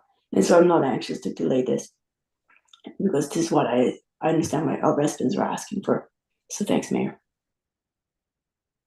Thank you, Councillor Youssef. Thank you, Mr. Chair. Going back to now, not only the amended amendment, but initially where we started off, where I was saying that scenario A is where I'd like to be. Scenario B may be palatable at 6.25. I'm still at 6.2 as a higher end of the range. 6.6 is utterly not on my radar. So I will be voting against the amendment as well. Thank you. Okay.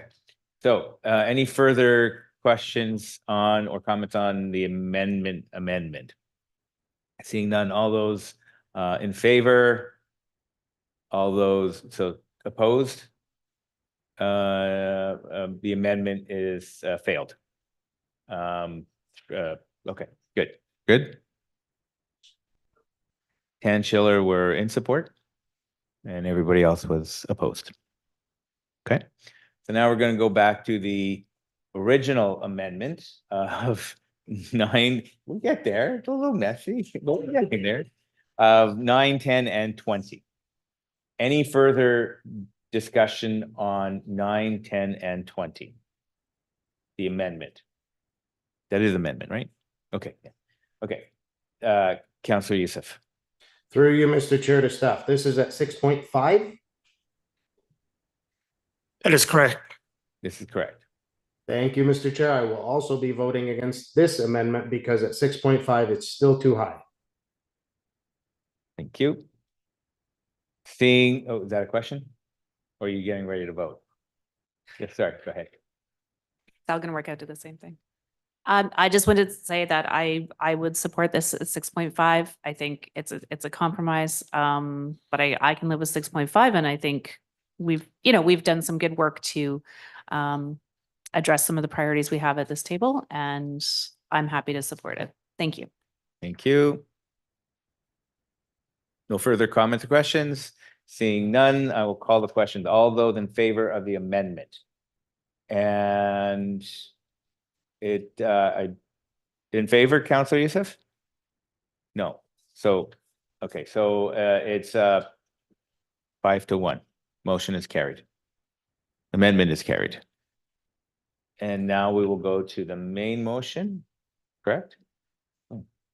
Councillor Dewick? Thank you, Mr. Mayor. So now that we're at the main motion, we're almost finished.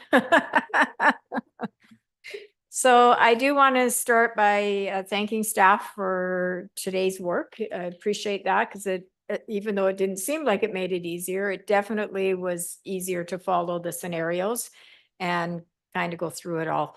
So really appreciate that. So it's always a challenge to authorize an increase in taxes, as we've heard around the table. I think we all feel the same way, but the reality is there's some key things that I have to support, which means a tax increase. And absolutely on the front is the police and fire. And for me, it's about 3 key principles. Employee safety is number 1. If our RCMP and our firefighters aren't safe, and this is both physically and mentally, they can't protect others. So that is a number 1 priority for me. Number 2 is public safety, which is the citizens of Maple Ridge that pay our taxes. Again, it's critical that members of our community feel safe. And police and fire play a big role in that, our bylaws, our CSOs, and all our volunteers that help make this city the city that it is. And then last is the property safety. As if people that own property or rent or whatever, to know that their place of where they live is safe is critical.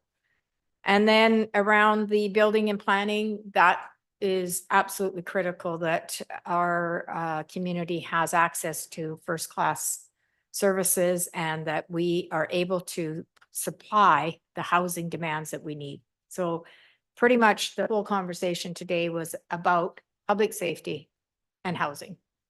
And there's a whole bunch of others that are all important, but we're going to have to work through it as we change that tax base. So for me, I'm comfortable supporting this. Hopefully the community will see the benefits of it all. And at the end of the day, we're elected to make difficult decisions, and this is one of them. So thank you. Thank you very much. Councillor Youssef? Thank you, Mr. Chair. Very much echoing Councillor Dewick's comments around the work that staff have done and how clearly this was laid out, as well as the safety components. And that's the reason and the logic behind my proposals today. And I thought I struck a pretty good balance in finding that 6.2 mark was actually a proud moment, because I was able to get it to just under 6.25 proposed in scenario B. However, at 6.5, I cannot proceed with this vote, so I will be voting against this motion. Thank you, Mr. Chair. Thank you. Any further comments or questions on the recommendation as amended? Seeing none, I will call the question. All those in favor? And motion is carried 5-1. Sorry, although opposed. And that's, okay, motion is carried 5-1. Wow, thank you. A little messy way of getting there, but we got there. We have more stuff. Are we done? Oh, public question period. Oh, yeah, that's right. Okay, is there any, did you need to do a speech on that? No. Is there anybody in chambers that wishes to speak on?